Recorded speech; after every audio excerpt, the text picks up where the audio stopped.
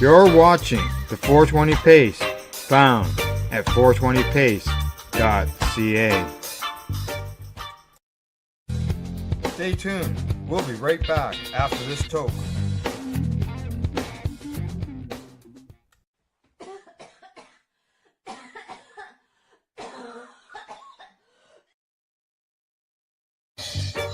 You're watching the 420 Pace, found at 420pace.ca.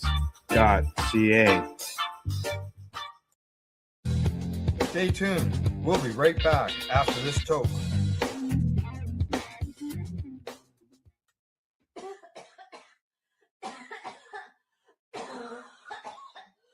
So what are you doing? Nothing.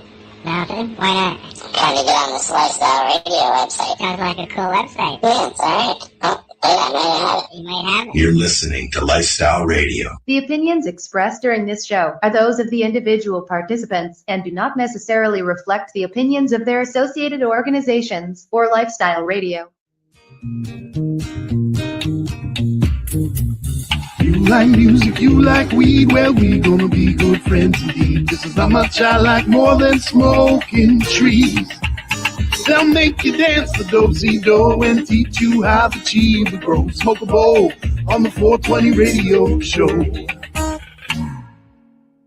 On Lifestyle Radio. You know, people ask me who did that. It Did they really? Yeah, it was done about 15 years ago now by Jim Melvin, one of the singers, the lead singer and guitarist of Royal Kush Band, and who I love. I mean, I love these guys.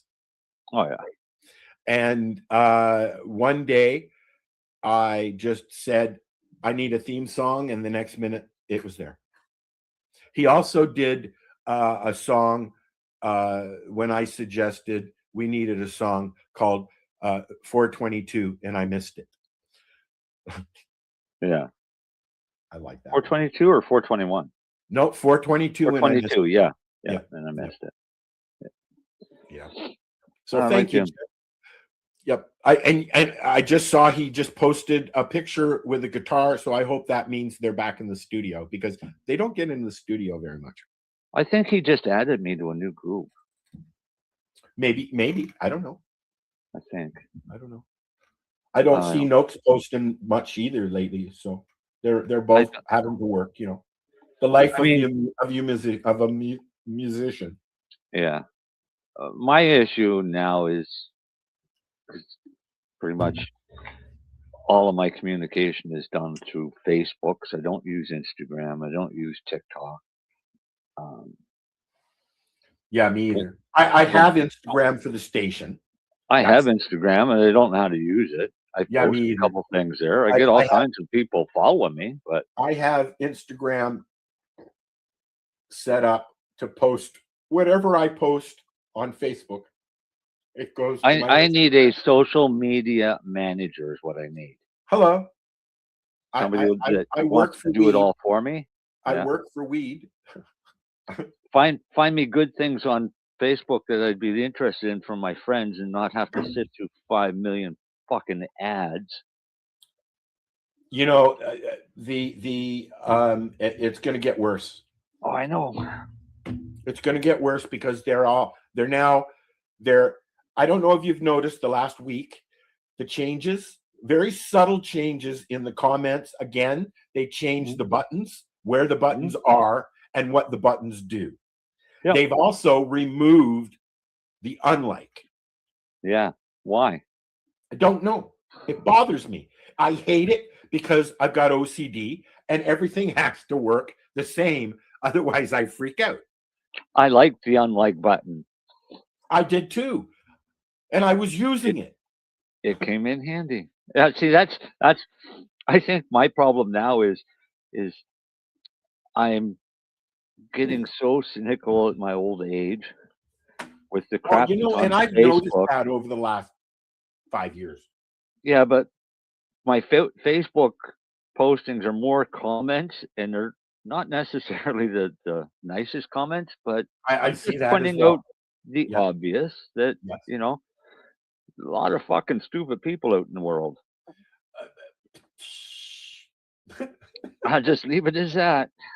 All I right. said 20 years ago, I was telling people that things were going to get really bad before they got better.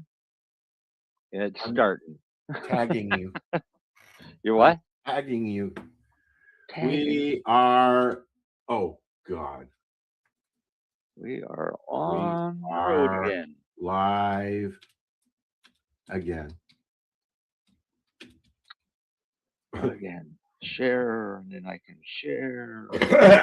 Happy, and they can all So, sing. hey, and Dale, dance why and don't you come praise. in here and say hi with us?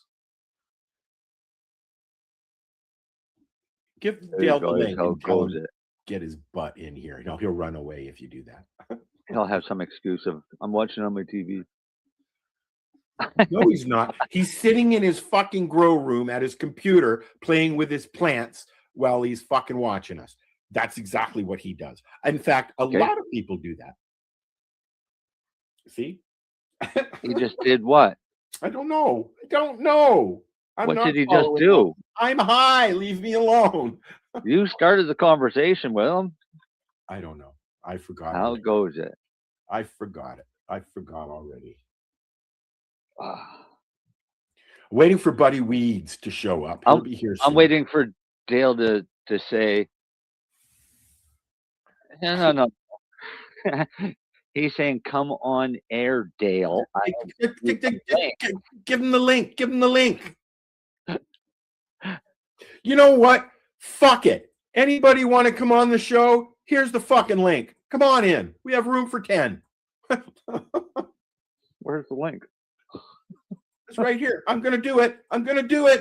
Oh, no, I can't do it because it's a permanent fucking studio thingy. Yeah. Hang on. I'm getting the link. Backspace.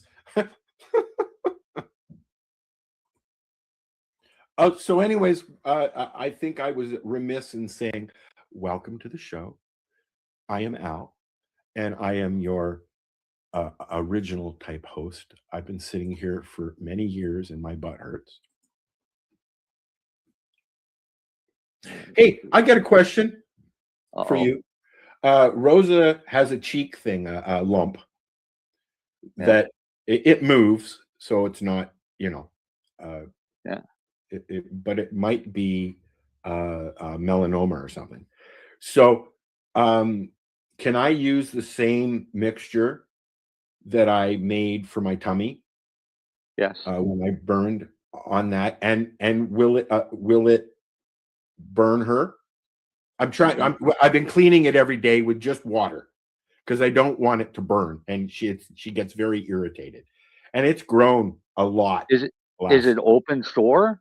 No, it's like a mole, and she keeps scratching at it and breaking it open. So I'm worried about it getting infected. She's had it for years. And you can feel a lump there. No, you can see that there's like a mole there. Oh, okay. So it's more of a mole, or it's the same kind of thing that Buster had, a hangy thing. But it's on her cheek. It's right here on her cheek.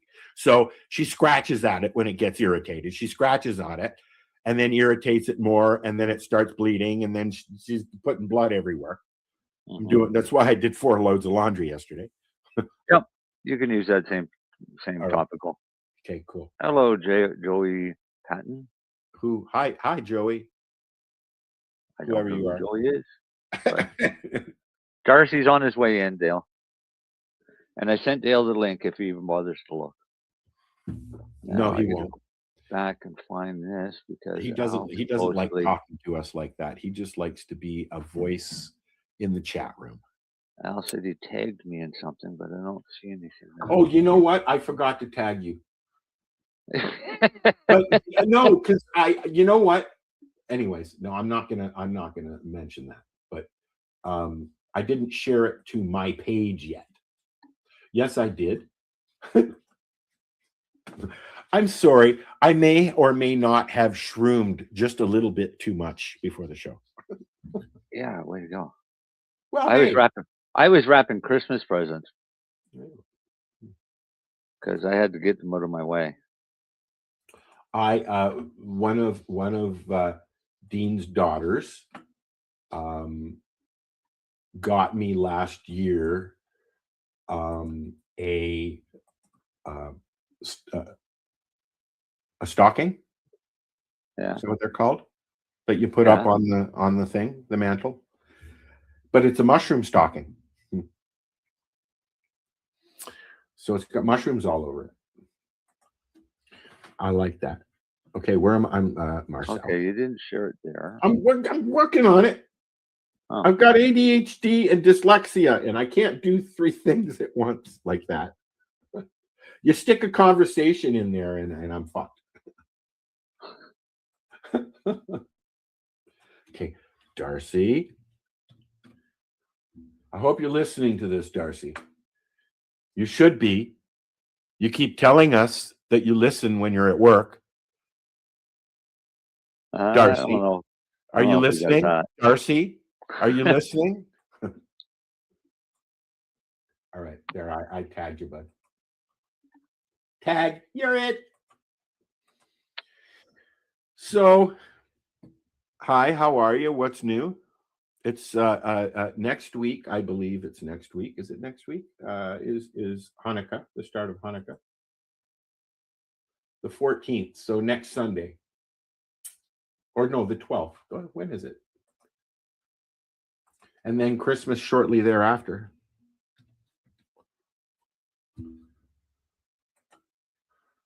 $14th to the 22nd.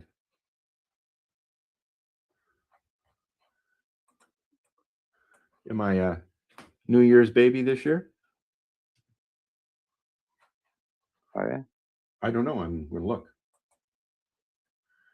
Rosh Hashanah is September 11th. Oh, no, wait. Never mind. I'm thinking September, not January or December.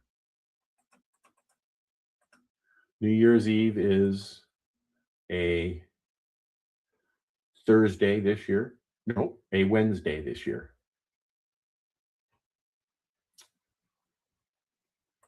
Can I share it?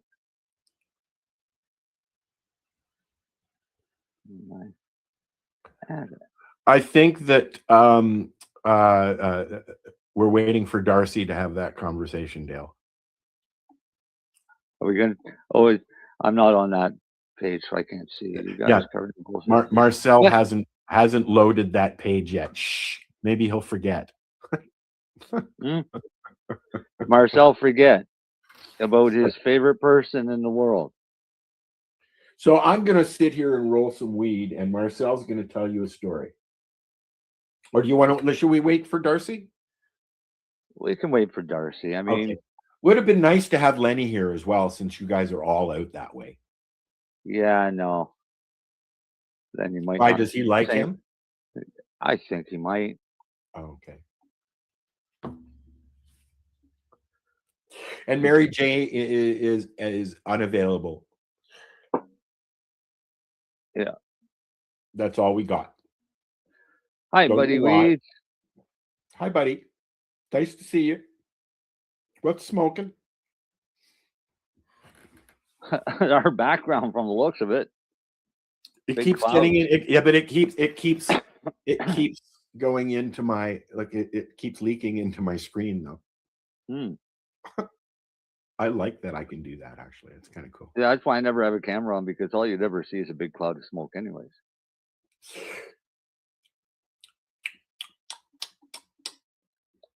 Because, well, I got the same clip. Yours got a curve? Or yours just straight? I'm straight. What are you talking about? No. Your forceps and your fingers, do they have a slight curve at the end, or are they just straight? Like, I can't. Okay. They're real forceps stolen from a real hospital. Yeah. Although, if I don't know if they're still there, I think they are. If you live in Toronto there is a medical supply place at the corner of Bathurst and Davisville That's what I miss about Vancouver. called Storks or Stacks or something like that. I can't remember the name of it. Anyways, you can go in there and get dental tools, forceps, triceps, whatever. You can even, I'm sure that you can even get a commode in there. It's all medical supplies, and and you can just walk in and buy shit. So that's where I go and get my dab tools and stuff, right? We had one of those in Vancouver that I used to use. And Yeah. I used to go there all the time because I could buy whole boxes of syringes and blunt needle tips. And caps and all that shit. Yeah, well, no, I just needed the needles and the syringes for inkjet refill kits. Yeah, that's a long time ago. Yeah, well, there was a store in Toronto also. I was 25 years ago for yeah, exactly. Eh? There was a store about that long ago. I don't know if they're still around. They had two different stores called CP Used and PC Used. CP Used was all old used Mac stuff, and PC Used was Windows stuff, right? PCs. Yeah. And it's where I used to buy my computer equipment. It's where I bought the stuff to start the station many years ago. And I miss stores like that. There was a little store on Yonge Street, just south of Eglinton, by the art shop. You know where the art shop is at Eglinton and Yonge? So it's been there long enough. I'm sure you've seen it. But it used to be IKEA, but expensive IKEA. And you could go in and get a couch, fine furniture and stuff like that. And just down the road, there was a little computer store where you could get little tiny, you can't get stuff like that anymore. And then across the street from there, pardon my burping, there was Spytech. Spytech was they sold cameras and stuff. This is before people were instantly having cameras on their computer and stuff like that, right? Like when I got my first computer, my mom asked me what I wanted for my birthday one year, and I said I want a computer camera for my computer. I was studying photography at the time. That's how I discovered CUC-Me way back in the day there. And all that was chat rooms with people with cameras, and we're talking 95, maybe even 90. They turned it on in 92. It wasn't public till 94, and it didn't get popular until about 96.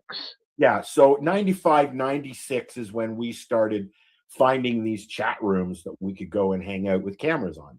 And then all of a sudden, ICQ and Yahoo and MSN and AOL started adding webcams to their platforms, right? Yeah. So now everybody has a fucking webcam now. Everybody. Yeah, because at that same time is when they started coming out with high-speed internet. No, when I started my website, dude, I had 2 dial-up lines. No, I know. But I moved to New Brunswick in 93 or 94. Just after I got there, they wired the entire province with a system called Vibe, which was a fiber optic system. What's it called?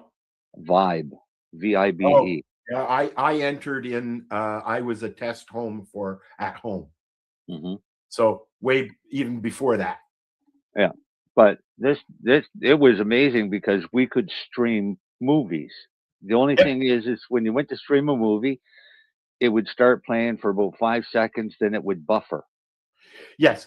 As soon as the buffer was done, then you had the rest of the movie. Our website, our chat rooms, like I had, countless number of chat rooms. and each one was audio video. And but CUC Me was developed to use as a teleconferencing software, or this is before Skype even. Some of my members of my website back then were the original Skype team, right? So the interesting thing about this software is that it was freeware. It was open source, developed by Cornell University, then sold to White Pine Software, and then but we kind of took it over and did it ourselves, right? And there was a whole huge community. I was getting over 1 million hits an hour at one time, dude. Okay, on dial-up. But there was some finagling going on back then, you know. I really hated dial-up. I had before I started getting into the chat stuff, I was running What's Up Toronto magazine, and my sister and I published that, and then we took everything and put it online in the form of a bulletin board system, a BBS system, which were hugely popular, mostly in the adult market back then, because the call girls liked to use it because it was secure, right? It was their own personal messaging service for dates. But we took a Mac-based, web-based program and put it online in the form of a bulletin board, and it looked much like what we know in the World Wide Web, right? You could load up the article, the pictures are there, you can read the article, you can listen to the article, you know, you could post a video. But this is back when you had to use 3 different programs just to see a picture. You'd sit there and watch it, scanning, open. Oh, look, there's titties. Oh, man, she's wearing a bra. You know, this is that far ago. You remember those days, don't you? Yeah, I'm figuring it out. What are you figuring out? If I post from Facebook, it just posts here. If I post from here, it posts as the 420 radio show on multiple posts. If you post, but you can select it to post as you. Just don't hit that share your yeah, sure you can. I am posting as me. Hi. Just like you did. I don't have that option. You can't post into the chat room? I can post in chat room, but if I post in chat room, I'm not posting as me. You see the little button that says all? Do you see you? Do you see you? It says lifestyleradio.net. It posts as everything. Yes, as everyone. Yeah. That's what I get. Okay. If I post in here. Okay. But if you post on the wall in the chat on the socials, it'll come Facebook, up. it just comes up in here. Yeah. I knew I could figure it out. If that other one where the all is, I can select who I want to post to, and I don't want to do that. Never turned on the comments on the stage. There we go. Now people don't know what we're talking about. And now I'm gonna run a commercial. There you go. There's a commercial right there for the Hi Guys podcast. Oh, okay, I got you. I thought you were gonna play a fucking commercial or something there. Well, soon. It's almost the bottom of the hour. Yeah, that's true. I'm glad we don't have sponsors. Oh, wouldn't they be mad? Oh yeah. Well, no, I think if we had sponsors, then we used to. Not paid sponsors, but we had sponsors like the Shatterizer people. They'll always be, you know, with me, because we should offer sponsorship to people like Shatterizer and well, they're kind of, you know, families, so they get automatically. Yeah, but you know what I mean. Other ones, there's other people other than Shatterizer. Well, we're talking about it. We're open. I got 2 fucking networks, a TV network and a fucking radio station, and I'm sure that Al would jump in there too if you wanted to do some advertising on Pace. Hit me up. Yep, there you go. Not looking to make $1 million, just looking to pay for shit, right? Yeah. Get out a new computer fund. I need to raise $1,000 for a new computer. That's what it is. I'm gonna start using the stars on Facebook. Do you have a GoFundMe for it? Never. Speaking of GoFundMe, guess who was on Pace the other day? Who was on Pace the other Russell day? and Christine. No way. Yes, I was like, wow, they're still alive. Right on. And how is Russell? Is he still claiming to be I didn't. I haven't watched the show yet. Oh man, I'm wondering if he's still claiming to be the world's angriest pothead. Probably. He lost that title after he met me.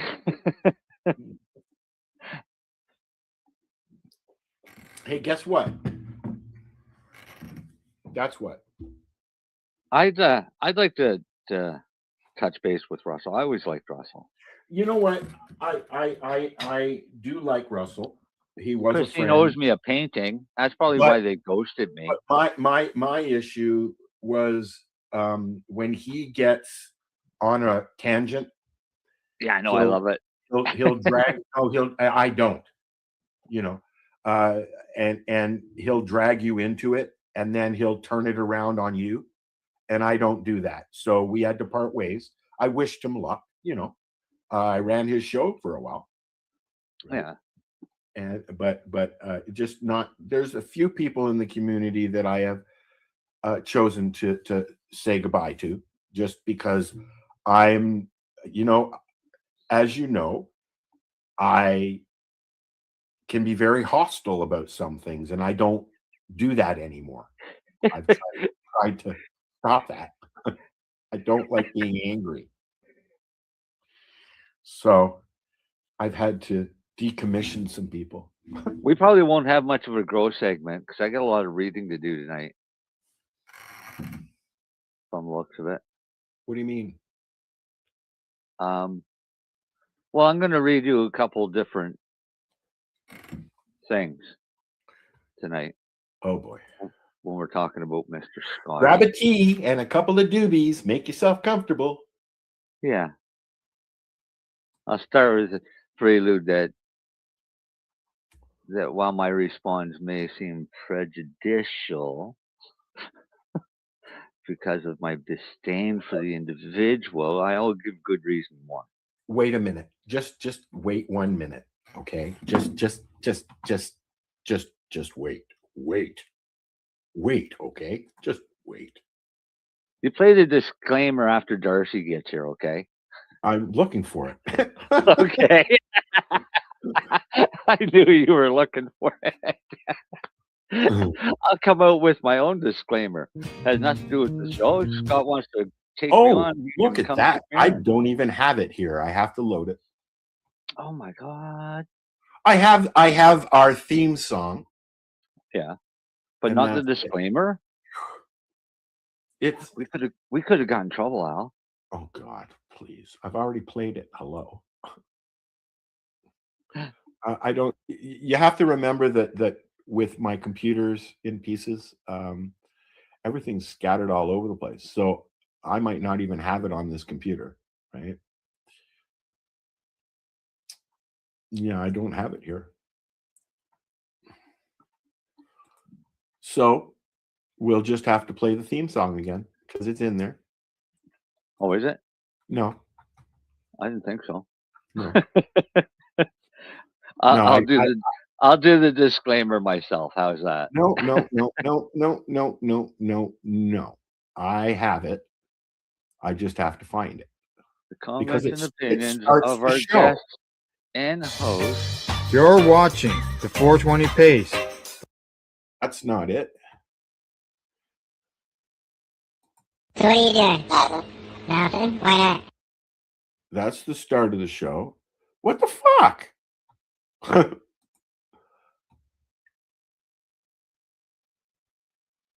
All right. Anyways, so I'll look for this and you find something to talk about. Hello. Well, you don't mute my mic and then tell me to talk. I didn't mute your mic. Yes, you did. The I program didn't do did. it. The Oh, okay. program did it. I see. You're saying you go talk about something, then all of a sudden my mic is muted. Like a little fucking No, room. I'm doing what I said I was going to do. I'm looking for the disclaimer. All right, you look for the disclaimer. I'll look at some other news that we can talk about that I don't need a disclaimer for. How's that? The U.S. let's go there. Let the Yeah, U.S. I'm confused about the U.S. You know what's going on down there. It's you know. Well, they want to legalize it. They don't want to legalize it. They can't make up their mind. So as soon as, and I'm sure people have seen this, but as soon as it starts being talked about of being What are legalized you doing? by Trump, Nothing? Why not?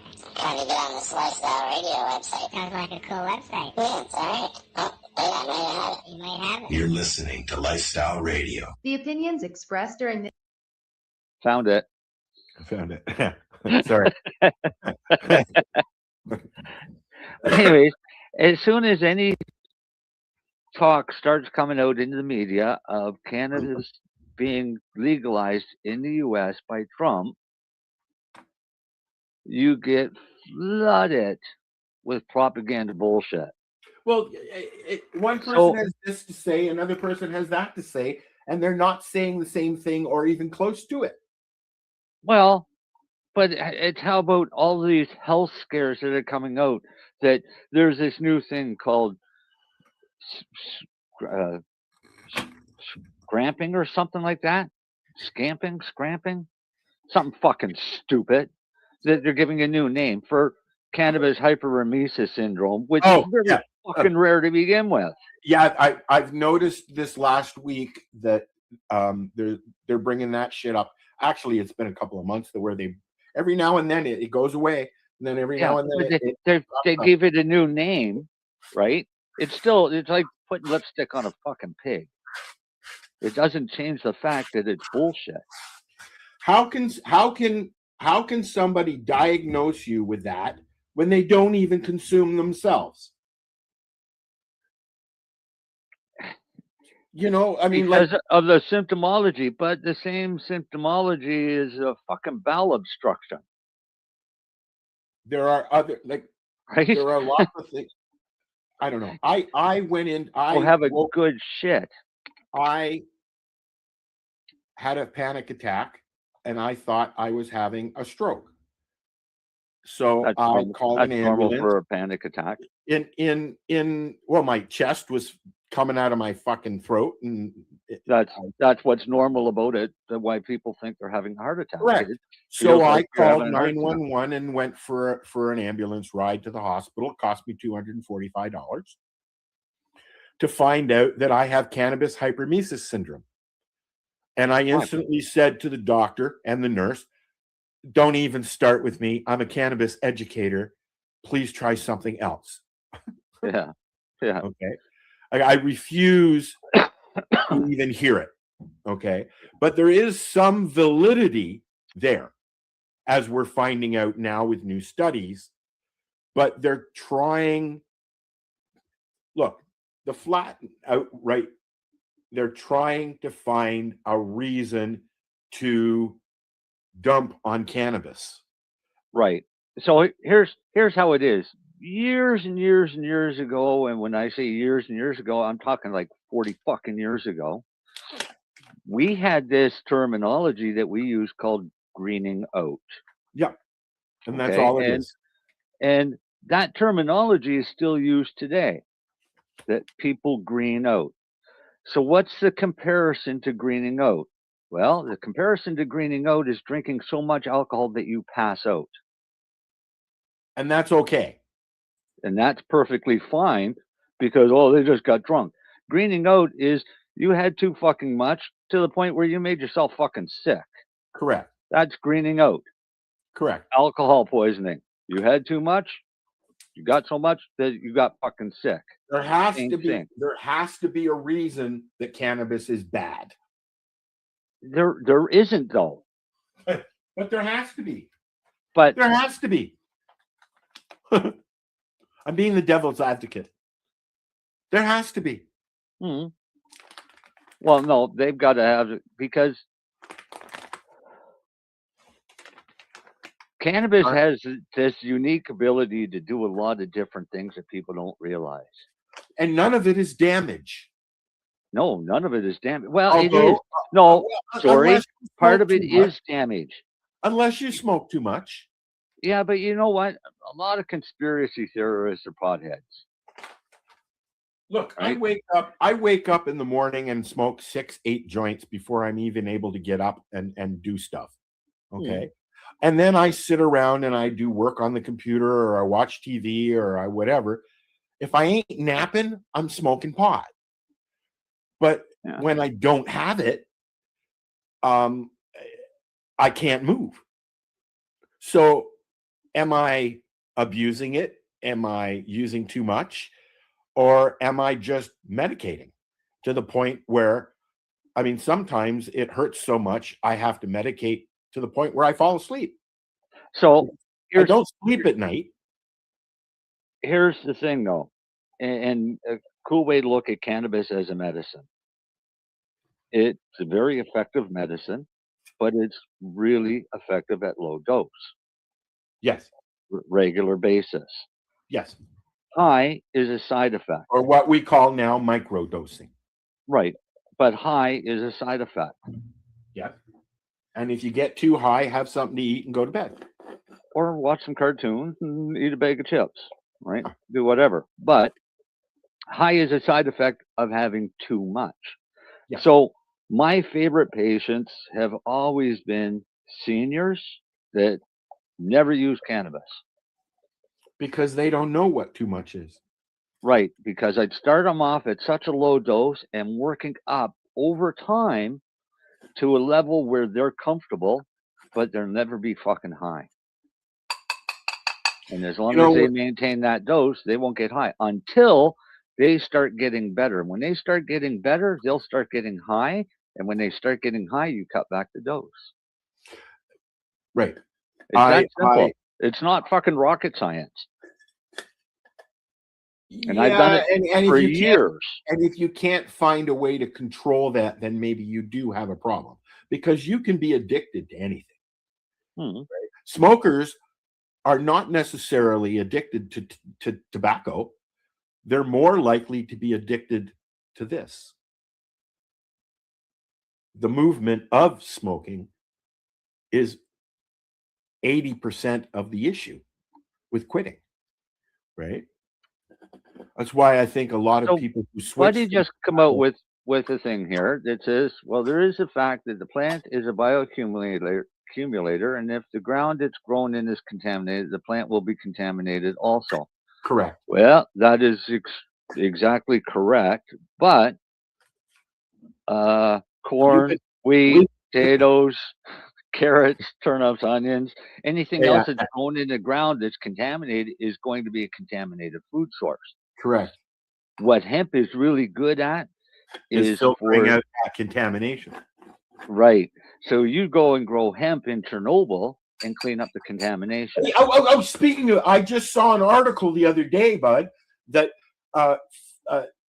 there's new fungus spores growing in Chernobyl, where in areas where it was mostly affected, like where the radiation was the highest, they now are seeing new fungus starting to grow. And the animals are starting to come back and flourish without the fucking monster fucking growths and stuff. And there's also rumor, and I'm only saying rumor because I've seen pictures, but I don't know if it's actually confirmed because they're going to test it. But cannabis being grown at Chernobyl, yes, whether it's hemp or ruderalis or whatever. I've heard this story as well, yes. But they want to test it to see, because it should be ruderalis, which grows wild in Russia. Really? I didn't know that. And ruderalis is what, just to explain, is another strain not a strain. Another. There's three different. I like to call it another genome of cannabis. Okay. So it's another plant form of cannabis, but it is Right. cannabis, and it's what they use to make hybrids. They'll breed it No. with that. No. Nope. Oh, okay. It's So what do only they used- use the rudy? I hear a lot of people when they're breeding and doing seeds, they're using a ruderalis. to make them autoflower. Oh, okay. Okay. I get you. I haven't had any luck with autoflowers, to be honest. You what? I've not had any luck with autoflowers. I don't like autoflowers. They never produce enough. I mean, if you're gonna put 3 or 4 months into something, anyways, you want something that's gonna have some fucking bud. Yeah, I hope that happens soon, buddy. Practice, Al. Practice. Oh, well, I'm practicing. Getting frustrated, but I'm practicing. It's a vicious circle. I'm embarrassed to even show how my plants look right now, but I've re-vegged them, so they're all fucked up. Although there is one that now the very top of it looks like pot again. Oh yeah, like the leaves went all round and shit. They don't look like pot leaves and stuff like that. And I had another one seed. So now that one's being the seeds are being absorbed into that one because they're in veg, right? Yep. So I don't know. They look weird and they scare me, so I don't even like looking at them. And they're just ugly for a month or two, and then they get beautiful again. Yeah, it's been about a month. I'm gonna. I have not taken any clippings yet, but I'm gonna. Don't smoke barley. Drink it. Oh, okay. I get you. And so you only get adverse reactions when you burn contaminated product, and no problem when digested. Well, wouldn't Not an issue. I'll tell you what. I'll teach you how to make fucking oil and your own medicine, and you can eat all you want and never worry about toxins. Okay. See how that works? Yeah. Yeah. I keep getting people on messaging me on LinkedIn who are trying to sell me equipment.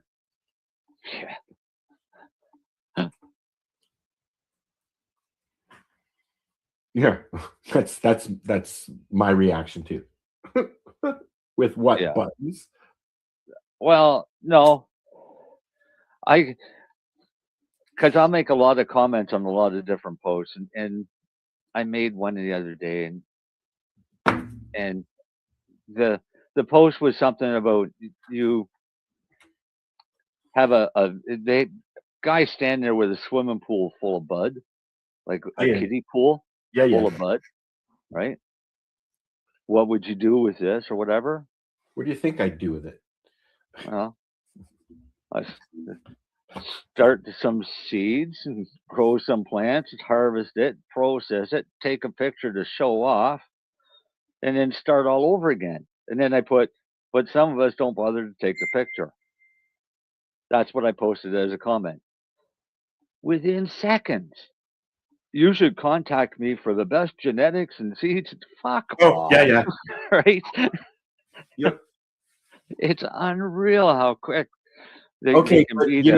Here's the thing, okay? You get so many of those, you just start ignoring them, and then somebody legitimately comes along, like Mars Lighting, okay, and says, "Would you like to test our products?" And I said no because I thought it was a scam. Oh, you silly boy! Testing the products, I'll test anybody's products. You got a product you want me to test? Sure. I'll test it. Do you want a product you want me to buy? Only if I'm fucking shopping for it. See, here's the thing. They offered me lights to test and review if I paid the shipping. I can understand that. I don't have the money to pay the shipping, so I couldn't even do that. I'd still happily review their Sure. lights. Dale has cuttings, but it costs him $80 to ship them overnight, Exactly. right? This is why we don't share our cuttings. We've been trying to find ways to do that cheaply for years now. Well, you won't get cuttings overnight, ever. Well, you know what? Not I where you are. honestly think, I mean, they send plants in the mail all the time and they arrive. And I Yeah. honestly think if you packed it in a tube with a little bit of water and just thrown it in an envelope, 3-4 days, it's going to fucking survive. Yeah. You know, a week, Sometimes they no. do. A week, no. Sometimes they do. Sometimes they don't. Okay. This time of year is a bad time of year to be It's tending because of the plants. cold. You know, Yeah. it may be sitting in a truck for overnight or stuff like that, right? To get to you would definitely be sitting in a truck overnight. A couple of days. Yeah. It typically, like my sister sent me a box of stuff. It took 2 days to get here, and it was delivered to my door from Alberta. But yet, when you order from a business, it takes a week or sometimes a month if the post office isn't being nice. Are they even open now? I don't. Post office? Oh I yeah. stopped checking. Yeah. I don't know what they're doing, but they're Are open. they on a work like a thingy? No. No. I see our mail person goes by every day. Doesn't stop very often because it's We don't have mail delivery here at all. Yeah, you either go to the post office or to one of them boxes at the end of your road. no. We still have mail delivery here for some reason. Yeah, Ontario's on the verge of cutting that out. What? All mail delivery? Yep. Yeah. Yep. Remember when it came Nova right Scotia is pretty rural, has a lot of rural areas. So to put a community mailbox on a road that's got 5 people that's 20 miles long. Well, they're is a talking good about idea. cutting those out now, and you know, I guess they'd have to add more boxes, right? There's 4 or 5 rows double of boxes. They've got a lot of boxes there. But the odd time, like Pure Later will deliver to the house if you request it. UPS. I get everything delivered you know to my house. UPS and FedEx have combined efforts to make a new service called Fed Up. Yeah. I end up ordering a lot from Amazon. And it was funny, one night I made an order for stuff from Amazon and it said it would be delivered on Monday or whatever. And that's fine. I've had that and it stays that way for a week and a half. No, the next day I get a message saying that half of it is shipped and will be here on Monday. Huh. And I'm thinking, okay, what about the other half? Well, a while later, I get the other half is shipped. It'll be here on Monday. It'll be here on Wednesday. On Monday, they showed up. Huh. 2 different shipping companies. Ah.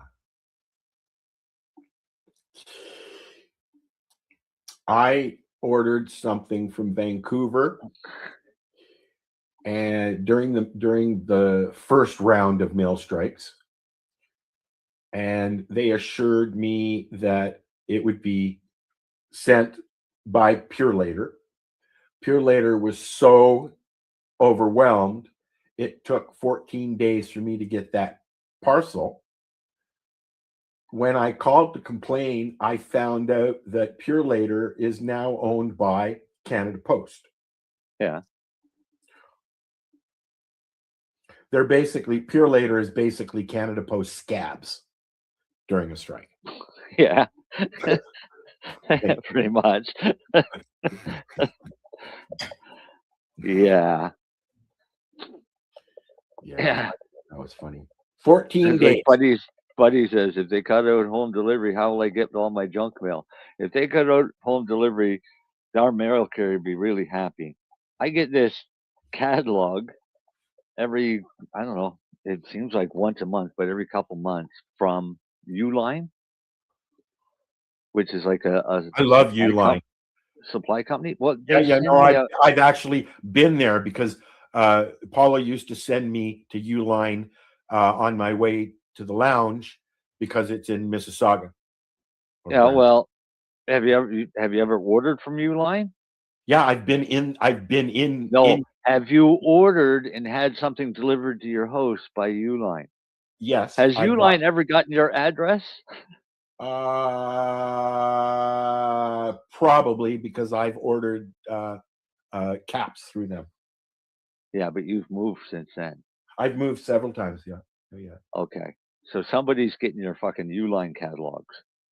I wish I was getting them. They're probably going You to just the go apartment. online. The whole catalog is online. That's You what know I the don't catalog. understand. You know the catalogs that I miss? What? Lee Valley. Yeah, I like Lee Valley. 'Cause I like Lee cool. Valley. My But- mom and I. My mom used to take me to Mississauga to the original Lee Valley store, and we would be there for fucking hours because her boyfriend at the time was a contractor, so he had a, Yeah. you know, and we would be there. She'd get knobs because I grew up renovating houses with my mom, right? So that's where we would go. We'd go to Lee Valley because you could get old knobs that were new that looked old. Yeah. Locks and stuff like that, like high-end woodworking material and stuff. Yeah. Yeah, it was great. Yeah. Are you high, buddy? Me? No, I do it, buddy. Oh. I might be, but it's Friday night, and I'm worked my ass off all day and got a whole bunch of wrapping done, and I already unwrapped my present. one of the kids wants me to teach them how to wrap. I unwrapped it and then wrapped it. That's the only wrapping I'm doing. Is it a gift to yourself? I don't usually buy gifts for too many people. I like to give the kids stuff because Hanukkah's the thing. But I'm Jewish and I don't do Christmas. But Do you do the 8 gifts of Hanukkah though? When the kids were younger, yes, we Okay. did. My mom was very instrumental in all that. She liked to do that stuff with the kids, right? Yeah. But now it's what, you don't even send me a birthday present. Fuck you. Yeah, you get used to that. Yeah. David said David moved into his apartment. I probably shouldn't say this, but I'm gonna. David moved into a new apartment the first of last month, and Yep. he's loving it and that, right? So Kelly says to me, so David walked in and said, I'm gonna ask Alan to buy me something for my apartment.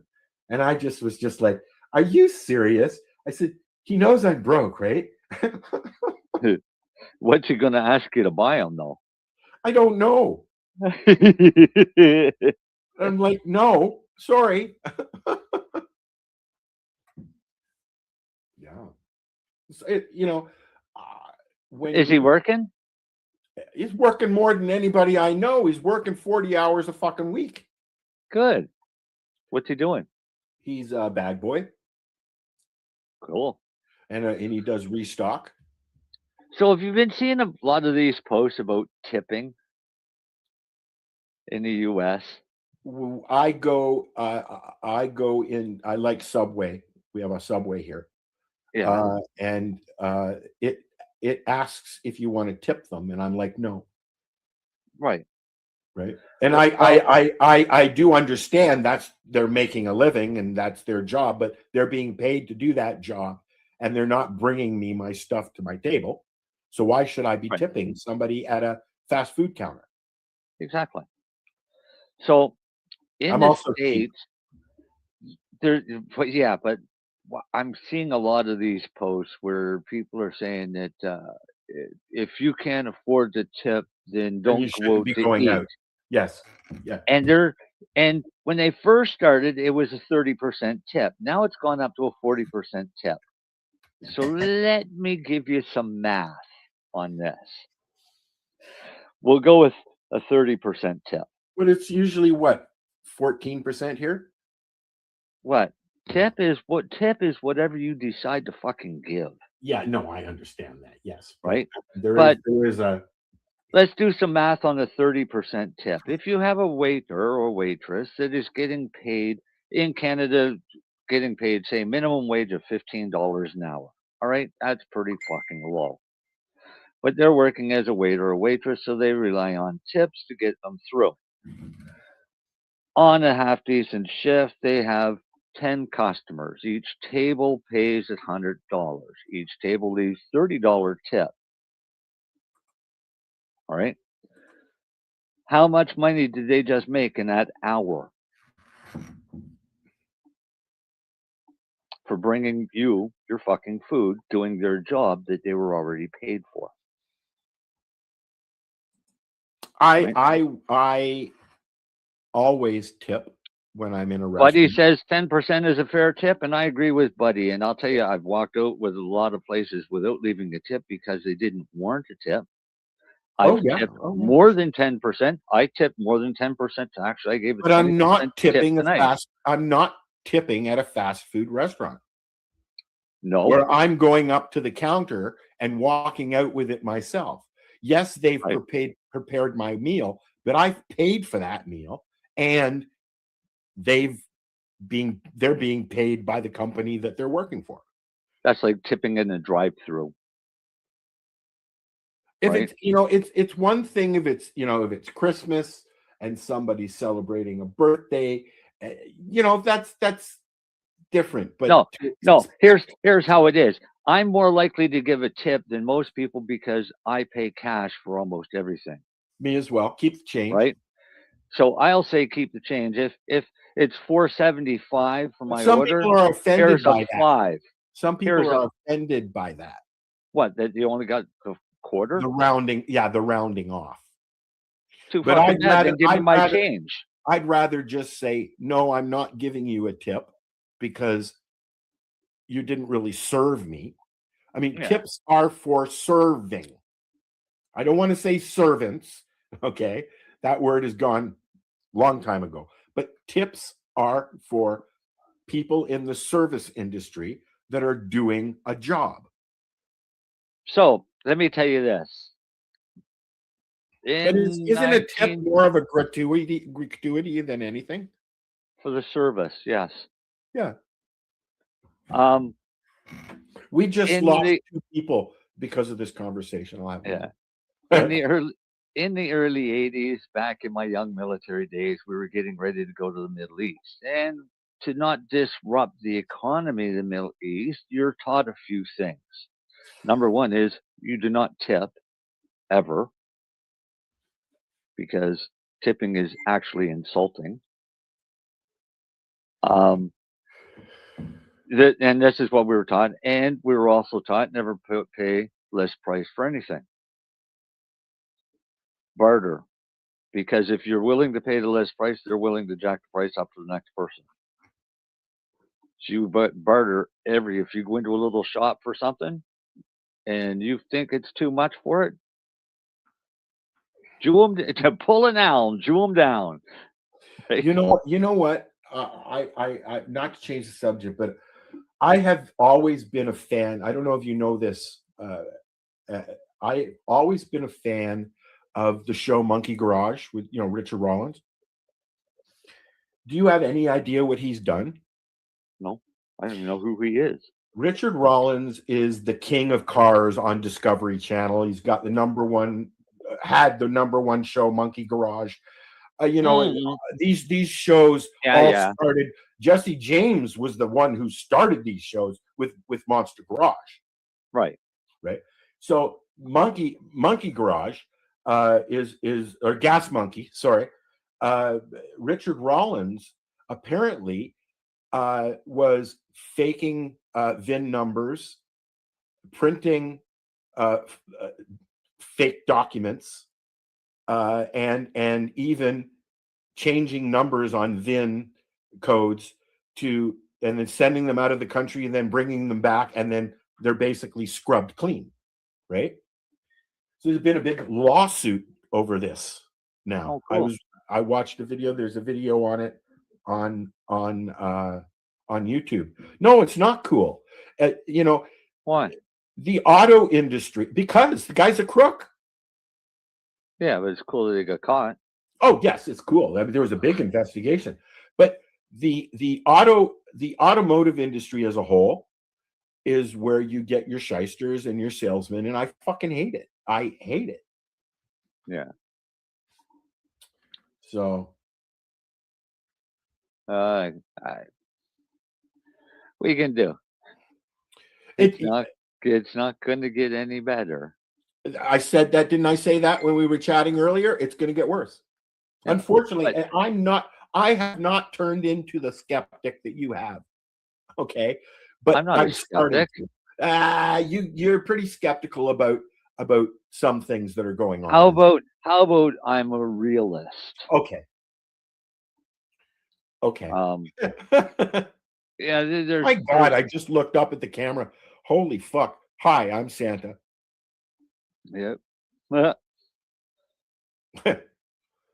But what's this? I- A 6-wheel Lambo and Ferrari. or Ferrari. Or a Ferrari.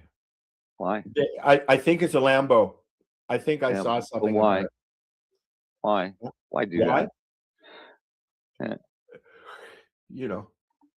Oh, people- so you can be famous. I don't think I'd ever want. I drove a Ferrari from one of the gas stations, not gas stations, service stations that we delivered to when I was working for Queensway Auto Parts. The guy let me take a Ferrari out for they used to lease Ferraris in Toronto. I can't remember the name of it, and it was the worst driving experience I've ever had in my life. And I like driving. They're fucking hard to drive. Right? At least you get in a truck, you double clutch and it goes. Right? Yeah, you ain't driving my truck. Fuck. I don't know. There's I don't drive at all now. Well, how long has it been since you drove? Since 2009 or 2010. I am terrified. They've now made some changes to things here in Ontario, and the minute you turn 70, every 2 years you have to go and retest. And there's a cognitive test. There's a cognitive test now, not just driving skill. And eye and drug screening are all compulsory. Yeah. So once I turn 70, I've got a few more years to go, but then I'll be doing it. So I don't envy 70-year-olds. My mom didn't have to start going in until she was 80, and I mean she passed away. Thank God she didn't get to go for her license again. my mother's going to have to do hers. Is she a good driver though, or does she like to take on buses? No, she's an overly safe driver, but my mom used to have wars with buses. Yeah, my mother wants to. Well, my mother won't drive in the city, but she wants to move from where she is to another spot because if she's got to do the driving test, she'd rather do it there than where she's living, and she wants to move anyway. So. Which is fine and good, just a little further away. I drove for 10 years, almost 15 years without a license because I was so afraid to go in to do a test. Yeah. And I've been driving all my life. I used to drive a truck. I mean, that doesn't mean I'm a good driver, but I am. You have to trust me. Yeah. See, with me, you grow up in the era of the Blues Brothers, and you have the city of Toronto to roam around in a Dodge Dart. You learn how to drive.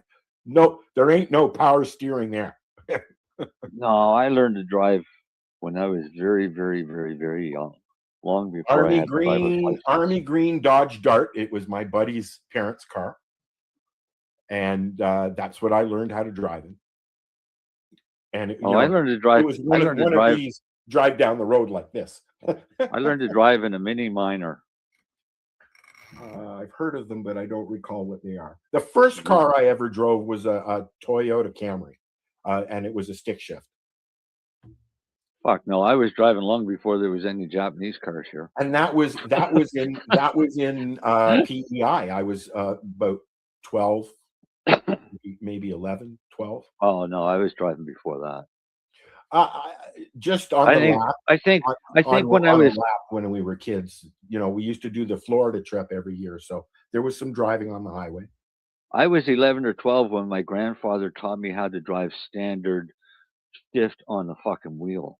I was 11 or 12 when my mom's boyfriend would say, "Alan, hold the wheel so I can pour this glass of wine." No, and then my parents would have wine and cheese parties going up and down the fucking internet or the interstate between Toronto and Florida. They would have wine and cheese parties in the front while we were harmonizing, my sister and I, in the back, terrified that Larry was going to drive into a fucking truck. Let's quickly go through this.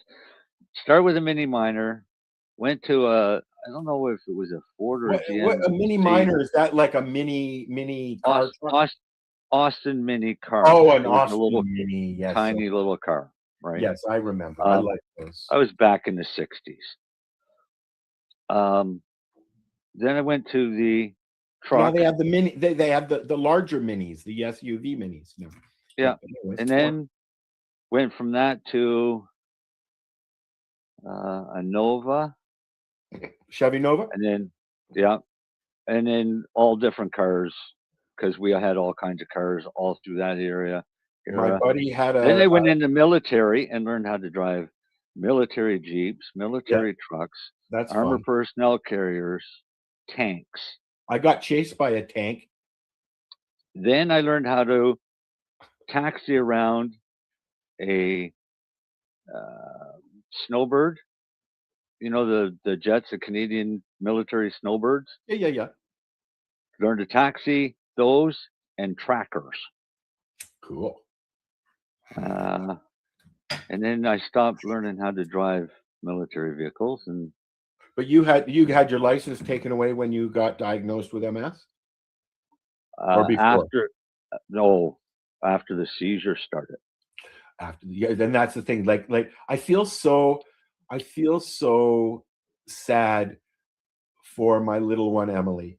I mean, she's grown up, but she's got epilepsy and she's fighting with seizures and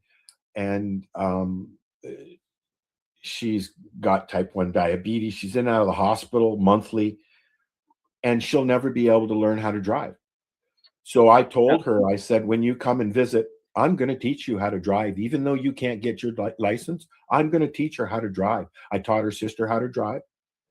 Well, it's not just that. It's a good life skill to have in case of an emergency. And it, yeah. Right? If there's an emergency that she has no choice but to drive, it's a life or death emergency, drive.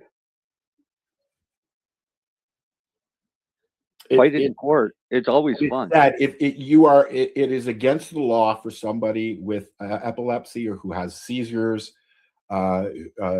My friend had a heart attack while he was driving. They took his license away until the doctors cleared him. And people don't. Last winter, I had my car wouldn't start. I had the snow was too high. I couldn't get rid of the snow. Like I couldn't even get out to get it to a thing. I was without a car. I fucked up my knee. I couldn't walk. I was in the house, as you know, for 3 of the 4 months of the winter. Yeah. I felt I had to depend on other people to get me shopping and to get to appointments and stuff like that. And I fucking hated it. Yeah. Right. Well, I hate it too, but my problem is I could probably drive now, but there's How long always has the it been risk. since you've had a seizure? Mm, I learned I was probably 15. a minor one 6 months ago or so. I was Right. 15 years old, buddy, when I first started driving because I took young drivers. Oh no, see, So you're allowed to were- get your 365 at 15 if you took young drivers. we were farm and woods kids, so I mean, driving tractors was I just grew up, like normal I said, for I us. grew up in the city of Toronto. The cops knew us well. We used to chase each other around the city quite regularly. I had many visits. If you know what, if they had, the street racing clubs and stuff like that, like they do now, if they had those back then, which I'm sure they did, they were just very private, I probably would have joined one. We had our own. Well, We had our own rally course. if you wanted and up. back then in the 60s and 70s, you were either a biker or you were a hippie. I mean, that's just how it was back then. No, right? Not if you grew up in the farm country. No, I'm talking about in the city. Yeah. See, I didn't grow up no, I grew up in the 70s in the city, which was all fucking. I grew up in the 70s in Yorkville, in Toronto. I didn't grow up in a very friendly place. How much more hippie can you get? Yeah. And then we moved right out into the middle of farm country. I didn't do that until I was in my 30s, as you know, because that's when we met. And it was still fun.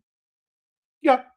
Right? Doing farm, I had a lot of fun in the city because I was doing city things. Get to the country, I do country things. Some country things are going out and spending $500 and buying an old beat up Toyota so you can drive it in the woods and beat the fuck out of it. Yeah. Right. But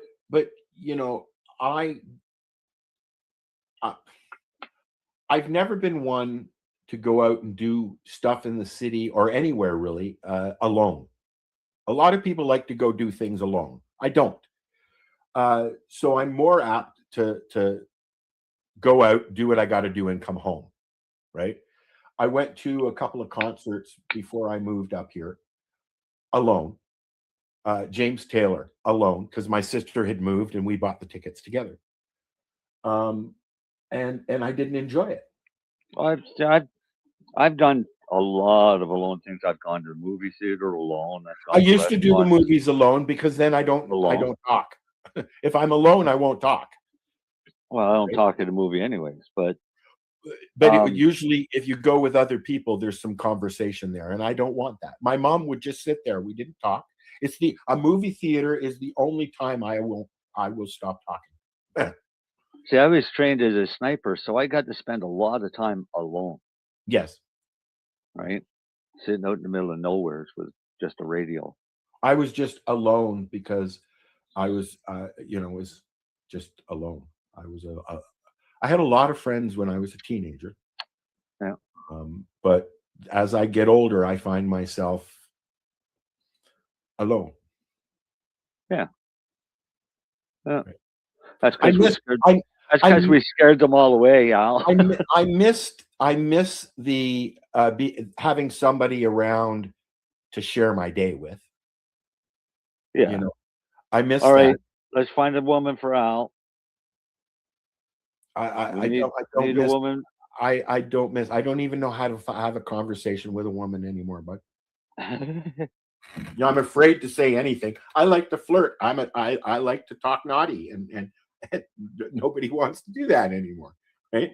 So my problem is I like to learn, so I ask questions. Well, my problem is I've started having naughty conversations with myself, and it's not working out that well. I'd have conversations with myself, but myself is a fucking asshole. Right? Well, that's the thing. I keep saying no. So, Darcy's late. Let's start talking about Scott. All right, you go ahead, and I will listen because I have no idea who this Scott dude is. Okay, so Scott Armstrong is the new Nova Scotia Attorney General. Okay, so the king shit of the pile. Yeah, and he's just come out with a statement that has ruffled more than a lot of feathers. Against cannabis, obviously. Yeah.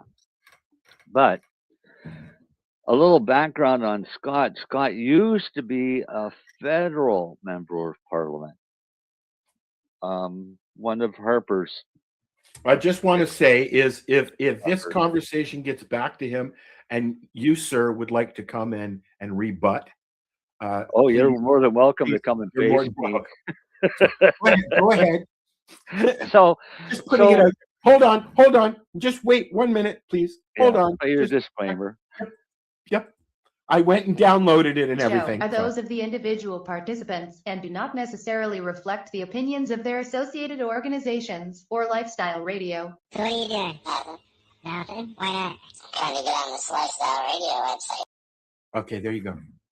So Scott was a member of parliament for my riding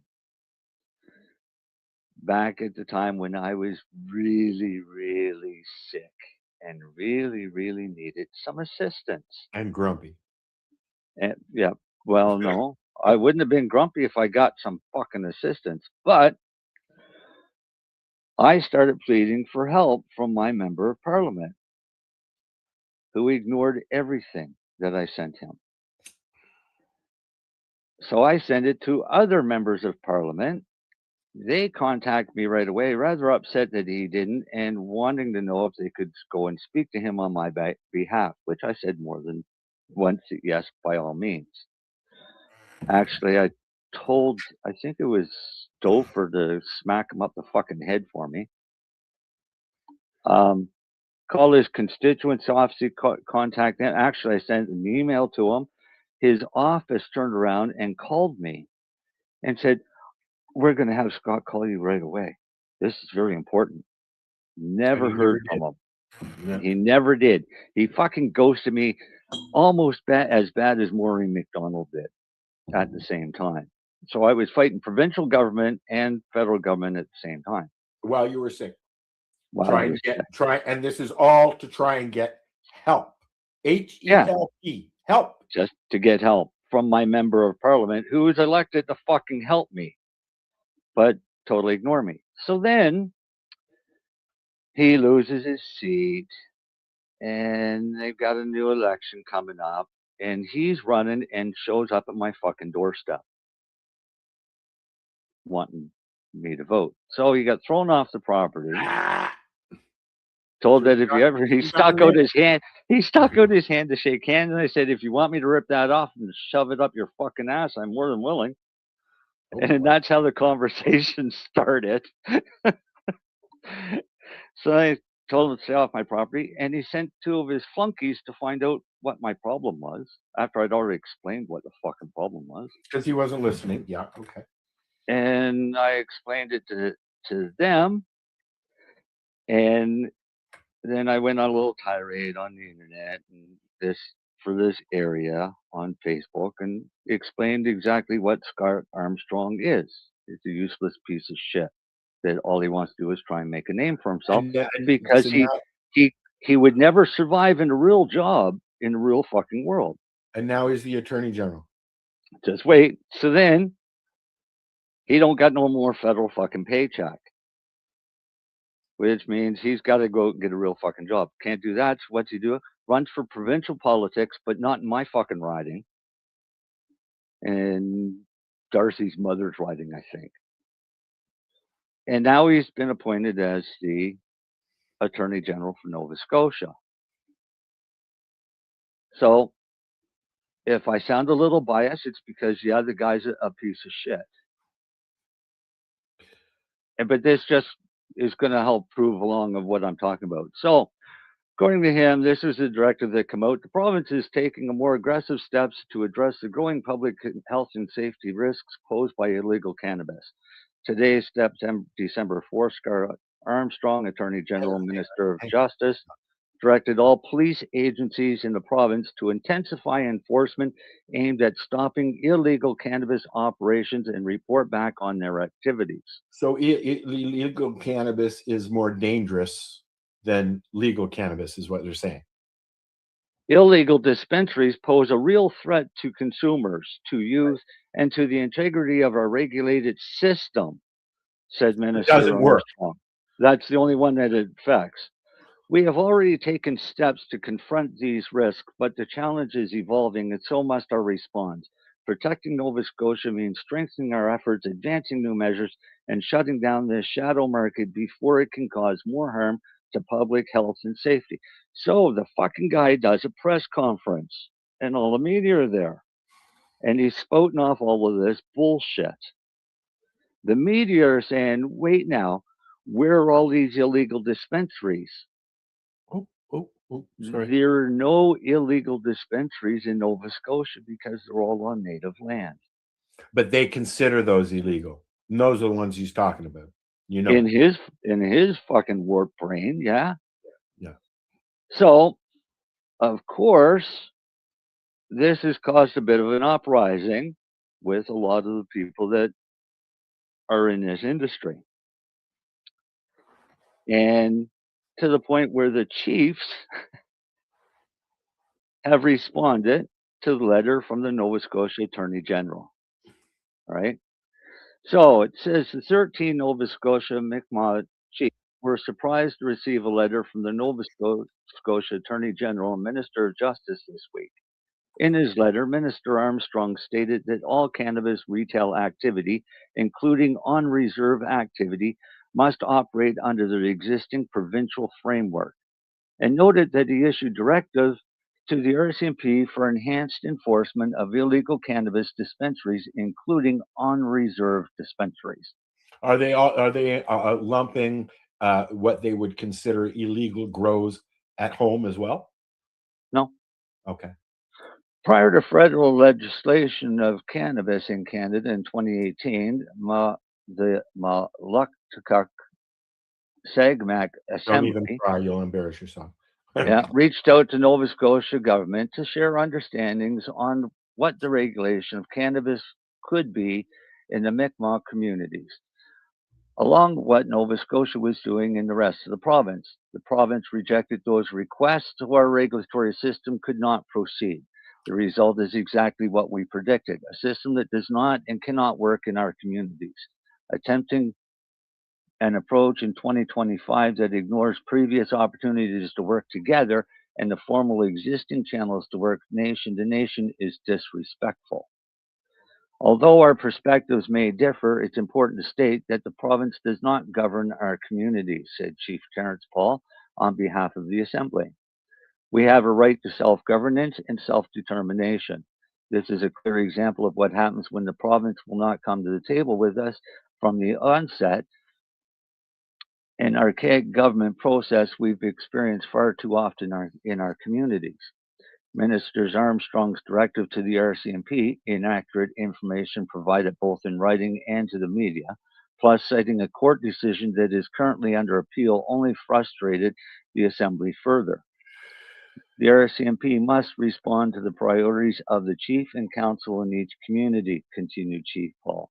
Minister Armstrong must understand that the province does not have jurisdiction to govern our communities, nor do they have a complete understanding of what happens in our communities. Therefore, they cannot decide what is best for our members.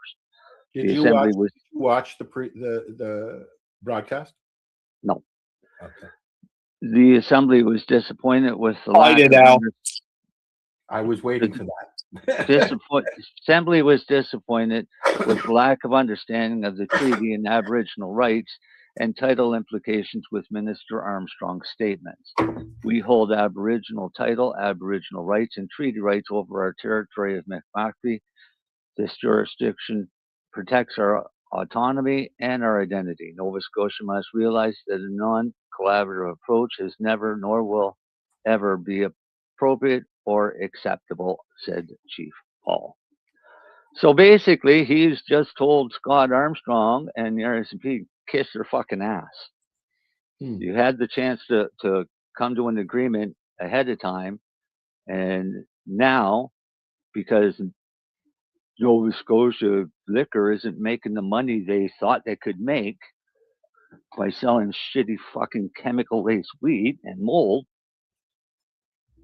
they're all upset. Look, you know what? The indigenous population on reserves have the right to grow whatever they want, really. Yep. And that's a historical right. Yep. Not a hysterical right.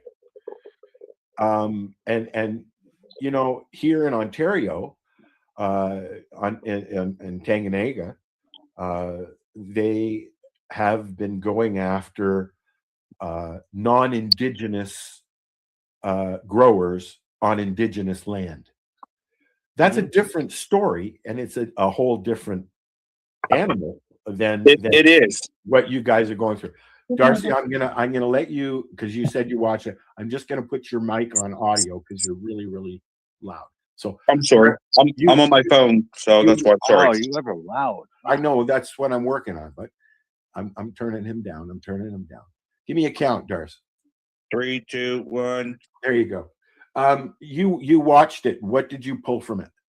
Well, I watched it. What I pulled from it was Scott Armstrong retracting everything that he was saying in the conversation that he said. He was retracting everything he said by saying, well, I'm not saying I'm going after Indigenous people. Well, guess what? I don't know too many dispensaries in this province that's not on a reserve. It's not 118, that's for damn sure. That's for damn sure is right. So therefore, you are going after reserves because the reserves don't want to work with you and the NSLC, because what they want is they want them to buy product from NSLC, which is then NSLC getting their markup on it. See, there's the whole thing. And they can complain about it's the kids, Al. They could care fucking less about the kids. And I'm being honest. It's the tax dollars is what it comes down to, because it ain't this. It's unsafe product. Yeah. I don't know about Marcel, but I'll go on the. Well, you know, but I'll go on the record and say it right now, Al. That's the only argument they have right now is. No, they're trying to say it's health. Dr. Strand just put out a new thing this afternoon saying that illegal cannabis is poisonous. But this is what I'm saying. That's the only argument that they have is health reasons and kids. And two reasons that really aren't really a factor. I mean, if you drink too much, you're going to get sick. If you smoke too much, you're going to get sick. And this it's fucking stupid. There's no really difference.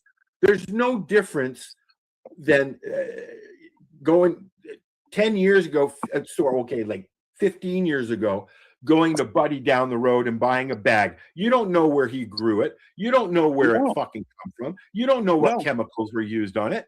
Do you? Hey, no, you don't. Yet you make a big fucking deal. We are privileged in Canada to now be able to walk into a store and purchase cannabis the way we want to. Are there too many? But we can't. Yes, we can't. Why can't we? We cannot purchase because we can't see what it fucking looks like. No, so we got to go in and buy a sealed package. We take it home. We open up. It's full of fucking mold. Although they have changed that. There are windows now that they can use. They don't use them in the tin can. They're starting to appear. Their ounces are starting to come with windows on them. Yeah, sucks when you open that. Sucks when you open the only thing up until now, the only thing that we've been able to do as far as legal purchases go is what I call the squeeze test, the squish test. Right? If it's really hard, I don't want it. It's going to bust up and it's going to be all powdery and shit. I want a little bit of squeeze, and that's the only way that you can do it. Going into an indigenous store, you can talk. Hey, what do you think about this strain? I haven't smoked it, but I hear other people have liked it. You know, you're not allowed to have those conversations in a legal store anywhere in Canada, but you can at an indigenous store. Well, this is it, Al. I mean, back in the day when you went into your buddy's place, he pulled out that bag. You got to look at it, smell it, see it. Sometimes he even smoked. Even try it. Yeah, try one. Yep. Yeah, he said sometimes if he was really trying to sell you on it, he'd even smoke a joint with you first. Right? Oh, that was usual. You know, I So- mean, one of the things I used to love about buddies who dealt back in the day, it was like, you know, when they called you over and said, "Hey, I got something for you to try." They had a new bag, right? And it was something new, right? So No, what I see is going to happen here in the province is you're going to see them go in. You're going to see the RC. What you're going to do is you're going to see the RCMP being kicked off of all native reserves. Yep. And that's going to be dangerous because the RCMP is really their police force. Well, Millbrook has their own security police force that they could. They do at Alderville as well. They actually have a police force in Alderville, and they will sit out where the OPP used to sit to deter the OPP from sitting out there. Well, this is what I'm saying. So, I mean, how hard would it be to send, you know, for the 13 tribes in Nova Scotia to send their people. Their policing people away to, say, Ontario or Quebec to be trained and then come back? Because I know they have their own police forces up there in Ontario. But just wait. The amount of money that's allotted to them to cover the cost of the RCMP would still be allotted to them for their own police force, which means they could have a pretty good fucking police force because the RCMP is it not the reses and the chiefs' decision whether or not they have their own force or invite federal police? Yes, it's up to them. It's the same as our town, or the town that I live in.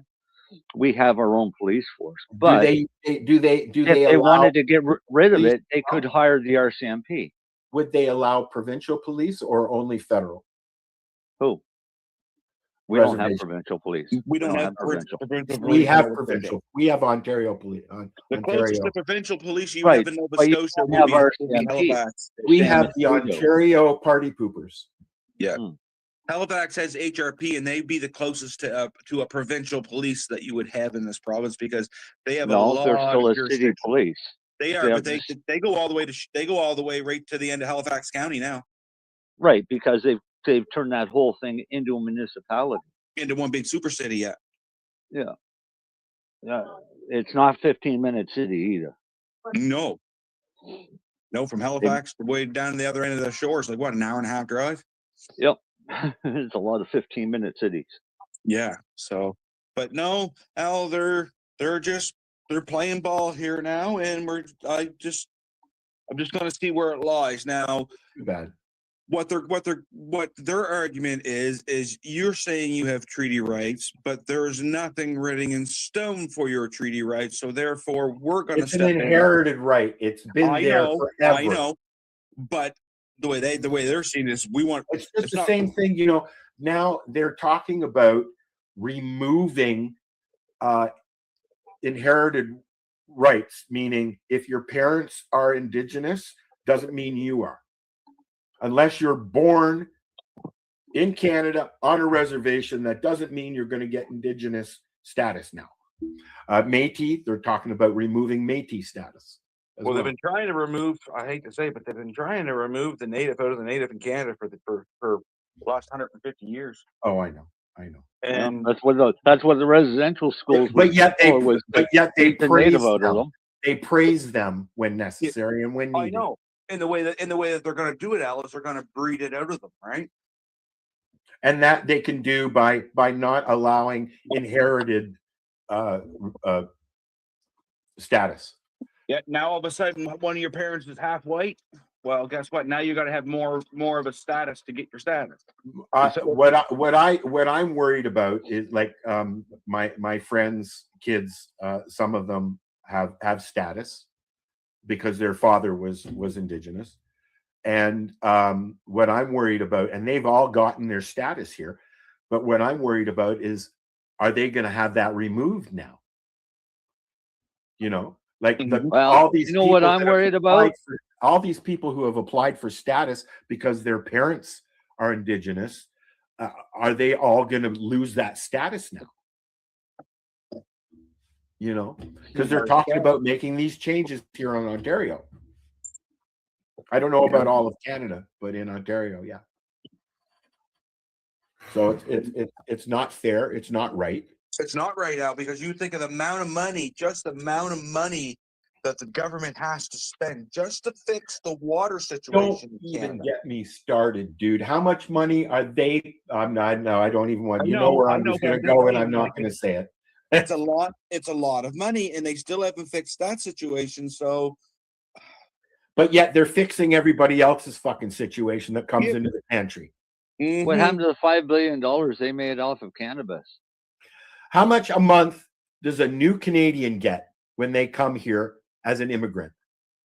$3,000 $3,000 a month. $3,000 a month. I don't even get that as a Canadian citizen that's disabled. Fuck, I got to fight to get Canada pension now. Huh? I said I have to fight to get Canada pension and haven't worked in almost 2 years. Oh, everybody's going to have to fight with Canada pension coming up, buddy. You know, like, you're not disabled. Well, what the fuck am I in a wheelchair for if I'm not disabled? Yeah. You know, they refused my niece Emily's application for ODSP the first 2 times, saying that she's not disabled. She's got type 1 diabetes, in and out of the hospital weekly with fucking seizures from epilepsy. She's not disabled. She's now on it because most of the time when you appeal, you get a good something good out of it. But it's fucking ridiculous. They are supporting people that don't. I don't even want to go there. Good, because we just lost another listener because of it. So. We lost 2 more listeners. Yeah. Oh yeah. Right. You know, like, I mean, I do you know what I'm worried about? I'm worried about that this revolution is going to take too long and I'm not going to be around for it. Good possibility, Marcel. Good possibility. But on another note, you know what really sucks? There was a time when you could have a conversation about things like this, and there wouldn't be any arguing. It's just a conversation. Now, I open up my mouth, or Marcel, or you, Darcy, or anybody that does the show with us, and we say the wrong thing, and we lose listeners. And even though our opinion is ours. Wait now. If people haven't figured me out by now, then they don't deserve to fucking listen. But you know what? Here's the thing: for every 2 listeners that we lose, we get 6. Yeah, but my attitude is I'm not here to make anybody fucking happy. I'm here to live a fucking life that I don't want to fucking live. How's that? So if I come up across miserable with the truth, suck it up, princess. It's still the fucking truth. It just came across a little blunt. Yeah, that's why I usually shut my mouth and don't vent things out a lot. Is because I'm not. I just don't have those conversations anymore. I just don't want to. Well, I just keep my mouth shut more because I don't have a filter. I'm not here to sugarcoat anything for anybody. Let's look at as an example, okay, of the current life situation here in Canada. We had an event in Toronto a couple of years ago, and they had asked people not to put up flags, and yet one of the vendors put up an Islamic flag in the middle of a hall with cannabis people, and people flipped out. There were racist connotations thrown around. There were it got very verbal, and I honestly. But why did they put the flag up? Because it's it was their right to put a flag up. But they were told ahead of time that no flags. Correct. Then they didn't have a fucking right to put a flag up. If everybody else was agreeing to it, they have the right to fucking agree to it or not show up. Yes. It's that simple. Yes. I don't care who they are. It could have been a fucking pride flag for all I care. It's the same fucking thing. but this is my point, and this one thing that happened turned this whole event into a racial slur. Yeah. And that's, you want to put a flag up, you go ahead and put a flag up, but to put a flag that represents something that most people don't agree with. It basically represents a culture that we do not agree with. Yes, you're right, Al. Well, no, hold it. No. I'm really getting. Hold on, let me finish. I'm really getting sick of this Muslim this, Muslim that, Muslim this. It's not Muslim people. No, it's the culture that they are brung up with. People are either inherently good or inherently bad, and and then you get your odd middle of the road people that just don't give a shit either way. Monkey see, monkey do, Al. Right? Correct. But to sit there and dump on people that really have no reason to be dumped on. No. But it's not that. I get it. You know what? I get it. No, I don't have the same rights. I don't have the same rights, Marcel, in a country that I was fucking born in and raised in. I do not have the same rights right now as somebody, what they call now a new Canadian. Doesn't matter where you're coming from. A new Canadian coming into Canada has more rights at this point than a fucking Canadian does. Well, yeah, of I'm course. just sick. I'm just sick of hearing people say we have a liberal government that thought this would be the ideal way to piss off fucking Canadians so they could sell the fucking country out to fucking China or whoever else had the most money. Correct. Right? But that's basically what they're fucking doing. They're funneling so much fucking money out of this country and giving it away to be given back to them through their fucking little offshore kickbacks, that this is why we have what we have. And why senior citizens and people who are on disability are starving. And I honestly think, and I honestly think that they're also want to push that divide between Canadians and people, because it just takes a distraction off of like what Marcel just said of what they're doing. They're doing, yes. So if they get everybody to get fighting against the pride groups, right? The whole LGBTQ alphabets. Not making fun of you, just tired of all the fucking letters. It's stupid. All right?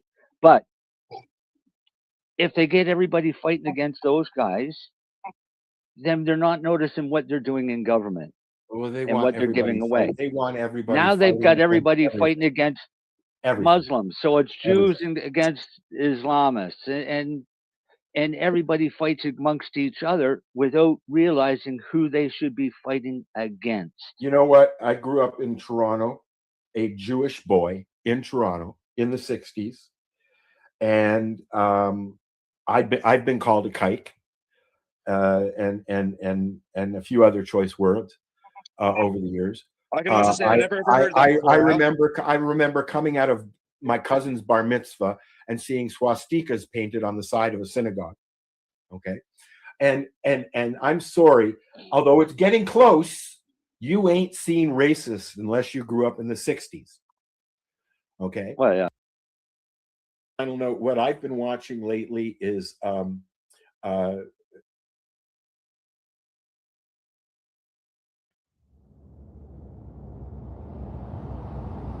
lights on, tent sipped, timers click.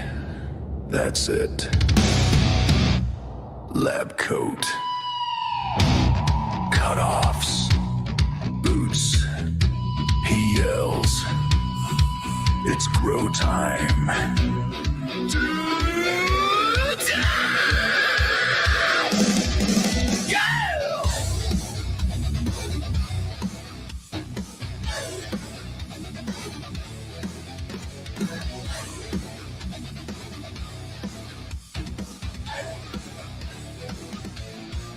Darcy struts in like a mad scientist. Measuring soil like it's rock and roll physics.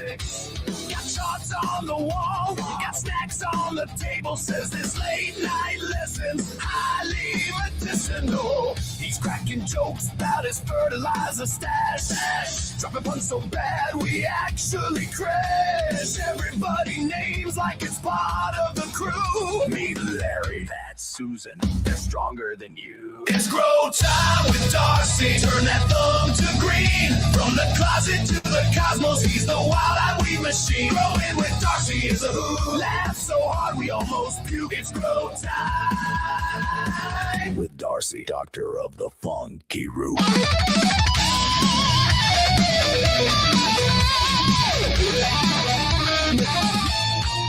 He's got goggles on, but they're fogged to hell. Says that just proves the humidity swell. Pacing around the room like a coach at the game.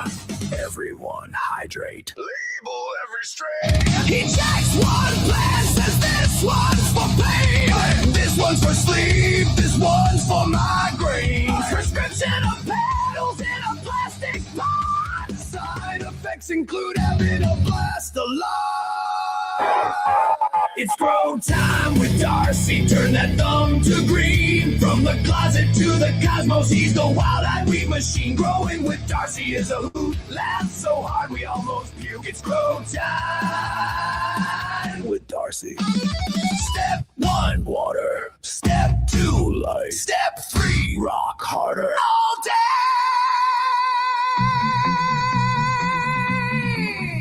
all night. Sativa, indica, hybrid delight. White lab coat, panty underneath. He's the only doctor with a backstage pass and teeth. If laughter is medicine, we're overdosed fools. He winks, class dismiss. Follow grow room rules. Hey!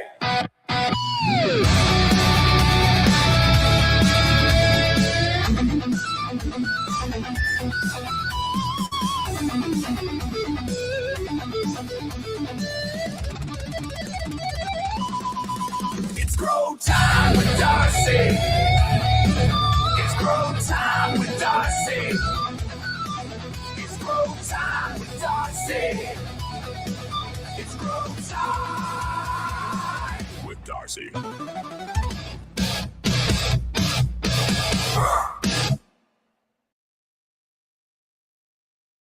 You're listening to the Pace Radio Network here at paceradio.net. The views expressed by the individuals during this broadcast are their own opinions, and they may not be the same as those of their group or other organizations they may be involved with. All medical advice during our broadcast is not a medical opinion and should be checked with your medical physician.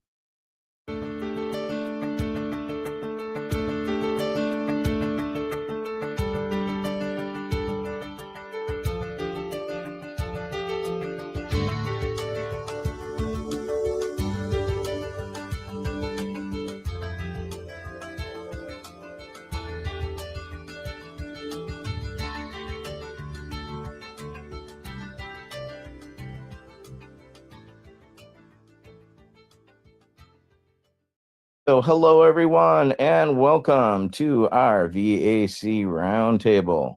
We're joined by a special guest today. He has been fundraising and doing things in the cannabis world for a while. And it was about one of those times that we got a chance to talk with him. Unfortunately, our Nate Landau reached out to him and basically reeled him in. So we want to welcome Chris Boudreau, the Cannabis Chamber of Commerce. So first off, welcome. Thank you for joining us today. Thank you. I appreciate, I don't know how many of you are American veterans, but for those who have been, I appreciate and want to thank you for your service.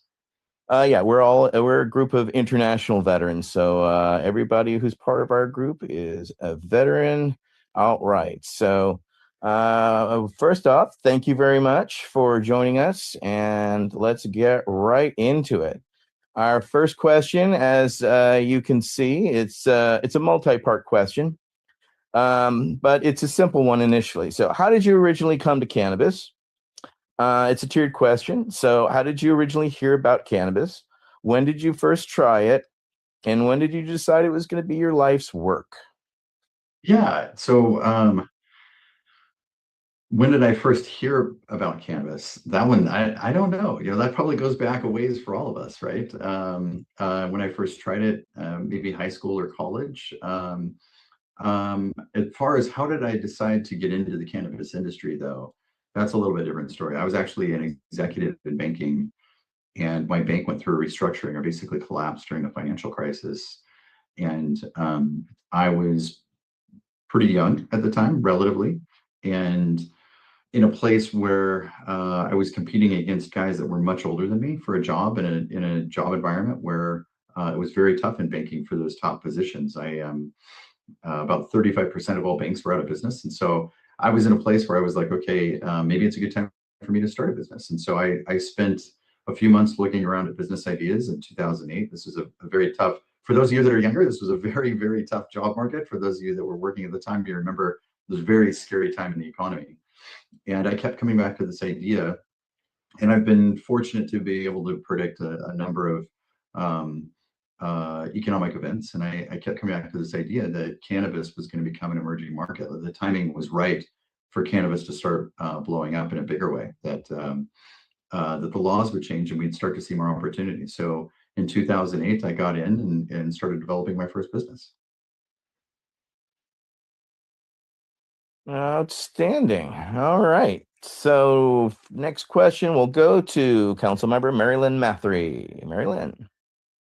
Hi, Chris. With your background in AI-driven customer growth platforms and corporate transformation, how did you leverage data, technology, and excuse me, and narrative strategy to make cannabis businesses more attractive to investors? Question. Unfortunately, it was kind of the other way around. So, I started in cannabis in 2008, as I mentioned. That was long before anybody thought AI was coming or had any vision that it would be coming soon. But what happened is during my time operating cannabis businesses, and I've had multiple businesses that I've built and sold in the cannabis industry. During that time, I started to see a trend in things that I needed in all my different companies. And at this point, I've had cannabis licenses in 5 different states with several businesses. And so I started to see that I kept having the same issue in every company. I kept needing technology that would incorporate a CRM, incorporate customer service tools, and incorporate marketing tools. And I felt like AI was coming soon in 2020. So I sold some cannabis companies, and I felt like AI would be coming soon. Another prediction I was making was that I think the AI industry is going to start coming soon, and that we're going to start to see more automation, and you'll be able to see more of these tools incorporated. And so it was actually the other way around. It was my cannabis businesses that led me to start thinking about things more, and led me to the thought that I think we're going to see AI incorporate these tools. And I actually stepped back. I shut down my AI company last year because the AI is taking longer to develop than I thought. But I think in the next 2 to 3 years, we're going to see companies offering a system where, if you've got a smaller company, you can have a tool that will talk to your customers for you, that will take that information and put it in the CRM, and that will also do marketing for you. So I think let's say it's 2 to 5 years away, probably more like 3 to 5 years away. And I couldn't wait. I couldn't keep paying for everything while we were waiting. But yeah, it was actually cannabis that led me to AI.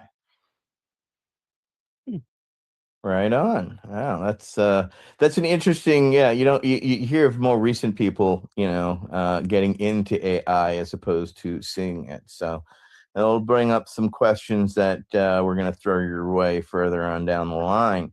All right, Michael Crowitz has our next question. Council member. Thank you. Hey, welcome, Chris. I am really fascinated by your last answer. I'd love if you could throw a little more detail in the margins of this answer, but it's sort of, in a way related. You've worked at the intersection of innovation and regulation. How can veteran communities be better represented in policy-driven industries so that their lived experience informs system design?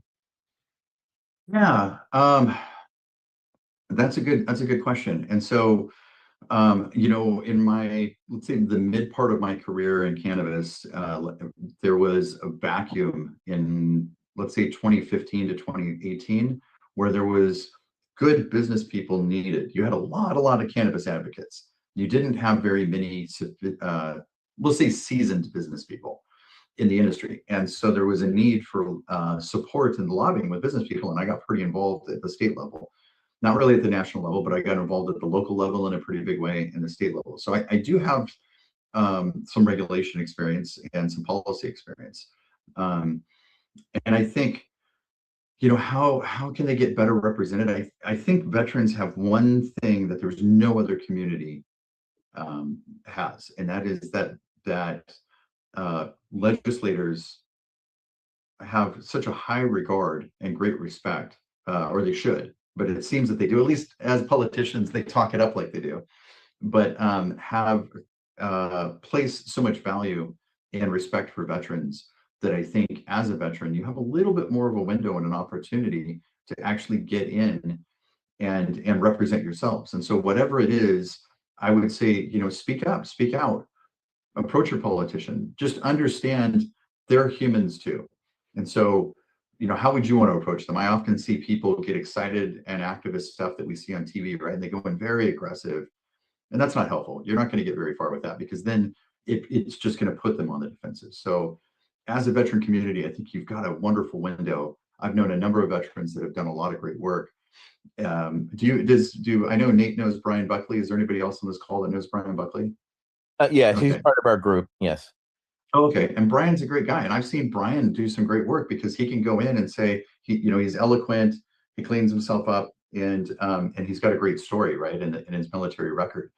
But you can get it done just like Brian. I think you just have to go do it. Mike, I'm sorry, does that answer your question, or is that so? Well, I think what we're seeing all too often is kind of two levels.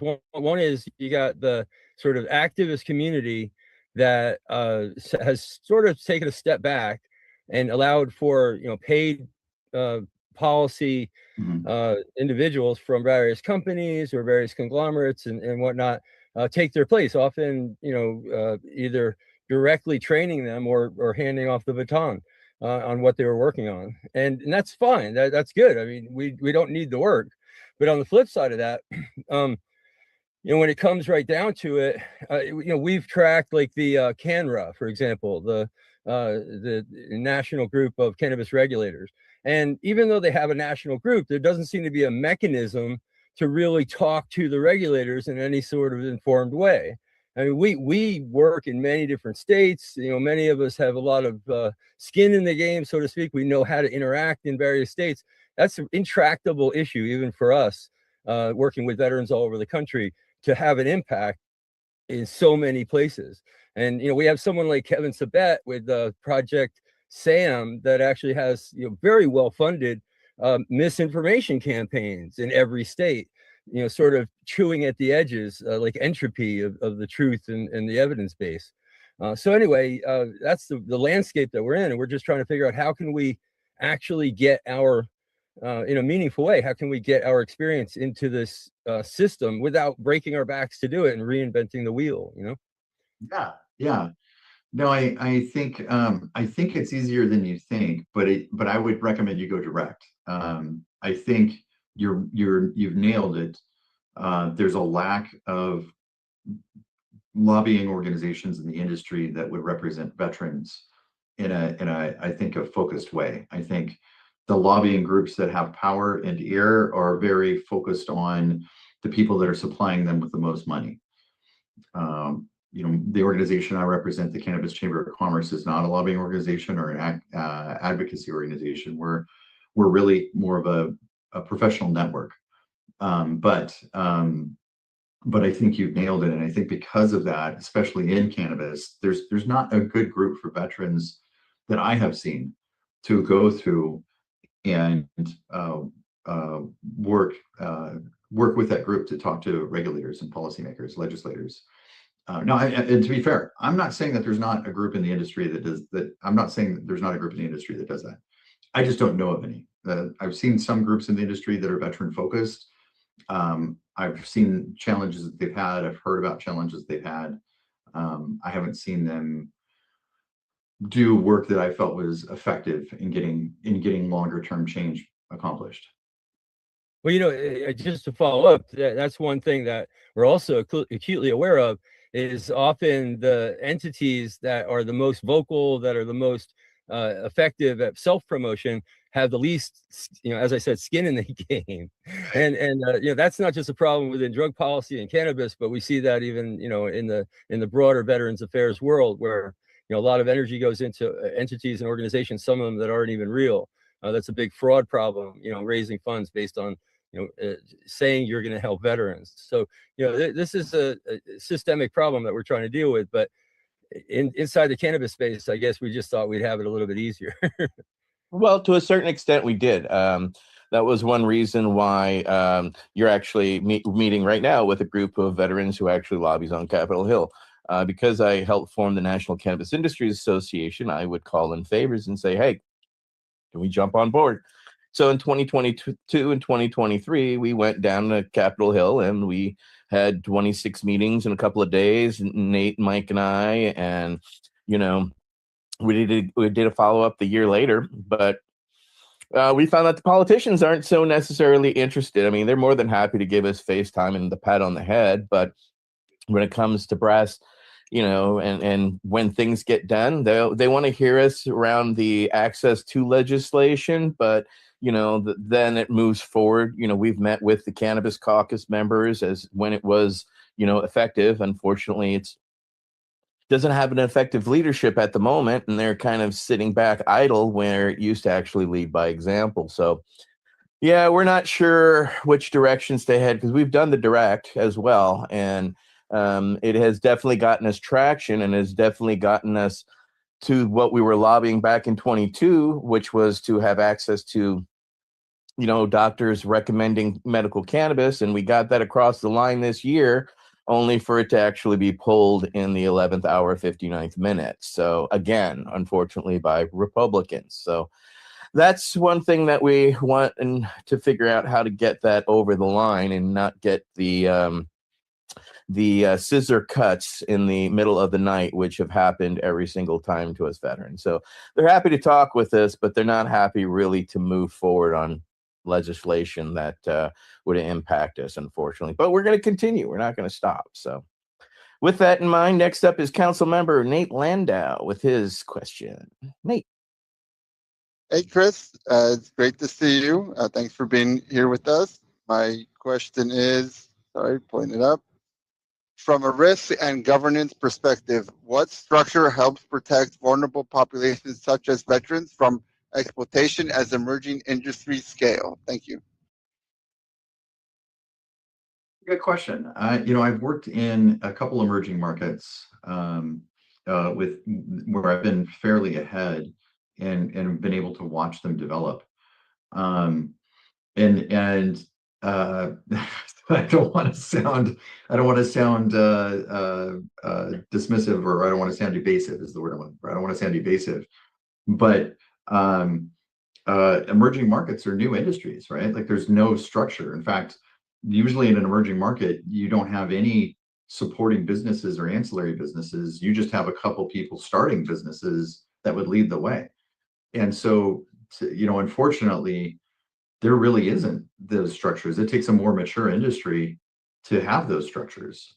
It's a good question, but unfortunately, it's a tough one. I think if you're speaking about cannabis, though, cannabis, in some respects, as an industry, is mid-developed. As a professional trade, a legal professional trade, it's very new. But as an industry, it's like if you ask people how to grow cannabis, they have a good understanding of how to grow cannabis now, right? Like this isn't something we're started, and there's companies growing it at mass scale, true mass scale. They know how to manufacture, they know how to make products, So, you know, for the most part, I think it's a fairly seasoned industry, but as a professional, you know, as a professional industry, it's still got some development. And so I'm hoping that we see more of those kinds of things coming into play now. And humbly, in a more mature industry, I don't know how those things are best done other than by great groups like your group. You know, I think it takes people raising their hand and saying, hey, we're not being represented in the right way, and speaking up. Um, uh, and forgive me that I don't know a ton about that, but that's my impression. Thank you, Chris. Thank you for that. All right, next up will be Mike Davis, council member. Welcome. Yes. Yeah. Hey, so you've raised capital across multiple business cycles. What lessons from traditional capital markets should cannabis and emerging plant medicine sectors take seriously as they mature internationally? It's a great question. You know, I think in the 2015 to 2019 or 20, let's say to 2020, there was one massive mistake that both businesses and, to be fair, investors were making. And that was, people were assuming that just because some guy spoke with authority that he knew what he was talking about. I saw multiple decks from cultivation companies that were like, okay, by year 3, we're going to be doing 100 million plus in revenue.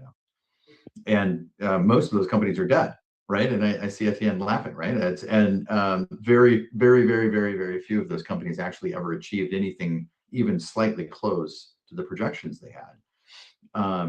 And so I think in the earlier stages of the industry, there was assumptions made about like, what does it mean to have like a large indoor cultivation site?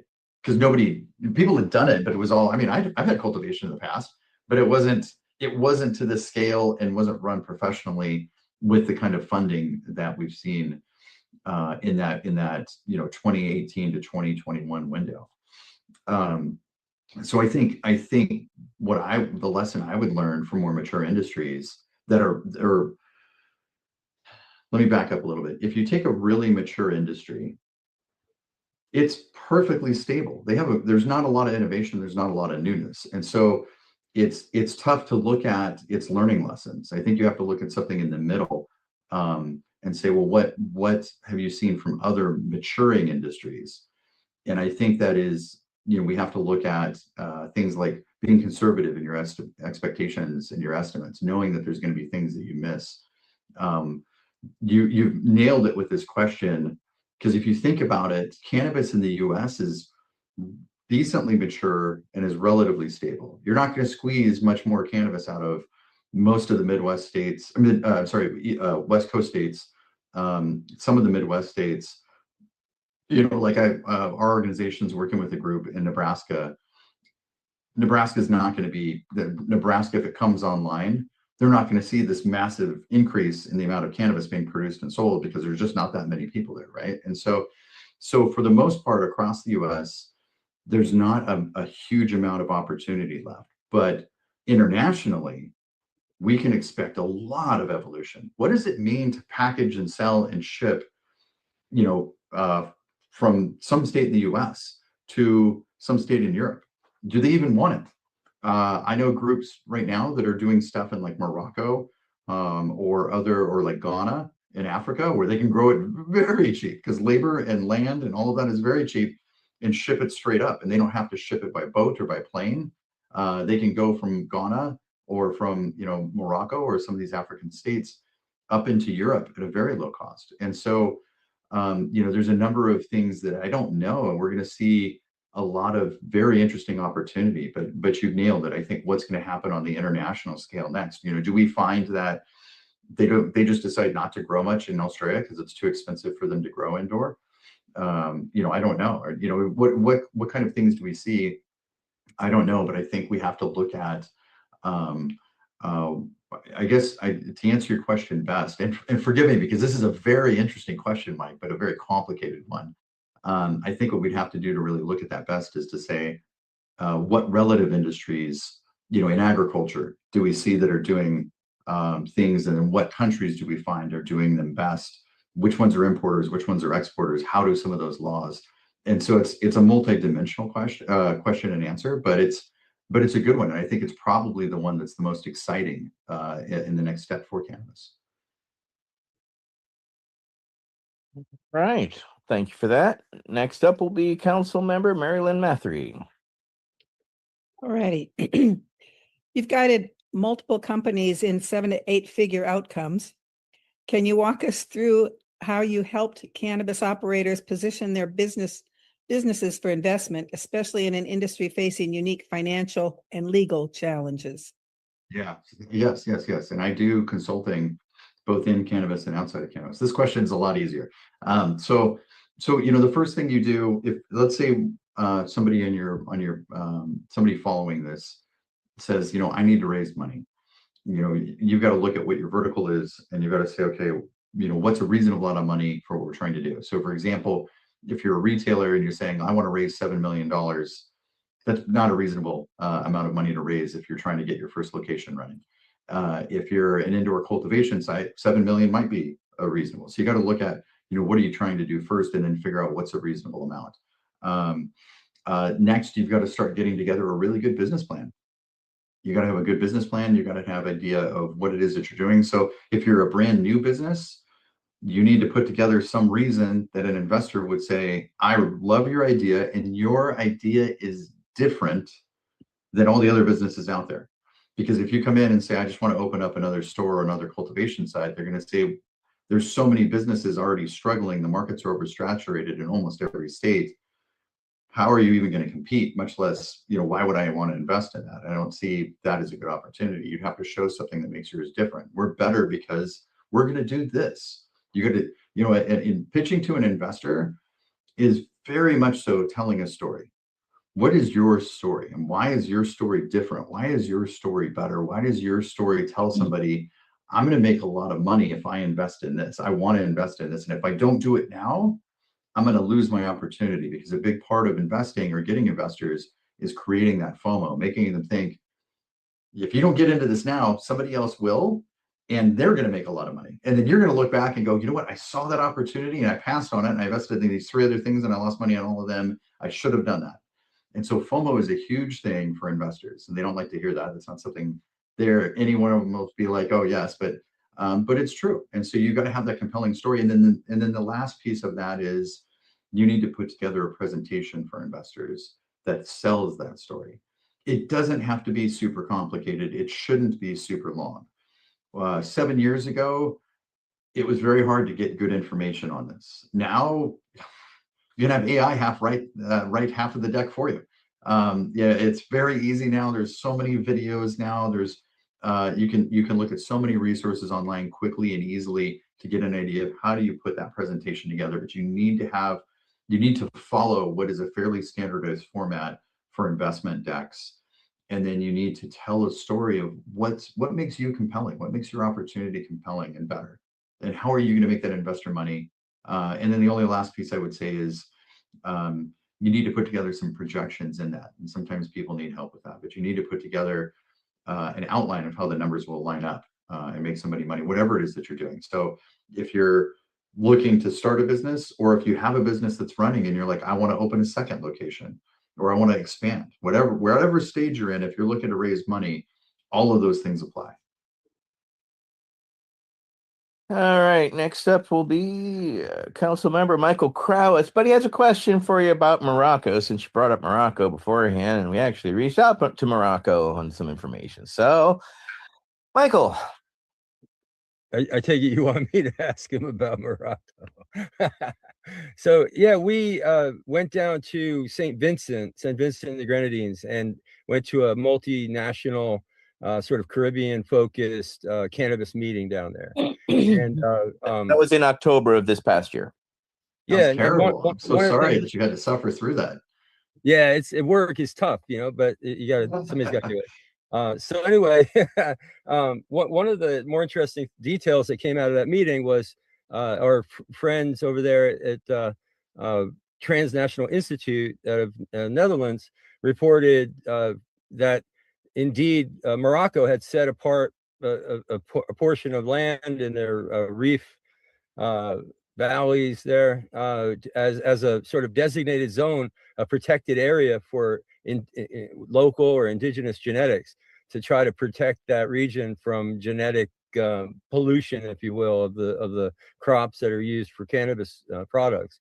And we're extremely interested in that process, especially because we think that part of sustainability and part of creating a added value and something that patients will really value increasingly in the future are these small plantations of cannabis, craft cannabis, so-called cannabis appellations, terroir cannabis, land-raised cannabis, a lot of different terms for the same kind of idea. So, but anyway, if you know anything about the Morocco experience, can give us any insight on that, we're really, very interested. I know a little. I know some people that were doing consulting for the Moroccan government on literally directly. One of them would talk with the king sometimes. But I also know that the politics over there were very, very challenging, and that group has since decided to step back. I would say if your ambition is to learn how to build, smaller sites that were successful, if you go a little bit north of where Nate lives, there's a lot of opportunity to learn. And people that would be, maybe not easily approachable, but more accessible and approachable than people in Morocco. That would That be may very well be true. So our question, it deals with veteran services, but before I read the question, I want you to open up your mind a little bit. When we say veteran services, we basically, there's three different things we're talking about. One is direct veteran services that veterans provide, like a nonprofit that pays for veterans cards and introductory visits at the doctor to get recommendations for medical cannabis, for example, or some that even act as a intermediary, making cannabis itself accessible through benefit charitable donations, etc. And then there's the activist community, without which we talked about that before, and then finally veteran services themselves, which are more difficult to get funded under the VA. So I want you to even include that in your mind, how the better services maybe that aren't available. We've looked at cultivation, horticultural cannabis cultivation as a potential what do you call it, occupational therapy, things like that might be able to be done by the private sector for the VA in some sort of relationship when they don't have the funding and are not going to be appropriated the funding to do that kind of thing. So anyway, all those things that I would put in your mind. And the question is then, veterans focused nonprofits and advocacy groups often face chronic funding challenges. Based on your capital raising experience, what sustainable models do you see for financing veteran services without compromising independence? I think that's a great question. I think, a lot of my experience in some of these aspects is limited to just the cannabis industry. I know a little bit anecdotally from other models and from research in other industries, but I don't know a ton. So I'm gonna speak to cannabis specifically. And what I would tell you is, if you were to take some time and do some research, not that you would want to, but if you did, you would find that the cannabis industry not only has very much so struggled in a very, very massive way in terms of which is normal, by the way, for an emerging market. It's normal for an emerging market to get oversaturated and then to go through a contraction period. And cannabis is in its contraction period, which is exacerbated by two things. One, it grew too big.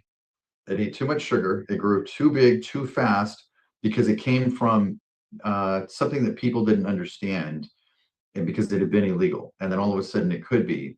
So it had kind of like this explosive growth, but then it's contracting faster and harder because it's got 280E, this federal regulation and this IRS tax rule where it's very heavily overtaxed. And where that takes the biggest effect is that most people thought cannabis would be legalized by now and that would be gone. And that has stretched out. And so what's happened is, and there's not good data around this, but I think that between, let's say, 2021 and the end of this year, let's say in the absence of the Schedule 3 activity that Donald Trump's talking about, if that hadn't happened, I think by the end of this year, we would have seen probably half of cannabis businesses close, somewhere between half and 2/3.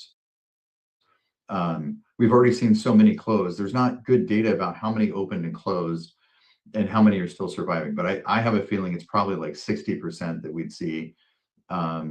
Conservatively, I'm going to say 50%, and maybe as many as 70%. Now, what the effect of that is nobody has money. Nobody has money. And so Etienne, you'd mentioned you were a founding member of NCIA. Did I hear that correct? That is correct. Yes. That's amazing. That's amazing. So I don't need to tell you the story though of how NCIA is doing, right? NCIA, which was well, the same thing as I created Americans for Safe Access amongst others. So, yeah, it's very hard to be a nonprofit out there because everyone's struggling. And then to be a cannabis nonprofit, I mean, Mary Lynn Matthews does Patients Out of Time. She has her own nonprofit, and they just held a conference last year and spent more money than necessarily they could bring back in because people are so used now to going virtually that to show up in person is something that's a challenge, right, Mary Lynn? Yep. So it's a reality, for everybody. And you hit the nail on the head. People had all these grandiose expectations, and, they all kind of lived off of the prohibitionist mindset of that prohibitionist dollar, right?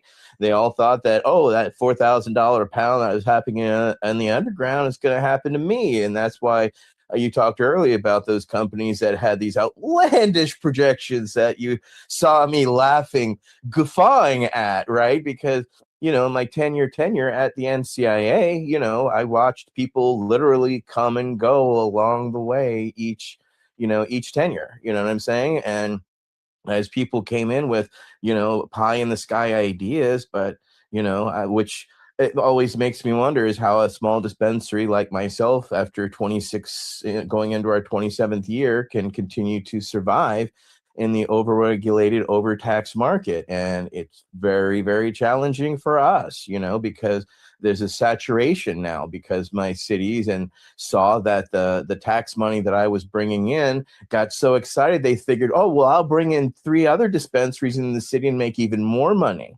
And like every municipality, what did they find out? They found out that the money then spreads out evenly. It doesn't all pool and become, massive and everywhere.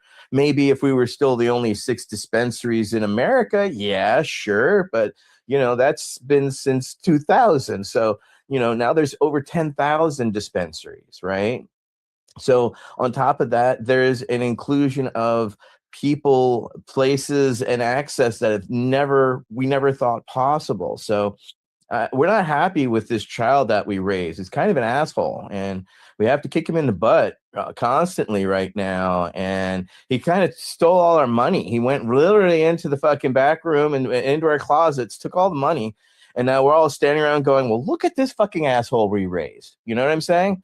And yeah, this is where, the venture capitalist became the vulture capitalist that, sucked a whole bunch of money out of people. I mean, they made a lot of money. I mean, people did well, don't get me wrong. Some people are sitting on some islands, enjoying, polishing the fins on their sharkiness, So I think it was a bloodbath, and I think it's going to continue to be so for some time, at least here in California, and without any cohesiveness nationally. Biden started the rescheduling. Trump's taking, the credit, but he may be able to move things along faster than, the hearing and all of that's taking place. Because we definitely know Kevin Sabet and his shenanigans are going to come out and whip out their lawsuits against. We already saw today. There's 2 Republicans trying to already kibosh, rescheduling again, because who knows, but it's just a reality that we're facing. So we just have to keep our head down, keep our focus on, and keep driving forward. I trudged through 26 years, got to where I am. I can continue trudging, but at some point, where does the trudge lead, right? Yeah. All right. Well, next up will be Mike Davis. Well, and just really quick, I was going to have one last thing to kind of round out the answer, and that is that I think because of the nature of where the cannabis industry is at, it's a very, very tough time for any nonprofit But what I can tell you is the only way to grow as a nonprofit, the only way to gain members and gain access to membership or build revenue is to create value for people. What are you doing? And I think that's one of the bigger challenges of the trade associations in cannabis is they didn't evolve in a way. In the beginning, there was nothing, right? Very, very biblical sounding, but in the beginning, there was nothing there, and we had to create it.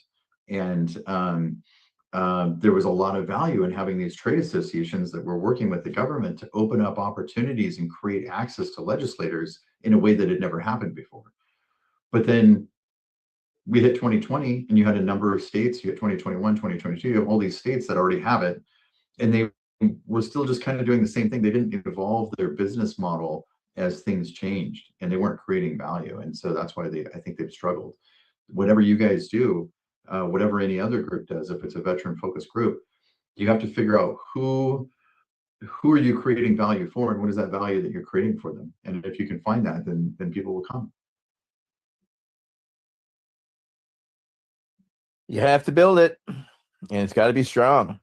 I've built strong organizations, but what happens, right? Those good people drift, go, or they get pilfered. We saw good activists jump into the hemp field, and there were few and far between. And then we saw it get saturated with, diluted very consistently, very quickly. And that's where we saw the water get so clear that the sharks came in for sure. All right, next up will be Mike D. That's me, Mike D. So I like the voice. So before you apologize, I've been sick, so it's difficult for me to kind of speak a little. So no worries.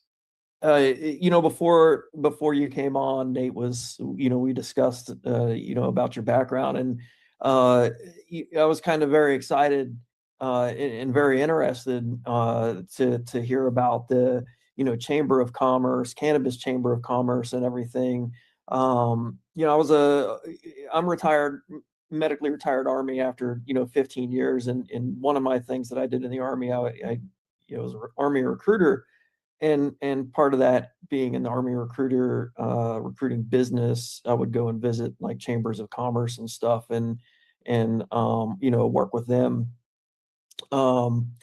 So I'm kind of fascinated about the whole cannabis chamber of commerce thing, and how it kind of operates. And, for the question that I have for you, is, kind of what motivated you to start the cannabis chamber of commerce when there were already many cannabis organizations, and they were on the decline.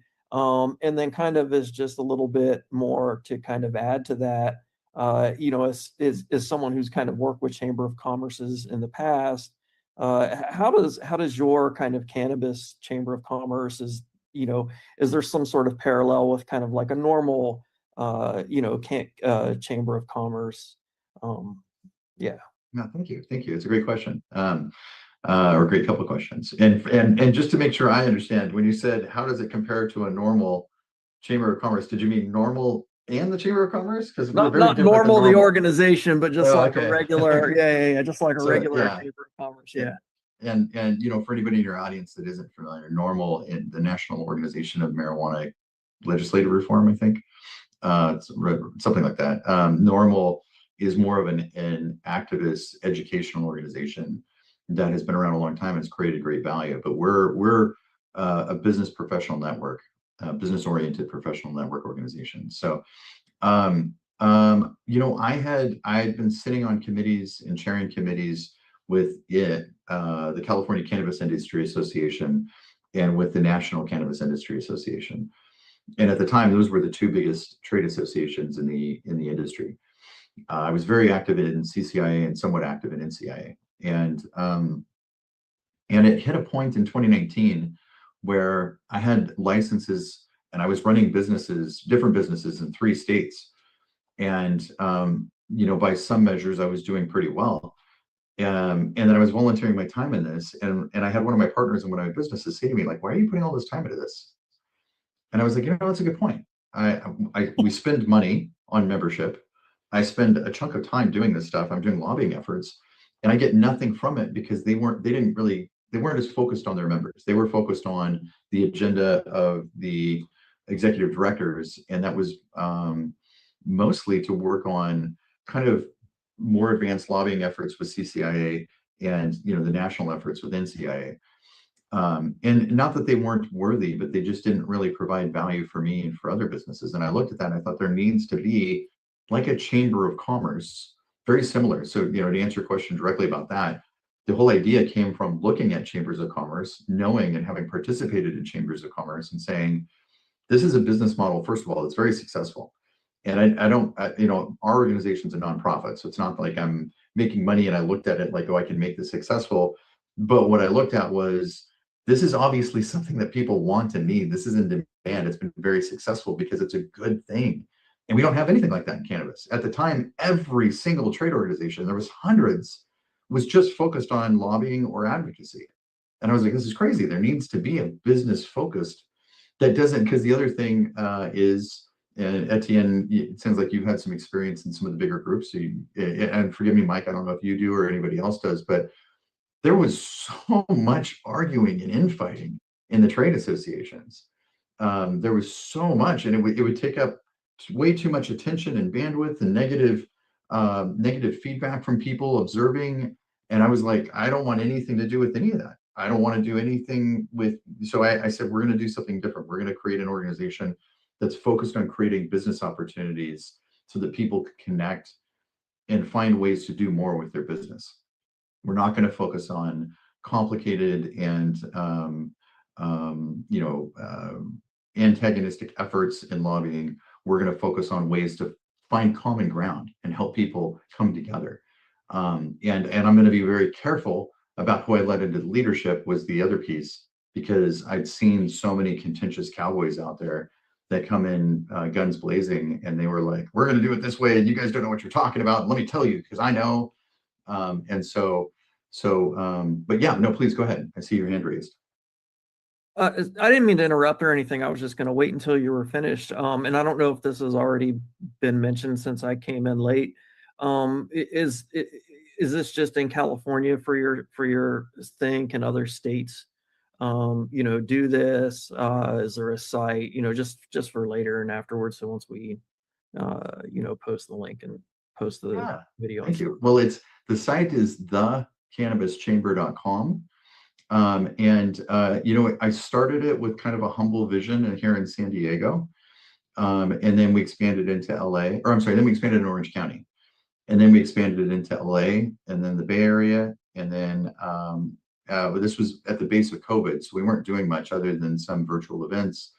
And then I had a guy that I know, for anybody that might know, Bob Hoban, who's probably literally the world's foremost expert on lobbying and working with governments in cannabis. So this is a gentleman that was hired by the government of Morocco to help them figure out how to create and implement a program. But it's Morocco and Germany and Uruguay. And I think there's probably like close to 10 countries and states in the United States that have hired him to say, tell us how to do this. He's had calls and meetings with some of the biggest people of the biggest companies in the world. I was talking to him a couple of years ago, and I spoke with him right after he got a call from the CEO of Procter & Gamble that owns pretty much every toothpaste, body, anything you can imagine. Like P&G is crazy big, massive multi-national, international company. And so it's a big conglomerate. And so he reached out to me and said, I'm here in Colorado. I'd like to start a chapter of this. Can we let me do that? And then we started expanding in other states. And now we've had teams on the ground in 15 states in the US, actively also in Canada, in Europe, in Africa, and now we're expanding into Latin America. So we are a true global organization. We're expanding. We've launched our team in Africa as of the beginning of this year. We're getting ready to launch Latin America. But last year we hosted events all over the US. We hosted events in Canada. We hosted multiple events in Europe. This year we expect to do events in Africa as well, and Latin America. We hosted more events than any other organization in the cannabis industry the last 2 years in a row. I think we hosted 50 events last year, 50 to 60 events, and closer to 50 the year before that. We're going to have to put you in touch with our friends at Fields of Green for All in South Africa. I actually judged a hash competition in October. That's why Mike was alone in the Caribbean. I was in South Africa, checking on things. And they've helped change the laws there and actually helped get it enshrined in their constitution. So, it's an amazing thing that's going on there with Chiba University and stuff that's happening there in South Africa. I'm really proud to see that the African culture is really rising to the challenges. So that's awesome. All right, next up will be Nate Landau. My question is, how has the outlook changed regarding the government's response to Schedule 3? Yeah. Well, and forgive me, I'm not sure. I want to make sure I understand the question. And I think what it's asking is, in terms of Trump's position that, hey, we're going to do this with Schedule 3, how has, is it my personal outlook or the How has industry's your outlook? outlook changed, regarding, seeing that this is happening now? We understand it's going to take a few years for this to take effect. So anybody who still has 280E concerns, still do your 280E deductions, ladies and gentlemen. As one who's been through that rigmarole already, don't fuck around. You will find out. So, but, people are, of course, looking to, the pharmaceutical companies have had access to, cannabis and the products that they came out with. Of course, the public doesn't want. They don't want to subvert. They haven't caught people, dealing Marinol in the streets because it's not something people want. So, given all your history and the Chamber of Commerce and things not just only nationally but globally, because we know what happens in the United States ripples outward, right? And so, going to Schedule 3 is a major change because Michael Crowitz helped, and our team internationally helped remove cannabis from the most dangerous drug category medicinally in 2020. And so that's why rescheduling is even possible, because it wouldn't be possible if it were still in Schedule 4, which is Schedule 1 in the U.S. It's reversed in the United States and the international. It's a little confusing, people, but just so you're aware, it is internationally out of the most dangerous drug category. So that's why we in the United States can even start talking about medicinal cannabis in Schedule 3. So with that in mind and given your history, what does that outlook, has it changed now, seeing that, rescheduling is potentially on the horizon? It's a good question. And no, actually, it hasn't changed. Because I think, for those of us that have been active, we've known this is coming. It's never been a question of if, it's just been when. And I think most of us expected it to change within the last year or two. Biden came in with talk about how he was going to do something, and he just kind of went out with this like, oh, let's just change cannabis. And that's kind of how he snuck out the door with not a whole lot of accomplishment. And so, but I've known it would. I felt strongly that it would come. I felt strongly that it would come within, sometime in the next couple of years, if not for sure at the latest the next presidency, because we continue to have states become recreational. So at some point, it just doesn't even make sense. You're like, okay, well, we have 24 states and I think 46 states that have medical, 24 recreational, about to be 25, and something like 46 that are medical. And when you say, okay, almost the entire US is flagrantly flaunting that they just don't care what the federal law is, then maybe it's time for them to say, okay, well, we got to reevaluate this. The only thing I would add to that color wise is the one thing that has changed in my outlook over the last, let's say 3 years, 4 years, is in 2022, I started working on my hemp business. And in doing that, and in doing the research, I started understanding the opportunity there and the loophole in the Farm Bill and what that presented. And it became clear to me that there needed to be, we had two different sets of guidance, and there needed to be, when there's this shift, there needs to be comprehensive legislation. So what I think a lot of people don't think about is, okay, you go through Schedule 3, and how does that affect hemp? Well, how could it possibly be that legislators say, okay, look, we're going to look at all of this. We're going to look at it in detail. We're really going to evaluate what's going on in the US. We're going to have to come up with laws and regulations that make sense, that appease states. Because otherwise, what's the point? I hear people say, oh my gosh, they're going to do this and it's going to turn everything back. And all of a sudden, all these states are going to completely change. And I'm like, well, why would they? And they say, well, because, Chris, you don't understand. This is going to be the federal law. I'm like, there's already a federal law that says you can't do anything, and they're doing it anyway. What do you think? You think they're going to be like, oh, we don't want to break the law? Okay, well, we'll just, what people are missing is California makes a lot of tax revenue from the recreational cannabis market. California and every other state in the US is struggling with their budget. You think they're going to roll over and be like, okay, yeah, let's just get rid of it now. Now that we've created all this infrastructure and we've hired government employees and we have departments that regulate and monitor this stuff, and we make a ton of tax revenue from it, we're just going to roll over and throw it all away because the federal government is a little bit closer to having it the way we have it. I just don't see that happening. And I could be wrong, but I don't see that happening. But what I do see happening is that they're going to have to be very careful about it at the federal level. They're going to have to be smart. They're going to have to look at like, okay, how do we do this in a way that works with states? Because it's just stupid if they don't. It's pointless. It's completely pointless if they don't. And when they do all of that, they're going to have to look at it and go, well, okay, so we have regulated cannabis here, but then we have hemp cannabis over here. But the product's the same, but we have two different sets of laws. Okay, well, if we're going to create a set of laws and regulations to regulate this, to oversee it and have a legal framework, how do we do that if we don't incorporate everything? And so I that's the only thing that's really changed in the last couple of years for me, is the perspective that like now you're going to have this comprehensive set of legislation. But at the end of the day, it's the same thing. I think it's just what they didn't put into the rule book before, and that was any cannabinoid that's Delta 9 or any Delta 9 that's sourced, any Delta 9 cannabinoid that's sourced from any plant. Don't care what the plant is. Shouldn't matter. If it's Delta 9, it falls under these regulations. If it's, and so I for those of you, I hope I'm not getting too technical, but I hope that makes sense.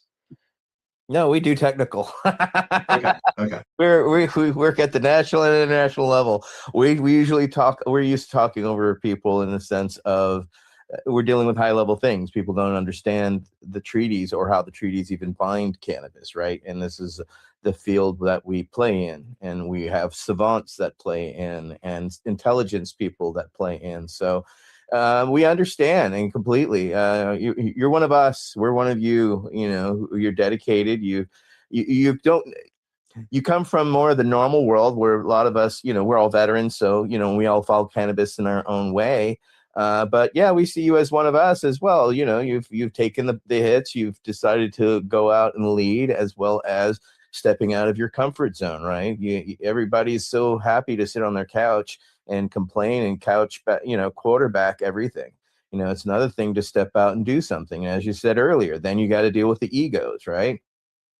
NCIA, absolutely. We lost a year because of an investigation and infighting and all of that, because people just can't get along, and egos and money. And yeah, that's one of the reasons why we don't have money in the Veterans Action Council. We don't have dues. We don't deal with money because money kind of corrupts things a bit. And we've all been involved in nonprofits and organizations where that was the case. Having hierarchies, right? We saw that in the VFWs and American Legions, which leads to factionalizing, etc. So, we have to unlearn a lot of what we have learned. And, you've done so in the financial world. That's opened up, people, potentials, and ideals. You've seen people grab that brass ring, and you've watched people just kind of stare at it and kind of observe it, at the same time. Humans are a fascinating, observation, and then you get them involved with cannabis and all bets are off. So, but thank you for your dedication, as well as seeing the holes, as well as seeing the problems, and that's one of the things we veterans are taught: adapting and overcoming. And that's what the Cannabis Chamber of Commerce has done. You've adapted to the situation that you're in. You've looked at the problems and the fuck ups that everybody else has done, and you've realized, we don't need to go that route. So respect to you, respect to y'all, and what you're doing. So next up will be Marilyn Mathery with her next question. All righty. let's go globally a little here. From a capital and risk perspective, how do international treaty constraints and regulatory uncertainty affect long-term investment decisions in cannabis and plant-based medicine? Question's interesting. So this is there. I almost asked you guys to maybe take this out because this is the one I know the least amount, but I do have, I think, an important answer, and that is, we're looking at, in this question, we're talking about, hey, these are the rules. How does this get affected as cannabis goes international? And I think the reality of it is, what is in place in the rules now isn't going to be what the rules are in the future. So I don't have a long answer on this one, but I think the reality of it is the rules and the laws are going to have to change in a way that we're not quite sure of. Does the U.S. decide to allow exports into any country, or does it allow imports? Do a lot of countries allow imports? If so, is there tariffs or taxes? If so, does our current administration affect that as we continue to attack other countries with tariffs? Do they say, no, we're not going to even allow your cannabis? Or if we do, we're only going to allow it with very heavy taxation. And so that's a very complicated thing that's going to evolve, I think, in a bigger way, and it's difficult to predict. Michael Krowitz, and then I have a little thought on that. Michael? Yeah, so in a nutshell, I mean, you don't really have to get deep into the weeds of the actual agreements to kind of know where we're coming from here. I think just by looking at the fact that you've got the way that traditional medicine is handled throughout the world. I went to a meeting with Kenzie Rubile, a friend of ours at the international level, that India put forth in Geneva, and they threw out a statistic that kind of blew me away. But there was something like 85% of all the medicinal use of medicines were traditional medicines across the board worldwide. Wow. That's a huge amount of non-pharmaceutical. I think we, especially in the US, we have this picture of it has to be a FDA approved thing, it has to be in the pharmacy to be a medicine. And even we use a lot of stuff for medicinal purposes that is not FDA approved as well, but evidently much more so around the world. But anyway, the point is that all these substances are regulated in international agreements that we've come to learn a lot of them more recently, ones that were set up to sort of make trade more fair and to protect intellectual property, to protect indigenous rights and all kinds of things that are happening in that area for everything, for all the different plants, for all the different medicines, anything that you would produce, except for 4 things that are in this drug control treaty. It's like these things have been exceptionalized out into their own category. They should, and they do absolutely have to follow all those rules as well. But then we have that extra hoop of the fact that it's controlled, and you have the looking over your shoulder of kind of this menacing drug war that people have come to be almost captive by. We had people in our ranks telling us, well, what are we going to do? You'll love this one. What are you going to do when cannabis is rescheduled, we lose our Schedule 1 protections? That's like a direct quote we got, right, Mike? From somebody. This is Stockholm syndrome we're facing here of this prohibition. But yet it's not going away. Even if we deschedule ourselves out of it here in the U.S., that doesn't change the treaty itself. We can tell you, working on the inside, there's not much impetus for actually getting rid of the treaty anytime soon. We hope discussions will start around 2030 to actually address the treaty in some fundamental way to make it not be what it is.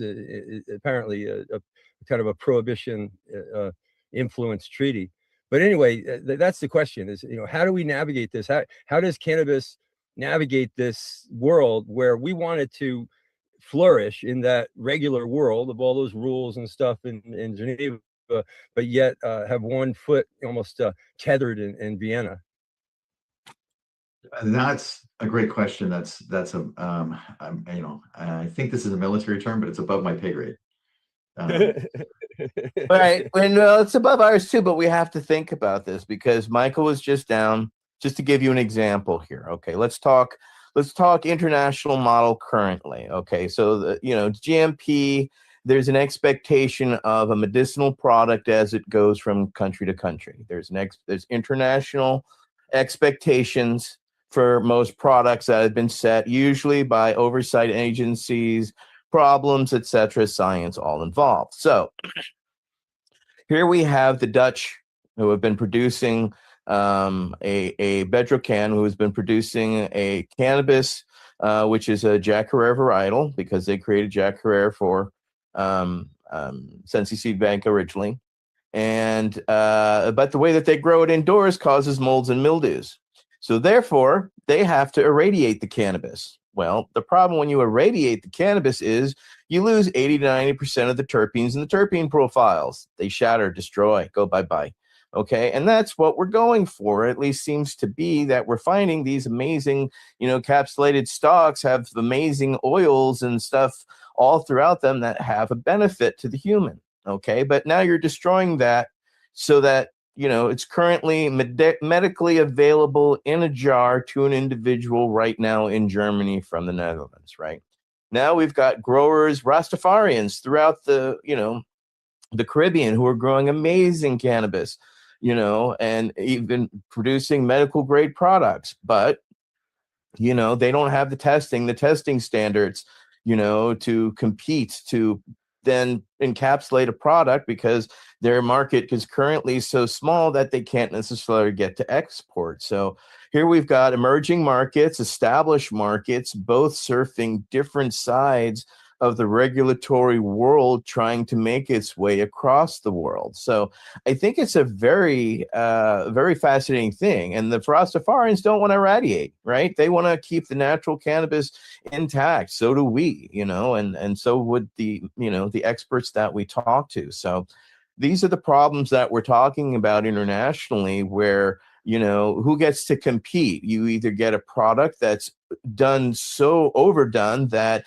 it has barely a medicinal access, and then here is a terpene rich, accessible product that can't make its way around the world. So that's just pointing out to the audience just these are the realities today. These are realities in 2026 that countries and companies are thinking about when they're looking at things and the international treaties and their constraints, because we can then see other, those that are occupying an industry then lobby for their standards to be the one, and therefore shut out everybody else because they just meet a very sliver of a standard by what they've lobbied that standard to be. So these are cautionary tales as we see what's going on, as well as we keep an eye on, these emerging markets, right? Because they're continuing, Portugal is the largest exporter, but they had a huge problem of diversion. And when I was there last year, there were a whole bunch of arrests taking place because,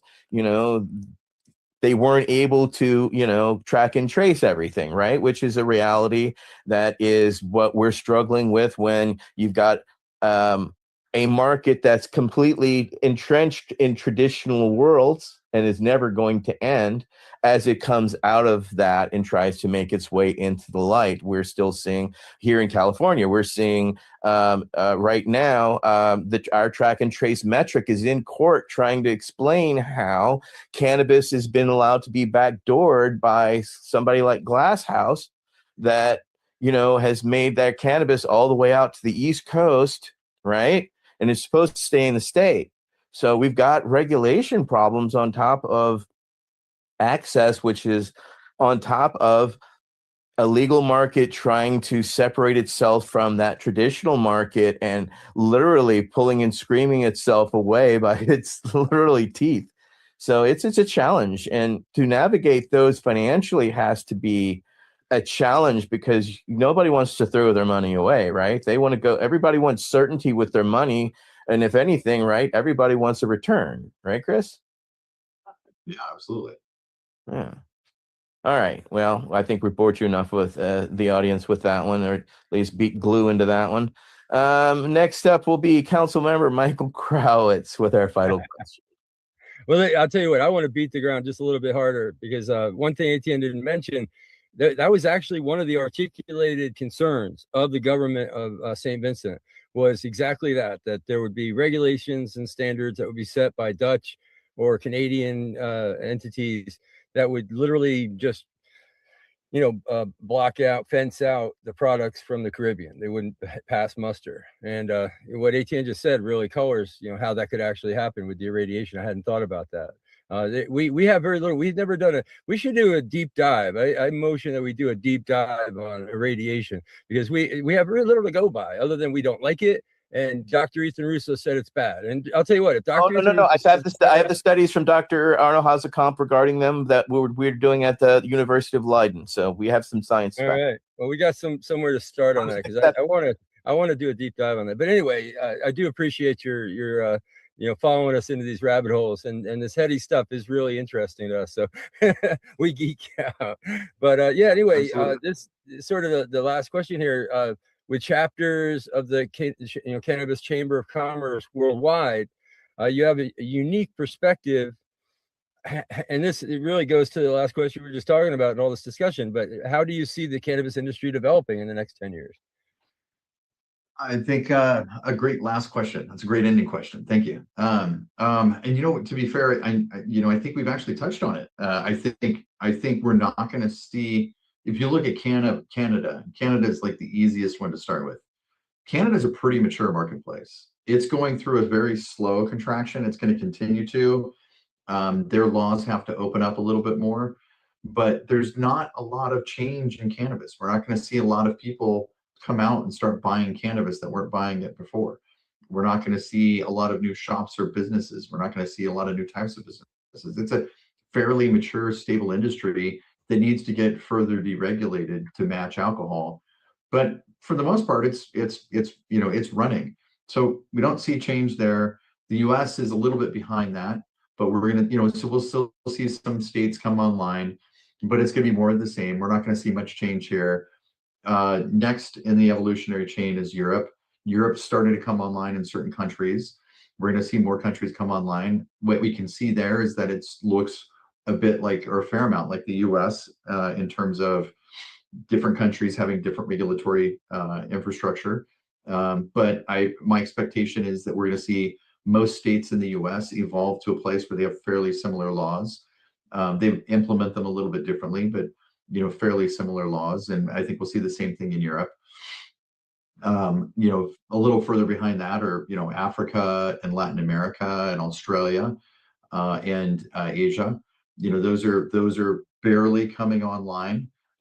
They've got a lot of room for opportunity for advancement, but they're probably going to look like Europe, which looks like the US, which is going to look like Canada. And so I think we're not going to see much change other than this path that we've already seen in the US. Other than where we will see change is what happens globally. Like, how does this get traded?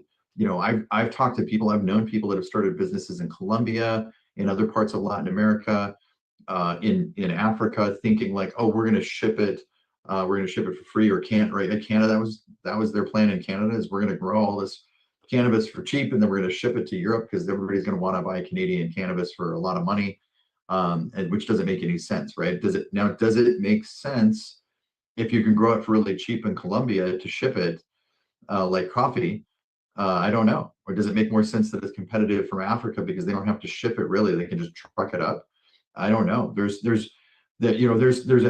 they allow, as I mentioned earlier, do some of the countries allow it to be imported, or do they say, no, we want to protect it, in the very same way that the US has been trying to protect the automakers here and say, no, look, we don't want to bring in, cars from certain countries because we don't want to blow out the companies in our country. And so there's a lot of room for growth there. What that looks like, I don't think anybody has any idea. There's guesses, but nobody really knows.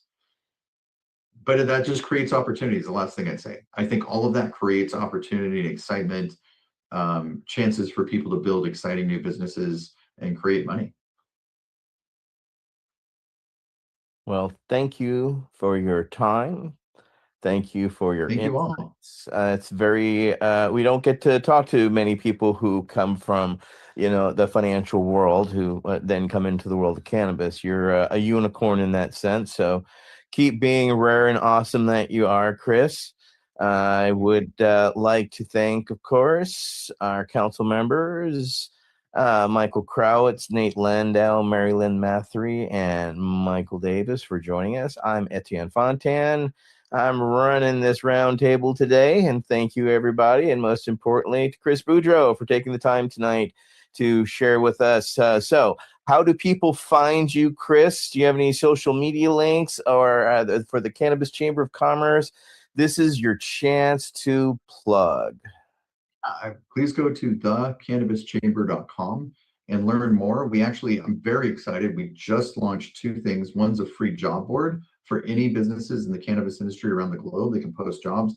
Bigger picture, and I'd ask every one of you and your followers, we just created an exclusive social media area. So it's very much so like a private LinkedIn for cannabis professionals where they can go in, you can go into our website, you can set up a profile for free, and you can start talking with other cannabis professionals around the globe. So imagine like a safe place for people to talk about the cannabis business in a protected area. But that's very much so like a LinkedIn for just our industry. And so again, that's thecannabischamber.com. Please go and set up a free profile and check it out. There's different groups in there that you can network in. And if you're a professional in the cannabis industry, we hope you'll set up a free profile and join us. All right. Well, thank you, Chris, once again. All right, everybody. This has been our VAC Roundtable number 96. Well, hard to believe we're getting that far ahead of ourselves, right? All right, everybody. Thank you very much. You have a great weekend, and we'll see you in 2 weeks. Thank you, everyone. The Veterans Action Council is a Pace Radio Network content provider.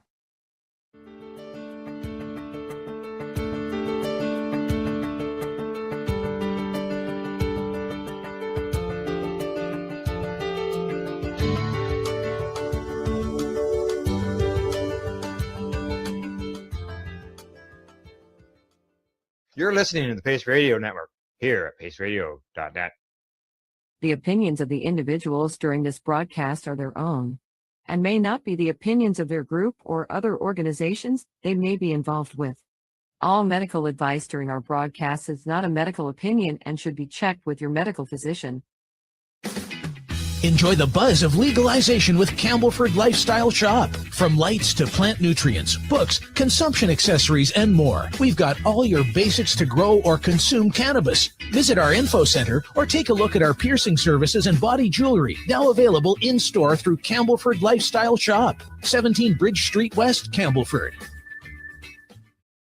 Limestone City Hydroponics is Kingston, Ontario's hydroponic shop. Take your growing to the next level and create the optimal environment with a tent kit, or maximize your yield with an ebb and flow flood table kit. Either way, Limestone City Hydroponics has more sizes and options to fit your needs. Are you looking for the power of the sun that adapts to your budget? Then look no further, as they have professional grow lighting. They have indoor grow systems that are easy and cost effective, with many options to fit your living space and lifestyle. Cultivate your growing potential. We have everything you need to succeed. And if you can't make it to the store, they offer local delivery to the greater Kingston area. Remember, when you're looking for experts to help you grow, then look no further than the locally owned Limestone City Hydroponics, 105 Sunderland Drive in Kingston, Ontario. Call them at 613-548-0420. We are people advocating cannabis education here at Pace Radio.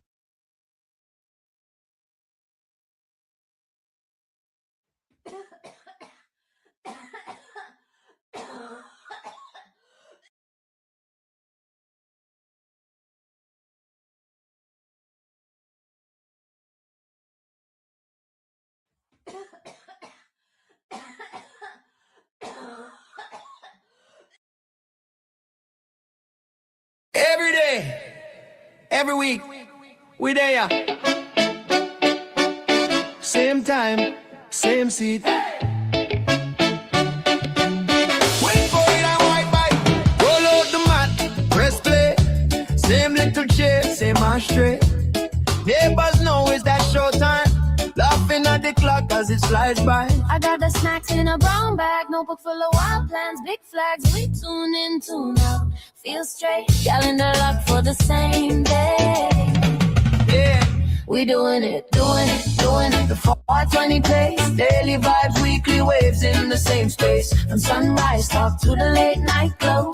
It's a ritual, you already know. We doing it, the 420 pace. Every laugh leave a mark we can't erase. Link up, kick back for the show. Same time next week, say yeah, say yo. Yo, chat about life, chat about love. Little side eye when you call my bluff. We disagree, then we crack up. 2 cups, 1 couch, 1 love. You drop gems in your soft tone. I drop jokes and you grab your phone. Clips and bits for the crew to see. Don't post that, but you still click send on me. We doing it, the 420 pace. Daily vibes, weekly waves in the same space. From sunrise talk to the late night glow. It's a ritual, you already know. We doing it, the 420 pace. Every laugh leave a mark we can't erase. Link up, kick back for the show. Same time next week, say yeah, say yo. One spark, one joke. Then another from the weekday stress to the weekend cover. If you miss one, you feel that hole. Like a skip step in a tight road road. So we line up time like tracks in a crate. If you come in late, still we wait. Cause every day, every week, same place. We living life on the 420 pace. We're doing it, the 420 pace. Daily vibes, weekly waves in the same space. From sunrise talk to the late night glow. It's a ritual, you already know. We're doing it, the 420 pace. Every laugh leave a mark we can't erase. Link up, kick back for the show. Same time next week, say yeah, say yo. Daily show, yeah, we there, yeah. Weekly link. Same corner. Do it slow, do it straight. Keep it right on the 420 equate. Say yeah. Oh, oh, oh, oh, oh, oh.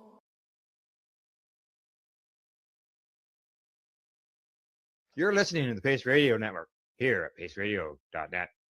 The views expressed by the individuals during this broadcast are their own opinions, and they may not be the same as those of their group or other organizations they may be involved with. All medical advice during our broadcast is not a medical opinion and should be checked with your medical physician. I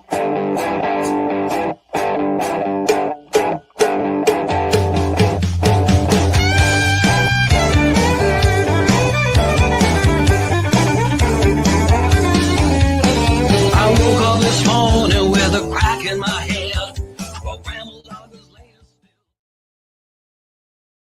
Good evening, everyone, and welcome to the Pace Radio Show. We're live here at paceradio.net and our social media locations. Good evening, Toronto. How are you doing? Good. How are you doing? I'm not doing too bad. How you Actually, today was my injection day for my treatments. Yeah. Now I was more worried about because you were not feeling good from before too, right? Correct. Do you Yes. feel now from that as well then? That's cleared up, and probably just in time because this stuff arrived Right. today, and it's one of those things where I got to do right away, or Yeah, it's in a absolutely. reasonable time, right? So Yeah, I know. I do. Like I said, I've got to take my medication at the same time on the same day every week. I got an Alexa that reminds me. yeah. Well, I'm lucky. I don't have to do this every 2 months, but it saves me a lot of time. I used to be a 5-hour day getting my treatment. I know because like I'm at the methotrexate level, like with the RA, like you were with the Crohn's, Yeah. right? In order Yeah. for me to get to the Humira, I have to do injections of this first, and then do something else first, and then there's so many different medications you got to go through before you can actually get to what the. It's good, eh? So I'd rather not have to do injections anyway. So this is fine. It's been working for 3 years now anyway. So Yeah. Well, this isn't like a methotrexate injection.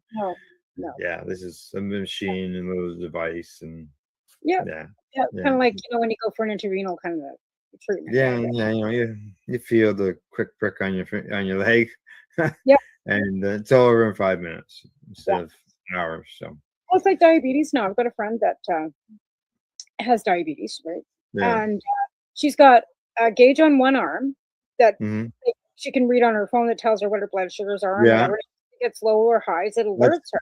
it's similar to Then, the needle that I would get. Yeah. right? And then she's got another one that's actually an insulin pump. So now she can, if she gets highs or lows, because she's like kind of like back and forth, all of them, they haven't really kind of gauged Right. her. She's still early into the stages. The pump releases what she needs into her body. Oh, So she's got, automatic.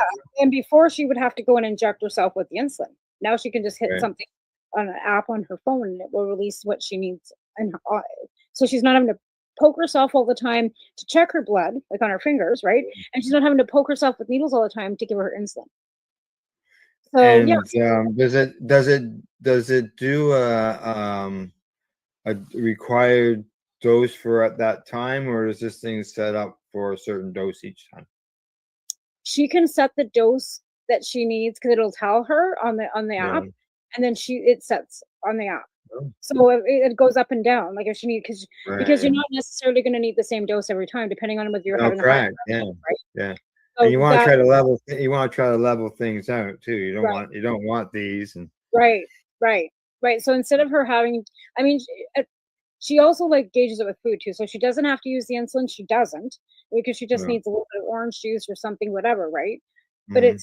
but what a different step comparably for diabetics from, where Yeah. they're pricking their finger all the time and then Oh having to yeah. inject themselves all the time. So I just think that's fabulous, honestly. Yeah. As long as the pump thing isn't a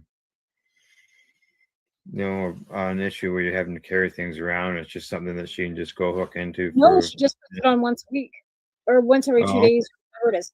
So it's got right. so much in it that lasts for a certain period of time. Right. So she's not Mhm. having to take it off on every day. She's able to leave it on for a period of time. And then once it's empty, then she has to change it, right? Right. Right. And she Right. can move All it around, right. like, she can wear it on the same spot. Yeah. But I thought that Yeah. was great. Just so many different technologies that are helping people stay Yeah. healthy. Things changed. Yeah. There's no doubt about that. All right. Talk about changing of things. Let's change the subject. Why don't we discuss and bring in our guests for tonight? Sounds good. All right. So yeah, at this time, I'll introduce our guest, the fellow who I've only actually met, I believe, once or twice, and that's been involved in cannabis advocacy work. So I like to find out, a bit about our guest, the kind of advocacy stuff he does, patient story. Always like to share one's story in order to educate others. So we'd like to welcome Dwayne Boudre, aka the big guy, to the Pace Radio Show. How you doing, Dwayne? Welcome. I'm awesome. How are you, Tamara L? Good, good, good. How are you? Doing all right. You were saying you had a storm coming in from your end of things too, so Al's frozen again. Oh, is he? Yeah, he's Oh, got that. Emily? No, he just had that money look about him, like yeah. Sometimes it's just a matter of me just sitting still, right? Yeah, I don't do that well. That's what I said. I'm not dedicated today on my Vyvanse, so I'm a bit squirrely, but whatever. Sometimes you just need to take that day off. Yeah. So, Dwayne, as I mentioned, we've only probably talked once or twice at a Global Marijuana March. We met there, and we talk often about it. And just so you know, I got the interview you and I did during the Is this the interview that you had that he had never been to a Global Marijuana March before? Yeah. So, don't get me wrong. Now, like, as far as like an organized global marijuana march, yeah, that was my first. Now, before legalization, I did go to Queens Park at one point during one of the rallies and whatnot. But that aside, that was my official first global marijuana march, and it was neat. And actually going into it, it was kind of neat to think because, like, I think most of us in Ontario, or I'm in Ontario, so pardon me, let me paraphrase that, or let me say that again. In Canada, like, depending on your access, I think you feel that we're pretty lucky. I think the average person does, like the non advocate or the non-industry person, probably just it's all as long as they got somewhere they can go, everything's good for them, right? But you know, They don't remember prior to legalization because a lot of people didn't consume either prior to legalization, right? yeah, like we weren't supposed to anyway. Yeah, right? or they stayed in the closet. Yeah, it nobody was, did, right? But yeah, yeah, continue. you know, but the thing is what we were talking about, actually, I think I did see the interview up and that on YouTube, I think it was, and Facebook, I believe. Yeah, yeah. So We'll see it I rem- tonight too. yeah, yeah, I remember talking to you about it, and access isn't the same for everyone. No. So, like, there's a lot of people that have medical needs that aren't getting adequate medicine or the knowledge. Some people, there's a lot of new patients. I think, like with recreation, I think it's opened that box for a lot of people's great aunts and grandmas and stuff that are now new dispensary customers because they heard about the wonders of CBD and it kind of went up or down from there, right? So yeah, and they feel more comfortable probably going into a business. But in reality, yeah, if with it CBD is being medical, legal versus not on the knowing who. recreational market, right? Yeah. If CBD is medical, it shouldn't be being sold out of a recreational store. And I was talking to one of the store workers, bud tenders, yesterday at one of our stores, and he goes, "Well, there's ways of getting around that." And he was talking about the jolts, which are those candies. We can get those in BC, and the Oh, we caps. don't get in here. Oh yeah, no, we've got those. They're called jolts or something. They're like Yeah, 10 yeah. The 10 milligrams per candy. Yeah. right? So apparently you can get them at Prime Cannabis here. I didn't know that. And the caps, and we had discussed the caps Yeah. too, The right? capsules. So again, but they've got and I said that to him. I go, you got a wellness area, you know. But again, he agreed. There should be a course that is given so people that don't have any medical background in it, so that they can actually open something that is able to be medical, right? Yeah. And that is the faulting right there. yeah. So the way I think with legalization, and it sounds like it's very different. I think there's similarity yet difference from province to province or territory in some cases, right? And like in Ontario, it's called CanCell. That's the certification required. I believe Al's also CanCell certified. Are you not? I am. That's right. Yeah, I'm It's CanCell. sell it right here in BC, and I've got one of them too. Perfect. So Yeah. like my point being, and the reason I brought that up is I think it's because once they established those systems, they had to create people from within it. And I believe that, like, at least in Ontario, as a person who is CanCell certified, my education level was very minimal. Like it's voluntary, like you pay it. It's not much different than becoming a bartender or a lot of other responsible type of things, Yeah. right? So Yeah. I think that it's the absence of assistance to work off of to start, and the need to have a system. And you know how the government is. Like, they set up a system. If you ask them, it's perfect, right? Oh yeah. So, No, they do know that there is gaps. That's why they keep doing consultations every, and we'll have another consultation probably within 3 years now. But they have to keep consulting because the fact that it is evolving and is changing. And Al and I just did a show not too long ago about the consultations that were just had. But the most disheartening thing about this consultation is that nobody actually does it.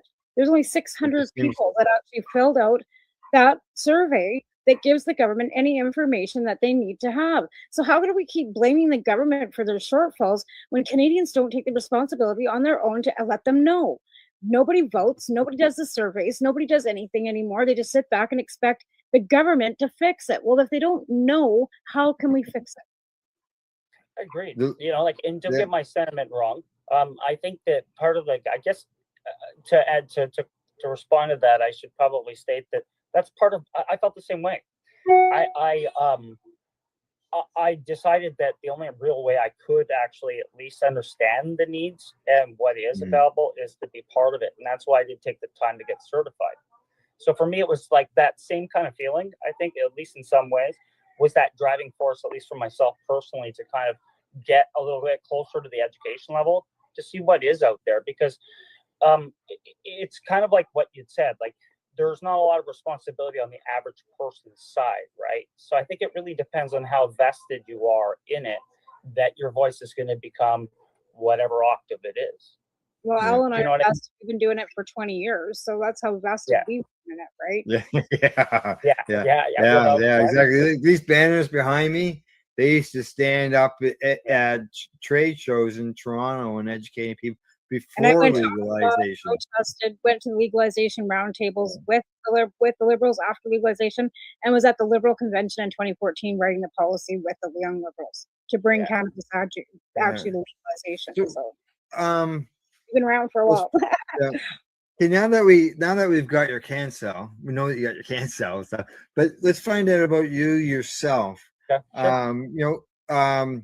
Sometimes I like coming out with the first question being asking people, do you remember your first experience in consuming cannabis? And sometimes people have funny stories, some people have medical related stories and so on and so forth. And like I said in the intro, sharing one story helps educate others. So. Absolutely. As far as the first time that I ever smoked cannabis that I could recall, I was a teenager. I don't remember the date exactly, but I could tell you it was in October, and it was in 1991 or 92.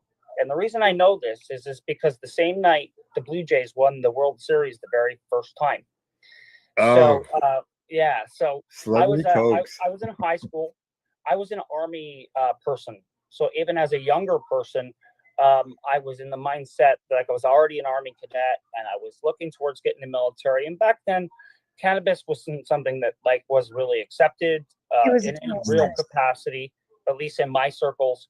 And the military definitely, they kind of had this "you'll never get in" type of mentality. Like you would think that, you're going to fail the drug test. It's an illegal substance, so they're not going to support it. So, Even after legalization, it took a lot, and it's still use it. It was a prohibition for me at the time. I mean, it was enough to keep me away from it, right? But my buddies and I were parting away, and so the two funny things about this is this. I'm going to tell everybody right now, this is probably the big highlight. You wouldn't think with a guy with the name D, the Bug Guy, would have done this, but I blew into the bong the very first time I ever tried it. I don't know what came over my head, but I'm gonna tell everybody right now is this water pipe. Everybody got so pissed at me because it took so long to dry out before it was you got yourself a funny first toke. That's right. Yeah, I'll tell you. It might not have been funny at the time. So here's the other funny part. So I do that and I like it, right? So my buddy's like, "Oh, you're Mr. Big Man now, eh? You want another one?" I said, "Sure." So he walks me over to the sink and it's got this thing. And if I remember right, they called them Hiroshimas back then. And it was like the sink was half full of water, and they had a 2 liter. Sounds like a bottle. Yeah. And they push it down, they brew it up, and then they would push it down, and it would just force it. So I took that, right? Gravity bong. 5 minutes later, I'm puking out front. Oh. And my friends had I totally greened out. My friends literally grabbed me and they're like, "Okay, stop puking. We're going to the city," right? And because that was we were going to the Jays were doing pretty well. It was a close game and they could win that night. Our plan was always to go. So it was like, "Come on, let's go. We're going to the city. We're gonna go watch the Jays win." You tried. Yeah. Oh yeah. Did you get there? Pardon me? Did you get there?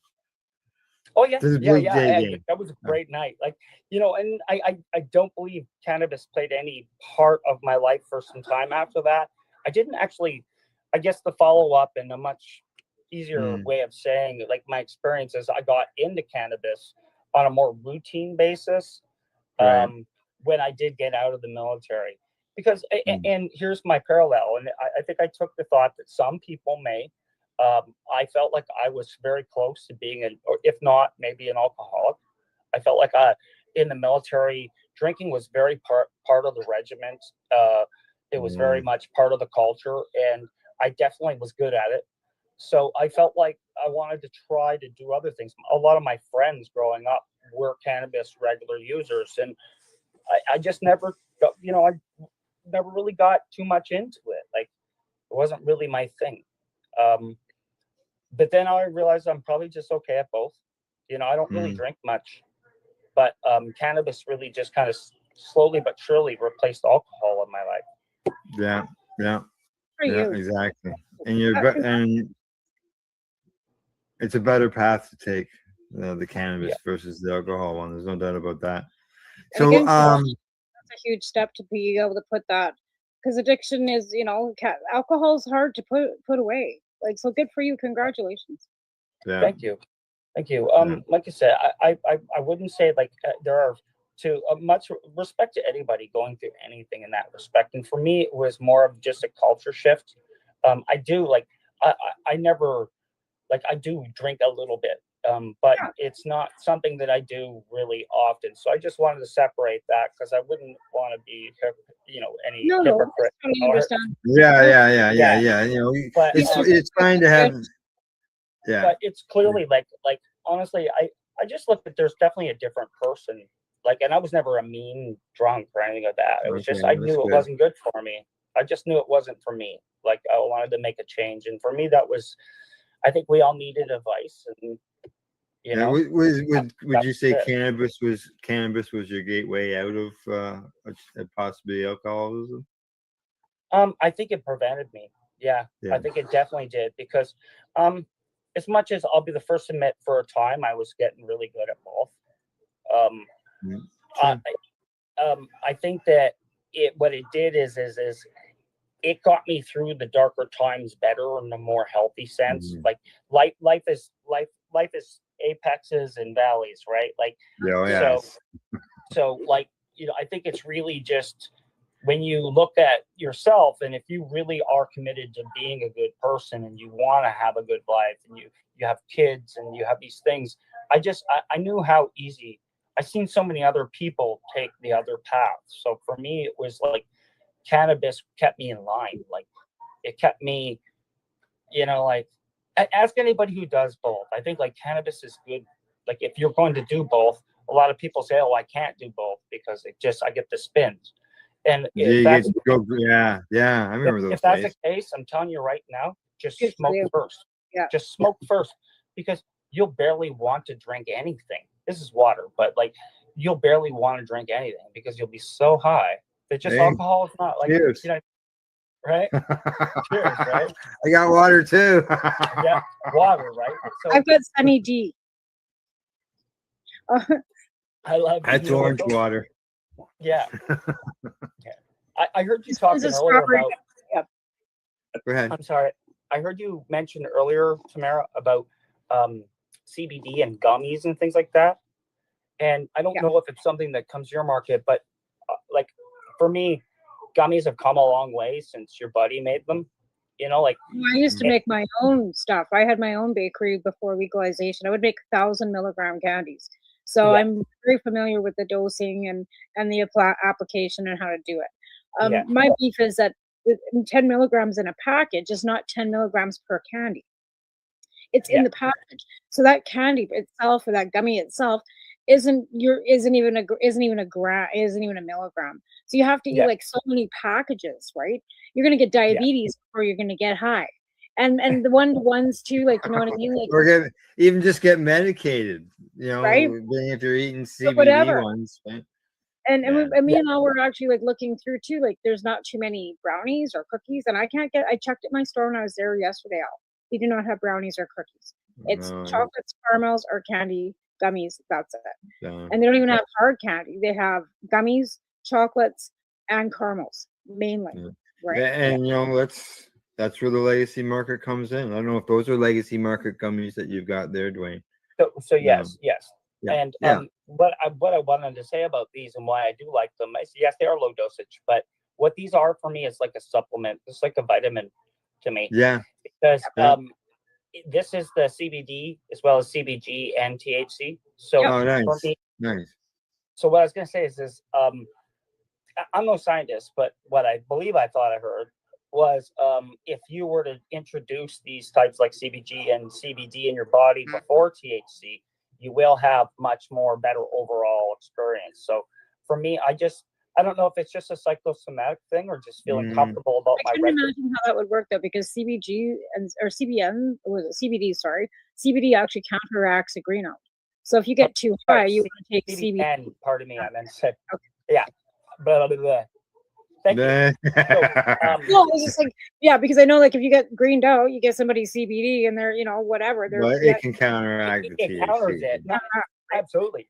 I actually Yeah. helped a guy at a 420 party with that. I gave him CBD gummies and it helped him.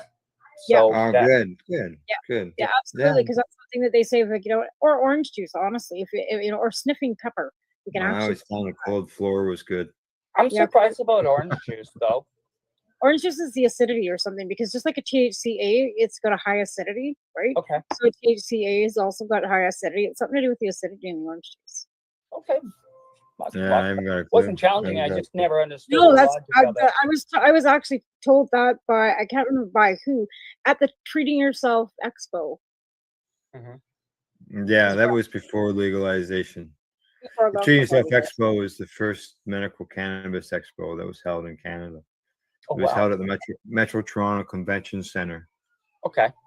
It was the first one ever held in the federal government building. And we had the Marijuana Music Awards were held. They had documentary movies that were released, such as What If Cannabis Cured Cancer? Activists from all around the world, companies from all around the world, Europe, South Africa. It was huge. Yeah, it was be a fly in in the that same room, building where right? Lyft is. It was before Lyft, because TY went from here's the TY poster right here. Yeah. Right there. And it went from, as you can see, 2010 to 2013, and then there was Champs that came in, and then Lyft came in after them. And during the TY days, we had plants on the floor, plants that were in full bloom, plants that were in We were veg. smoking, we were vaping, 4,600 square foot vapor lounge right on the floor, man. Yeah. smoking joints on the back patio. That's badass. It was good. Yeah, just go to YouTube and type in Treating Yourself Expo, and Oh, you'll for see sure. the You know video. what? I'll have to check the, you know what, like for me, I don't know, I'm still kind of like a half a civilian, like, you know what I mean? Like I'm still very much a civilian when it comes to this. Because I really only ventured into it like 7 years ago. That's You know? still, Yeah, you still okay. got, that's still a fair good time. And thank you for your service. You said you were in the army, so thank Yes, you for your thank you. service as Yes, well. yes. And that is that kind of how you got reintroduced? Was it through one of the veterans groups or anything like that? Or because we've got several veterans groups that are also cannabis users too, right? That were Absolutely. And I actually, I'm on a grow team, and one of our grow team members is he's an Afghanistan veteran, and shout out to him and to all veterans and to anybody who served on any capacity. Respect. Absolutely. I was fortunate to serve in a peaceful time. At the time, I'm a little older. Maybe some people know or think, because I act like a kid, that maybe I care. I hope I at least carry myself younger than I think. But I guess all I'm really saying is that no, I didn't find it through that. For me, it was my friends. Really, it was kind of like I found it recreationally.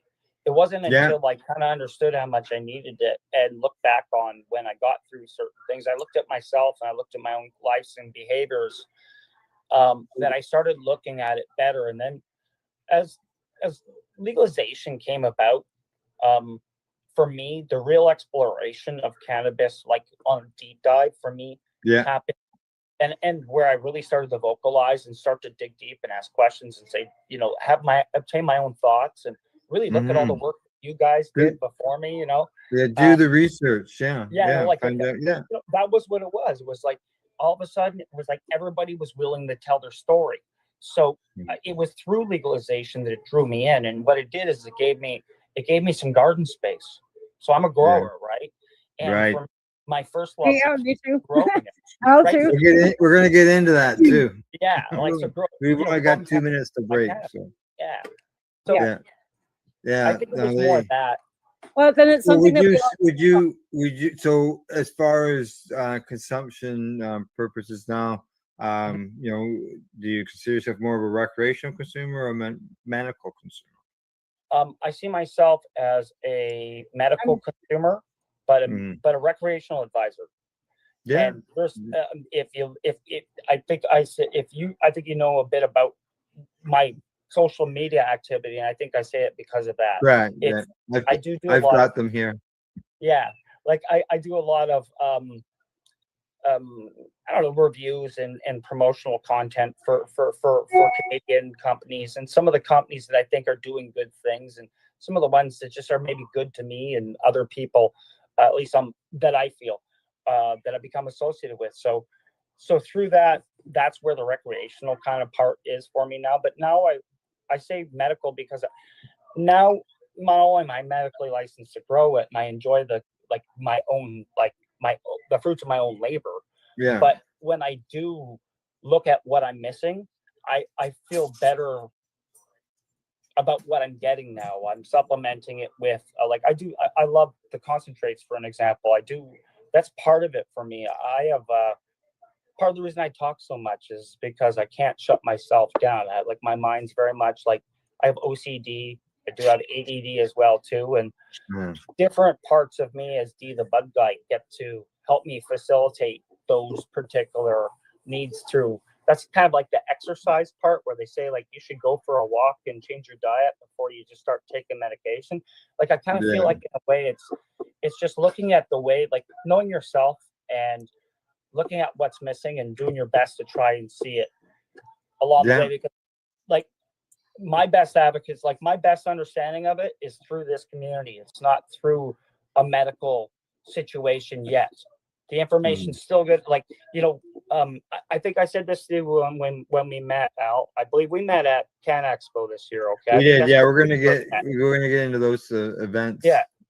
But what I wanted to say is I really felt coming out and going through that is our understanding as a whole. And I don't mean you guys, because you guys are at the forefront of it. Okay.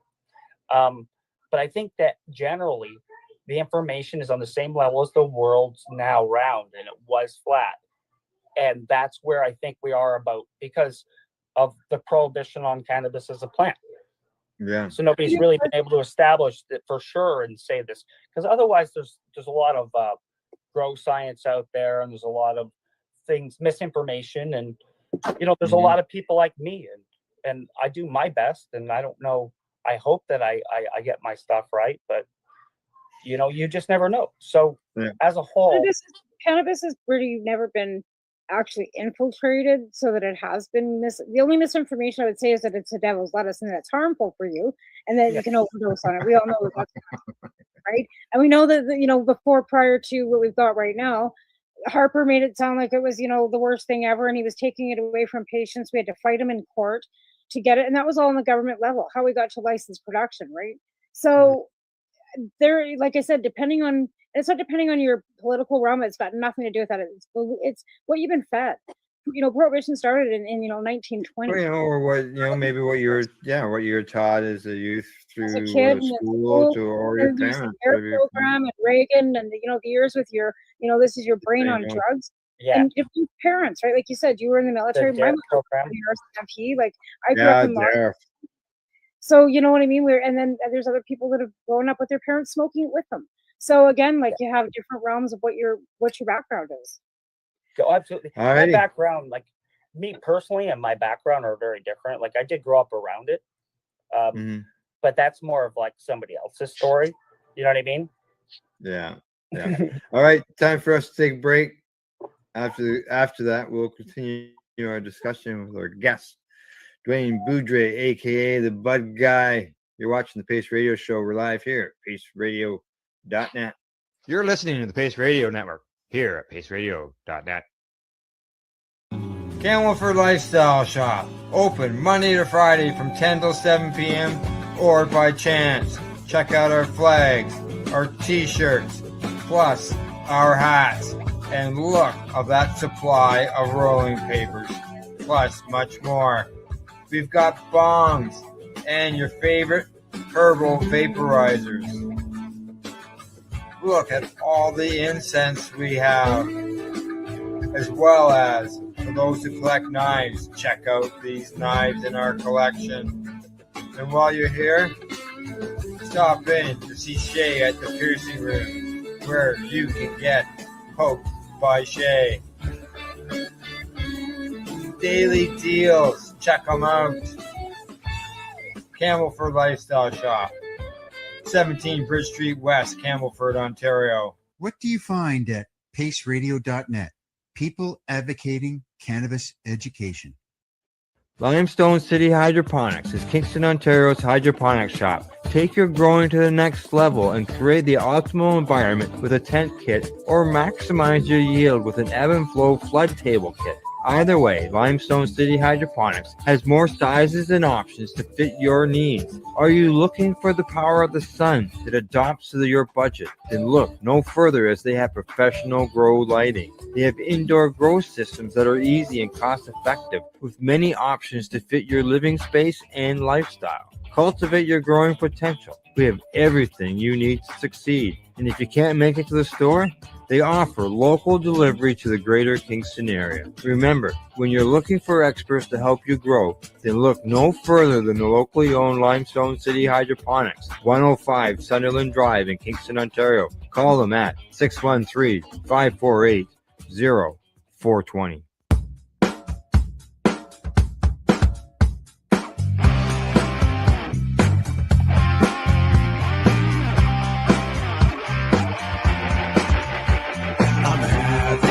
Someday, and I'm gonna make sure it stays that way.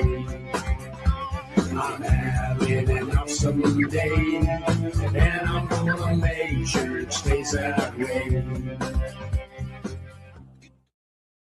You're listening to the Pace Radio Network here at paceradio.net.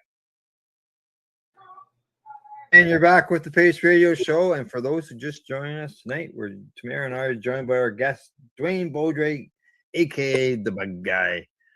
All right. Before the break, we've talked about a bunch of different things, including social media, and we started talking a little bit about events. And I just wanted to get back to that just briefly, and the social media thing as well. You mentioned the Can Expo, where we had met at the Can Expo. We actually were on the same stage, but at different times. That was for the awards presentation. So congratulations on the award you won. But unfortunately, I can't remember what it was. It was an Advocate Award. It was the Advocate of the Year. Yes, thank you. Yes. Yeah. Yeah. Yeah. Exactly. And I thought, appreciate it. And congratulations. I talked to him. Yeah. And congratulations to you and Timmy as well, and Mary Jane for their win as well, if I remember correctly. Yes. Yeah. They did a great job. That's right. Exactly. And they got themselves a large following of people that like their podcasts, and it's educational and that's and funny at the same time, because Timmy's not a consumer of cannabis, right? And great perspective. It's very much like my wife and I. Like, my wife doesn't consume, so they just like love each other. Like, whenever we see each other and meet up, and Tony doesn't. My wife's Tony. She doesn't come to events very often, but pretty much every event she does come to, the newbie and the doobie are there, and she adores them. They're great ambassadors for the cannabis plant and for pretty much anything they're associated with. So would now that legalization here, this is the Can Expo, and it's happening again in 2025. There's other events, cannabis events. At one time there wasn't anything. Obviously, we mentioned that earlier. Do you attend many of these events, and what do you think about what they're being able to do in order to educate the public? Yes, I do attend the events. I've been attending events now for at least 4 years that I can recall, maybe a little bit longer. I'm not sure, but I love the interaction. Part of why I got into social media, which was really how I really found the cannabis community that I know today, was because of I was looking for that kind of connection, and I found about the events. And as soon as I went to the events, I really understood the people in the cannabis end of things so much better, because it's very different online and in person, you know, and that's a Sure. whole sub conversation. Yeah. Sure. Yeah, and the events give you the opportunity to meet some of those people who you would never have met unless you met them on social media. So like for me, it was honestly, like it was an expo, I believe, and like one of the people that I admire the most that were the educators, like on the grow side, they were the first to get me. Okay. And so going to these events, I got to meet so many of them. And for me, that was like meeting your hockey hero or something. Like it really was. It was man crush galore. Shout out Northern Scrogger. Like, you know, like Yeah.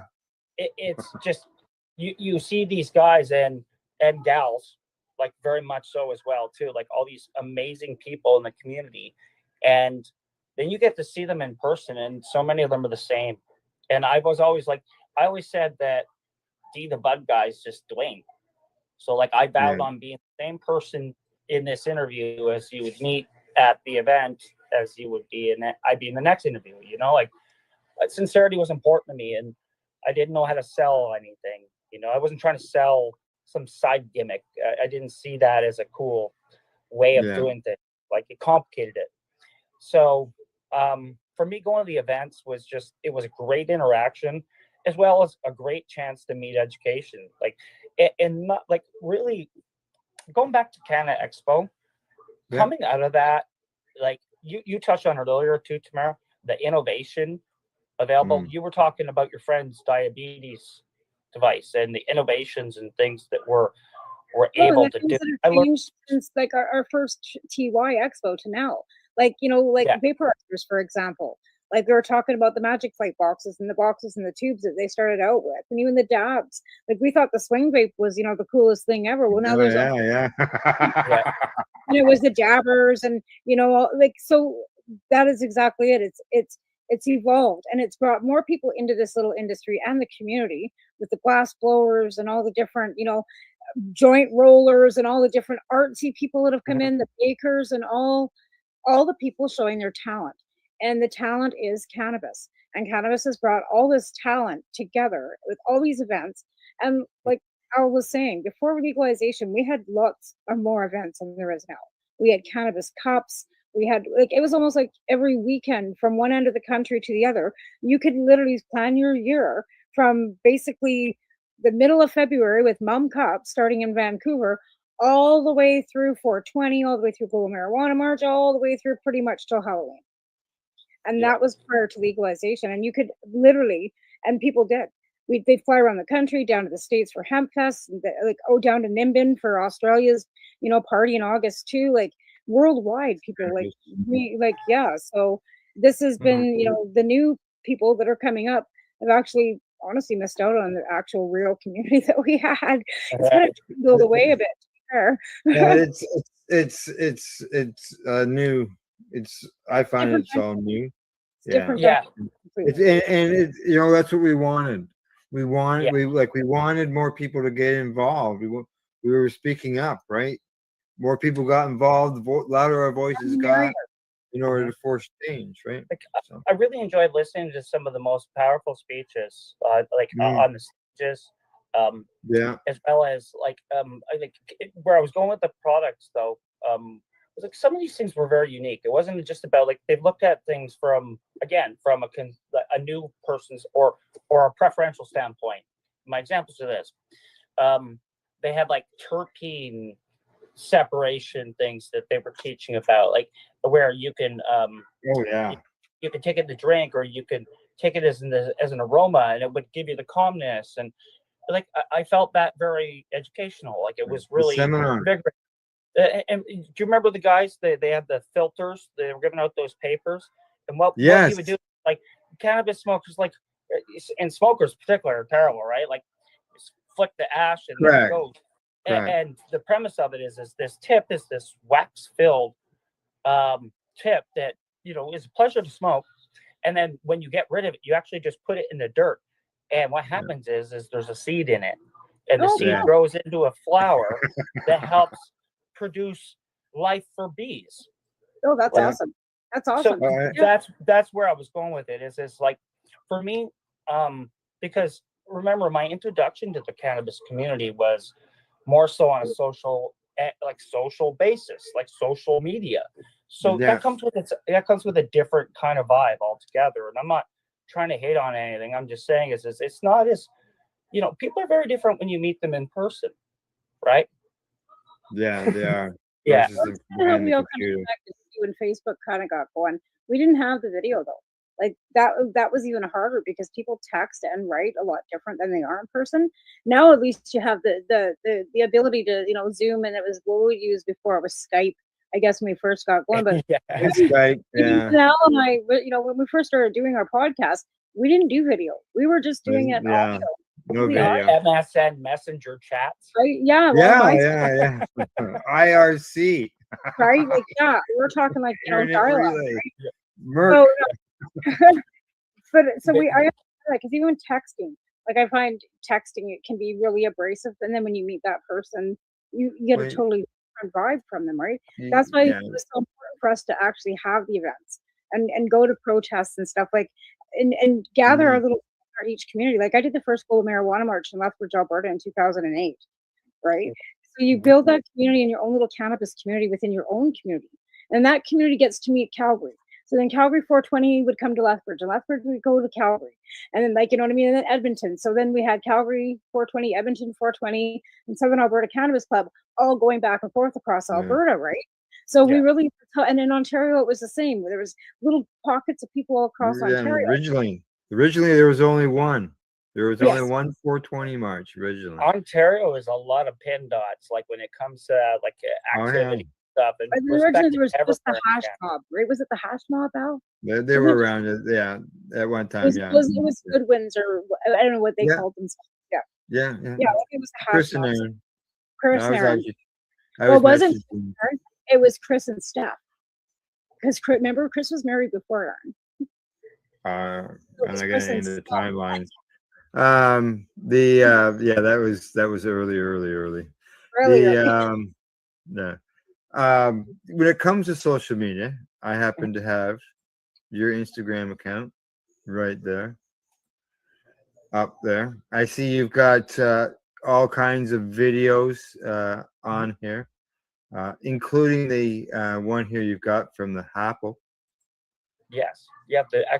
So the Apple, as well as the new drop by Erectric Dave. Oh, okay, I got the Apple. I'm a big fan. You know, I got my Apple right here.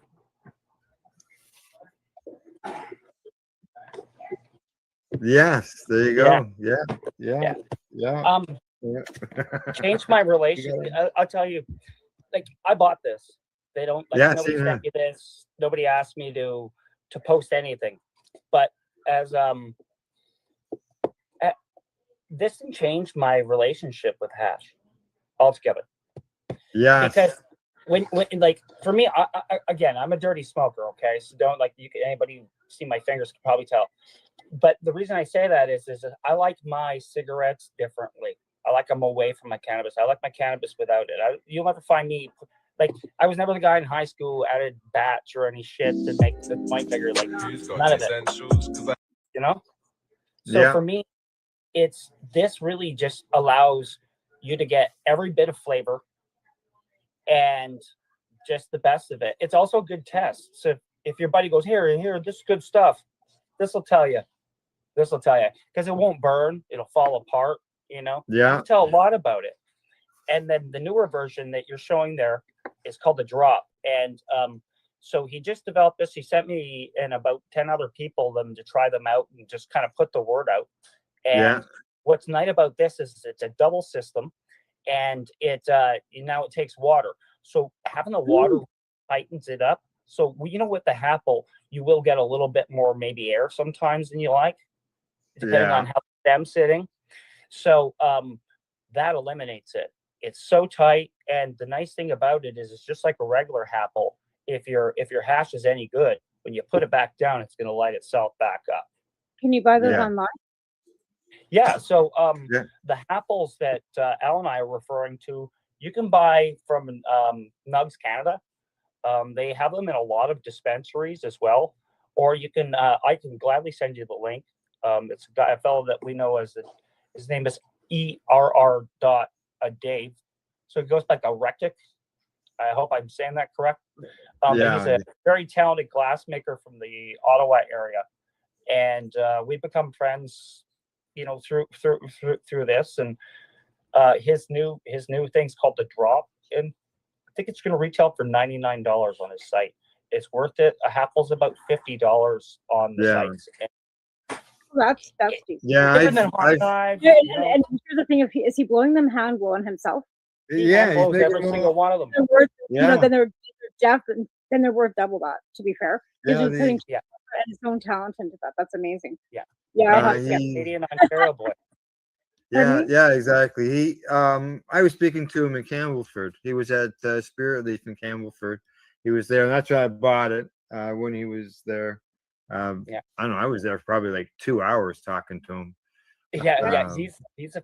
Oh yeah, yeah. We had a I we had missed a a good chance to gab, meet them and face to normally face. I would see him in Toronto at events. For example, at the Karma Cup, he'd have a setup doing his glass blowing, right? So Mhm. I'd walk by and show people what he was doing and get a word or two out of him, not too many. Very good, And like then very supportive well. guy, good community. Yeah, Yeah, he's wicked. I love that. I'm glad you asked. You spoke. You know how to make a guy smile. Let's talk about his apple. yeah. Well, I tell you, like, I was so used to. I don't even think I saw these like some people talk about. Well, there's sort of like something, a newer version of something in the past, whether you want to say like bottle tokes, right? Yeah. It reminded But me. I wasn't doing hash as bottle tokes back then, You used to and smoke I an thought apple. That's what when I saw that on your Facebook page, Al, when you were smoking the hash from an apple, it reminded me when we were teenagers smoking out of an apple when we used to Yeah. yeah. So like, and I immediately thought that was super cool because that's what, that drop with the water would be nice. Is nice. The only thing I wonder about is that I guess because it's got a smaller chamber. Yep. It would fill up faster. But then you don't have to inhale. Yeah. Yeah. Yeah. Get it. So where does the hash hang? Like, does the hash just hang in there? Like, how do you put the hash in there? Yeah, so the top of it's like imagine an apple has like a little stem and at the top piece, right? Yeah. So what he does is it also continues on into the glass. Here, I'll show you. I know I saw the hash hanging there, but I wasn't sure how it hangs there. Like, how do you attach that? So you make it a hash worm. So Yeah, that's part of it. yeah. And then if you look onto the Oh, end, okay, I see. Yeah. it's got a little pot. Sorry, let me Go the other way. Yeah. No, I Yeah. see what you mean. Then you just stick it in between. Okay. Yeah, it's just Then a you like- little groove. It's just a little groove no, in there. You push, I just didn't see and that then- when you had it. I didn't Just like light I it didn't up. see that when you had it lit, right? Yeah. Because you had a picture, so it was hard to see. And- It's not very big either, then. Hey, like it's not. No, it's not. But like so Al, the new one's got a flat bottom, a really nice flat bottom. It's because of the water, but also the additional oval shape. It's a lot. It has a good feeler. Like it has a heavier Does feel it? to it. Yeah, and like I think the reason I bring that up is if you have a apple, it's beautiful to hold, but like I don't know how you feel, but I'm scared to death to put it down half the time because it just feels so. It doesn't have a thick gauge to the glass or anything. Like Correct, it yeah. feels fragile, right? But Yeah. I don't want to. I you keep don't it want to in break the it. box. Then Keep it I in the probably box. would break it. When I take it somewhere, I keep it in the box. And in there it's centered nice and it's in this little cradle and the whole bit. So, but yeah, it's That's a good thing to tell people because if they're gonna buy one, and don't realize that, then they might. Because I'm a klutz, I'd end up breaking it. Now the Maybe only not. thing, and it's not the apple's fault, it's the hash. Sometimes I find that the hash just sort of wants to melt instead of simmer. To burn slowly, it just sort of melts. What the hell's that? And That's not hash then. and it doesn't simmer. That would be shatter that's all rolled up or oil mixed in too much. That's not even real then. It's like Hash. bubble hash. Yeah, Ooh. the bubbles will do that. Yeah, Oh, the Yeah. bubbles will do They that. can't use salt. Yeah. Yeah. Yeah. For me, I recommend, like, if you want to use your apple, I find the best is like an Afghani traditional or an old school hash type of a thing where it's nice, Yeah. it's gummy, still pliable. You don't want the harder stuff, obviously, because it ain't gonna stick and it just burns No. itself up. It has that shit taste, anyways. But yeah. Yeah. You know, it's So- a nice thing to have. And I gotta make my own hash. I got almost a mason jar full of I seen Kef. your key. Yeah. And I just cleaned my Kef container, my joint tray. I saw And That's that my was friend gave me this. I don't even like it. She just come in and gave it to me. It's got no labels on it. It's a nice block. Yeah. Right? Yeah. Yeah. I put that in my apple. How would you do that? You can't make it into a worm. It's hard. Do you melt it? Like I could make this into a worm. Yeah, no. You can make it into words. Too hard, eh? Yeah, it's more keef, like a pressed keef. Mm. Like more like a blonde hash, right? Where they just take a bunch of keef and just push it all together. Those are bowl toppers for me. Like, you know what? That's how That's I what I smoke do. that. Yeah, like this is just like basically we add it to a joint or something too, right? Yeah. Or if you have a hookah, those are great for hookahs. Yeah. I don't even have my bongs out anymore. I kind of outgrew all that stuff. You know what I mean? Like I used I know to what have you mean. kind of outgrown all that stuff. I don't know. You gotta But clean it all. I got a 15-year-old in the house, right? Like when I was like before, yeah, it was different. My older kids lived with my parents, I didn't have to worry about it. But I've got a 15-year-old in the house, and he's already vaping with his vape pen. I don't need to bring out the bongs. So my Okay, daughter's It I- helps him sleep. I don't care. Like I buy it from the legal market for him, and I don't care because he needs it to sleep and he needs it to eat, and I don't care. But I know where it's coming from because it's tested and it's safe, and he's not looking for it from some dealer down at wherever the skate park with who knows what else is in it. So Yeah.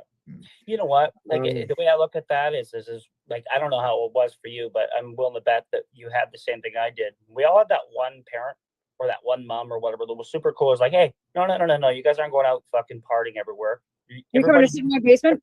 Everybody drinks in my basement. Yeah, that's me. Yeah. I told them that, but none of them want to Yeah, drink. They brother. want to smoke weed. So they would all go upstairs to my kid's room and they bring their bong and do whatever, and that's where they go. But the Their thing is, problems all are their small moms, and micro from there, right? there's 3 of them, but all their moms smoke too, and all their moms know. So it's like they can either come here, go to any of those houses, and I know that when he's out, he's safe. So Yeah. And if my mom gets a call from your mom, you don't get to come over anymore. right? All right, you two. I was gonna play this before the last break, but I didn't. I'm gonna play it now though. And this is from the Global Marijuana March, our interview that we had. And then from there, I'll go into break, and we'll come back. And I got 3 things that I want to touch on when we come back, and that includes obviously growing cannabis. Yeah. Right. My favorite subject. Yes, subject we all enjoy. All right, so off we'll go to break. We'll continue our talk when we get back. You're watching the Pace Radio Show. We're live here on the Pace Radio Network. But first, you're all going to hear the interview that Dwayne and I did out on the road at the Global Marijuana March. Here we go.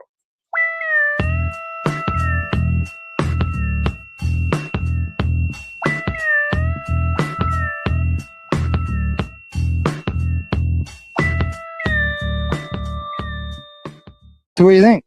I think it's excellent. I love, again, I was talking with Timmy earlier. It's always like somebody starts something and everybody responds. And that's the beautiful thing about it is we're all here, and it's these events to give us a chance to kind of find each other.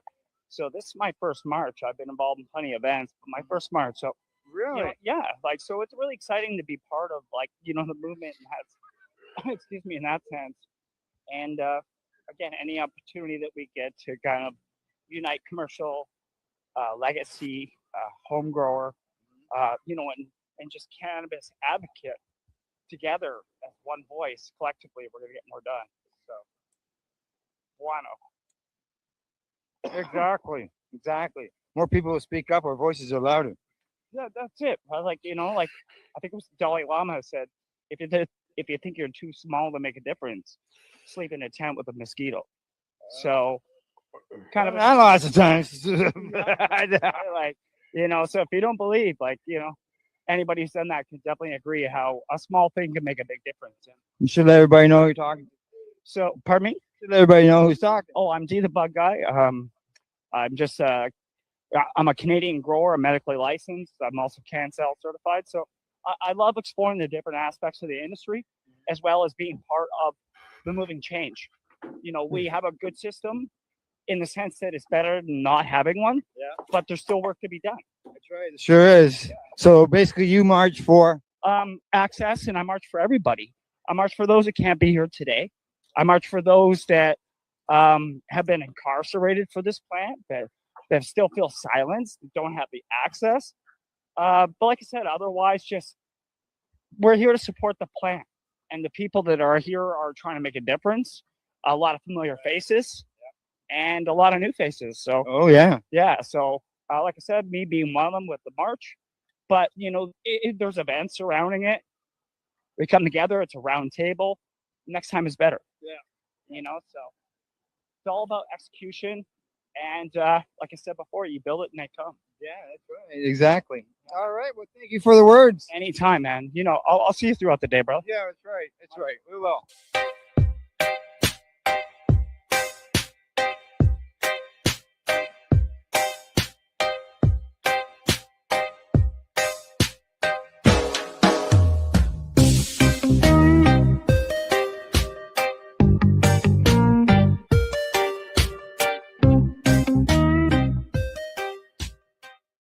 We are people advocating cannabis education here at paceradio.net.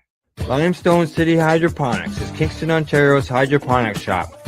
Take your growing to the next level and create the optimal environment with a tent kit, or maximize your yield with an ebb and flow flood table kit. Either way, Limestone City Hydroponics has more sizes and options to fit your needs. Are you looking for the power of the sun that adapts to your budget? Then look no further, as they have professional grow lighting. They have indoor grow systems that are easy and cost effective, with many options to fit your living space and lifestyle. Cultivate your growing potential. We have everything you need to succeed. And if you can't make it to the store, they offer local delivery to the greater Kingston area. Remember, when you're looking for experts to help you grow, then look no further than the locally owned Limestone City Hydroponics, 105 Sunderland Drive in Kingston, Ontario. Call them at 613-548-0420. Enjoy the buzz of legalization with Campbellford Lifestyle Shop. From lights to plant nutrients, books, consumption accessories, and more, we've got all your basics to grow or consume cannabis. Visit our info center or take a look at our piercing services and body jewelry, now available in-store through Campbellford Lifestyle Shop, 17 Bridge Street West, Campbellford. Are you looking to get your medical cannabis grow license? Limestone City Hydroponics can help patients through the process of obtaining their license to grow medical cannabis. What's that? You don't have a doctor. If you meet the medical criteria, Limestone City Hydroponics has a nurse practitioner who can assess and provide medical cannabis prescriptions. What are you waiting for? Contact Limestone City Hydroponics at limestonecityhydroponics.ca or call them at 613-548-0420. Pace Radio is the people advocating cannabis education radio network. You're listening to the Pace Radio Network here at paceradio.net. Pace Radio Show, and we are live with our guest, Dwayne Boudreaux, the bug guy. Camera. I went to go see if I could dig up this bag of seeds that I still haven't done. Those seeds have a story, eh? I was in center last year. Some guy just came in and gave them to me because I was hired as their cannabis expert. Now, Dwayne, you said a lot of important things during the interview, but I've got to think that the funniest thing that you said, you might have experienced it last weekend or recently, while camping, and that is having a mosquito in your tent. If you think it's something, if you're small, you can't make change or be heard. But yeah, the mosquito. So how was camping? Did you get any mosquitoes? Not too many. Like time of the year, and you're from the Yeah. area, so Yeah. the nice thing is they're not too bad that time of year. Barely camping. It was more of what called glamping. It was the only way I can get my wife into the outdoors. She had enough of it a long time ago and decided that we weren't doing anything that resembled roughing it. So Yeah. we compromised on a geodome, and I'll tell you, like A the moment we geodome. got yeah, like so if you're not familiar with it, it's a dome shaped like shelter. Yeah. And it has it has a wood stove in it. It had a beautiful observation view at the top, so you could see like celestial bodies. The moon was so bright when I was up there. It was amazing to see. And as a city guy, it's nice to get out and remove Yeah. myself from all that artificial light and get real memories and reconnect. And his end game on the it's an eco retreat is what it's called, and he's working towards getting fully off grid and whatnot, but that will take time. It's a bit of an investment for him, but he had a great setup. But I'm not gonna lie, like this thing had a hot tub, like was pretty bougie. I'm not used to these things, but this year's been good that way. Right, it sounds like a nice place. Yeah.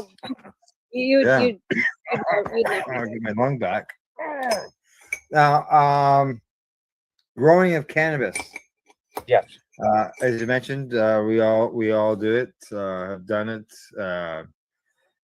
It's something that we spend a lot of time at doing. I consider ourselves Mother Nature, especially if if you're growing inside. You have to be Mother Nature, and you have to be with them quite often. As they say, if you love them, they will love you back. Yeah. Very much. And you gotta make sure your environment's good, right?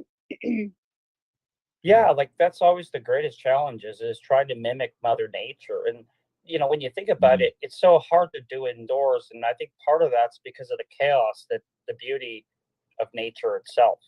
It's a beautiful balance, and it's hard to find an environment where it's going to be ideally humid at certain points and not at other points, and hot at certain points and not other. But it's the sciences that got me in love with it. Like growing cannabis, like growing medicine is my medicine. It's a expression I started using when I became a grower. I probably heard somewhere, I don't know who, shout out to them. And for me, it's just getting through and having that connection. That's when I really started to understand the plant and appreciate it on a level that I didn't necessarily see, like as a person who was just consuming it. And I'm not putting down consumer. Consumers consume. That's what we do. Right. But like when we start to evolve ourselves in it more, you get to see some pretty neat things. It's cannabis plant's so much more beautiful when it's alive than it is in a bowl. You find though that most people, that once they start consuming it, they want to grow it, even if it's just in a cup on their shelf.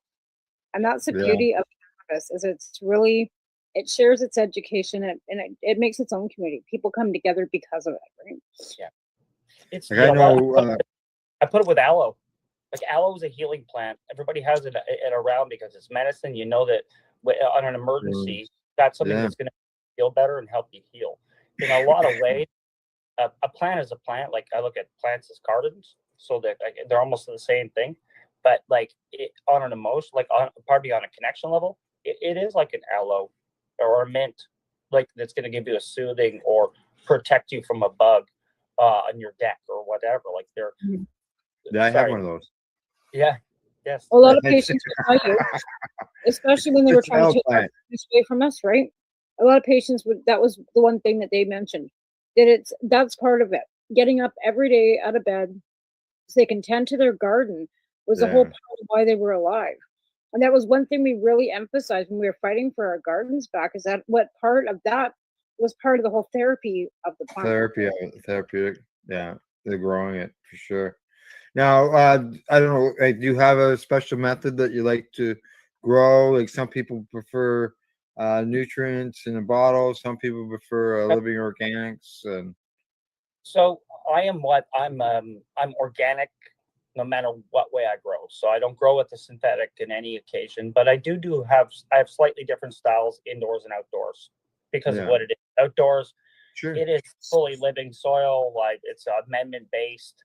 I will give it the optional, or pardon me, like the occasional supplemental feeding later in the season and stuff. But for the most, I feed the soil and let the soil do the work, and I do what I can to promote a healthy microbiology system for the plant. I haven't done a good job this year, but I usually keep them pretty good from being pest free and whatnot.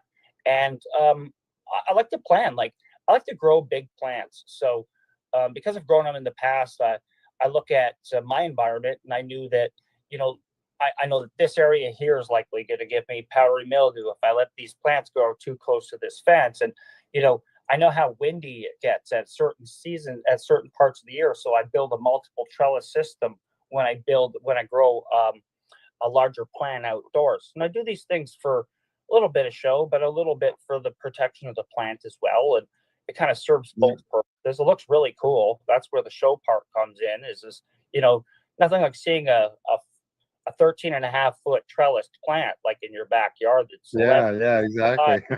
With 8 feet front to back, like it's a single plant. So it's pretty daunting when you come up on it if you've never seen something like that. But the benefit of it is it keeps the plant separated. It allows for better bud penetration, or probably light penetration. It gave me a better yield on my lower canopies, and it kept the bugs and the PM at bay. So as cool as it looked, it had a reason, So for me, it's like, that's definitely the fun part is figuring out the science of it. Indoors, I grow in tents. I have a large growing area. I'm lucky. I'm licensed for 99 plants, so the sky's the limit. I don't grow that many. I grow closer to 4 most. I know what you mean. I've always grown under my numbers. But there are times where you need those numbers, because in order to maintain things, you need to deal with clones and stuff like that. Yeah, So, we still had 90. We were licensed for 200. We would still grow 90. We'd have 90 clone, like our 30 clone, 30 in veg, and 30 coming off. So especially from your point, especially like, because again, you were you were medical and a grower and everything much sooner than I. So the reason I maybe cited you in this is I haven't done large pheno hunts as a grower yet. Like I've done smaller ones, but you need to be able to, if you have specific needs, like now we know, and maybe you knew back then, what strains are going to help you with certain things. You can grow very specific, but you don't just know that. You got to grow a bunch of plants sometimes. And your plant works out, right? Sometimes it's, and you find after a while, the strain that worked for you for a while doesn't work for you anymore, right? And sometimes you have to mix and match, but and depending, and since we started, like since Al and I first started going, the genetics have changed. The genetics have evolved. Now you can get, more people are just doing clones. You don't have to worry about running into male because you got seeds. Like there's just so many different methods. Right? I'm actually still growing same strain for 14 years now. Wow. I've been growing this one particular strain. 3 years is the longest I've kept a strain around. I still have it. It's Destiny's Breath. It's by Atlas Seed was the breeder. I hunted it, so I kept it. I ended up getting a cut back. But when you're a new grower, you just want to try everything. Correct. You do. And then then once you figure maybe you got more space, maybe you got a license, or maybe you got something you want to figure out, and then all of a sudden now it's out of hand. My library's gotten out of hand. I have 16 different strains that I've decided I shouldn't have 16 mother plants. I need to break this down to 6. You know what I mean? Which ones? Yeah, which ones? Which ones? So that's where the growth community comes back in, though, right? Because if you're good and you're lucky that you got a buddy or a friend or another grower that you can toss a cut at and know that you get it back again one day. Like that's true value in that. And you'll find that in this community. And if you don't have access, you're listening to this and you're a new grower or somebody looking to start growing, this community is great that way. There's always lots of people that are like, hey, I kept this cut. Al's got a cut for 14 years. Maybe one day I'll get a cut of it. Yeah. You know what? I don't have a cut of it, but I got a bud of it. No, but Al, I kept telling you I was hoarding this bud. Al sent me this. Yeah, and this is the G. So I've been hoarding this for like months, but I got one bud. Grape escape. You get the shit that you put it away when your friends are over just in case. It's like no. No, I know. I put away my really good stuff. I stash away a little bit just for like the rainy days, right? And that bud's been around for a while, but I keep on hanging on to it because it might be another rainy day, and it's good stuff. Absolutely. Yeah. I was able to grow enough to share around. Finished off the indoor growing part. I do grow. I do bottle. I do use in a nutrient line. It's called Green Rush Nutrients, and it's really simple. It's water soluble. It's fully organic. It's an Ontario-based company, and like all the ingredients, like any good product, is listed right there for you. You know exactly. Like it just doesn't. It just works. It's good stuff. Yeah, I've always find when I read the ingredients, if you can read the words, that's a good sign. Yeah. Because there's some stuff. What? And what is that? I always used. I was always like using liquid. I always do, but I use Remo's nutrients, and that's what I use. Right? Yeah, so I used Remo's nutrients from the time when Remo first brought it out, and prior to that, I used Advanced nutrients because Remo was with Advanced. So I kind of went along with Remo and Sandra with their nutrients, and that's I walked into his garden when I went to Vancouver and went, holy fuck, am I ever an amateur? His boy came out. Like indirectly, I found same thing. You found I followed a person. So like Joe, the owner of Green Rush Nutrients, worked for another nutrient company. I won't mention. They're still operation, and I've said more about them in the past. So I'll just leave them out. Bottom line, he ended up leaving them and starting his own company. And I was fortunate to kind of be there at the early stages. He asked me to try it and see if it worked. So we gave it a nickname. We called it Mystery Plant Food X before it was known as Green Rush Nutrients, and got a couple other people to try it too. And we did like this little test and see, and the plants look great. So ever since then, it's they've built this great business off of really just kind of helping growers. They do banners, they growers logos, and they sponsor cannabis cups. They sponsored my cup. Like they're all like I've known them for like forever. Yeah, so I know exactly. So when you find people that support, like not just you, but like also the community around you and whatnot, and they happen to have nutrients that fit your growing model. Yeah, but Remo walks the talk, right? Like Remo was with us. Remo. I've met him a few times. We're not friends, but like I wish. Yeah, no, but seriously, like when I was telling you about like writing the policy with the Liberals in 2014, Remo and Sandra were there too. So he's always walked the walk. That's the one thing about it. The normal but I see the first time I think I met Remo was at Lyft, and I said, how are you doing? And, introduced myself. He goes, hey, how's it going? He goes, hey, what are you doing? I said, what am I doing? He goes, we're going across the street. There's a 420. We're going to do a smoke, and we're going to, I don't recall exactly who it was. And I apologize for not having that name, but Tracy. Pardon me? Tracy Curley's, Tracy's Lounge across the street. Right across the street from in the park. In the park, yeah. Tracy Curl. Yeah. So anyways, my point being is that's the very context I met him. He's like, hey, we're gonna go over and we're gonna pay some dues and some legacies. We're gonna go see some OG shit. Come on. I was like, right on. That's the summarized version. That's not what he said. He said he put it so much better than I did, but Oh yeah. Yeah. Yeah. Yeah. Oh yeah. That's And he stopped the to talk, like, Tracy. my buddy was there. The He's a breeder, Tracy was a and long time, very popular, very he well gave, known he cannabis stopped to advocate. he stopped to talk to my buddy, which I know meant a lot to my buddy too, who's a breeder. And they talked. Mhm. They'd met before, and he was giving very nice critique on his bud and stuff like that. He found it very helpful. He's like, the nose that guy has is amazing, eh? Mm-hmm. Like he could be like, this is like, and like potential pre-1985. It's like it's like what the fuck? It's like a toucan of weed. Yeah. It's truly amazing. And then he walks around with a suitcase. Yeah. Or a shoulder full. Yeah. Okay, now to sort of switch gears. Yep. Before we close up. I know that the date has come and gone, but I still think that it's something that's a worthy cause to be brought up and to let people know. I see that you've been involved in a fundraiser for a family member with cancer. Yes.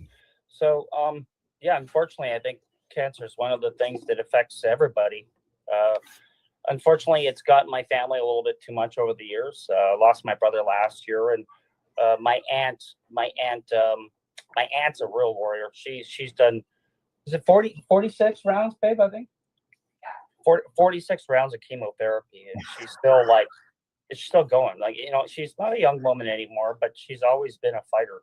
And so, when things like this happen, you do what you can. My family asked me, as D the Bud guy, to put a package together, and because she takes RSO, which I got from the community.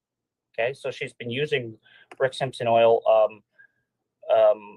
as part of her treatment and whatnot. So cannabis being a part of it, they wanted to have a cannabis prize. So yeah, that's what you've seen.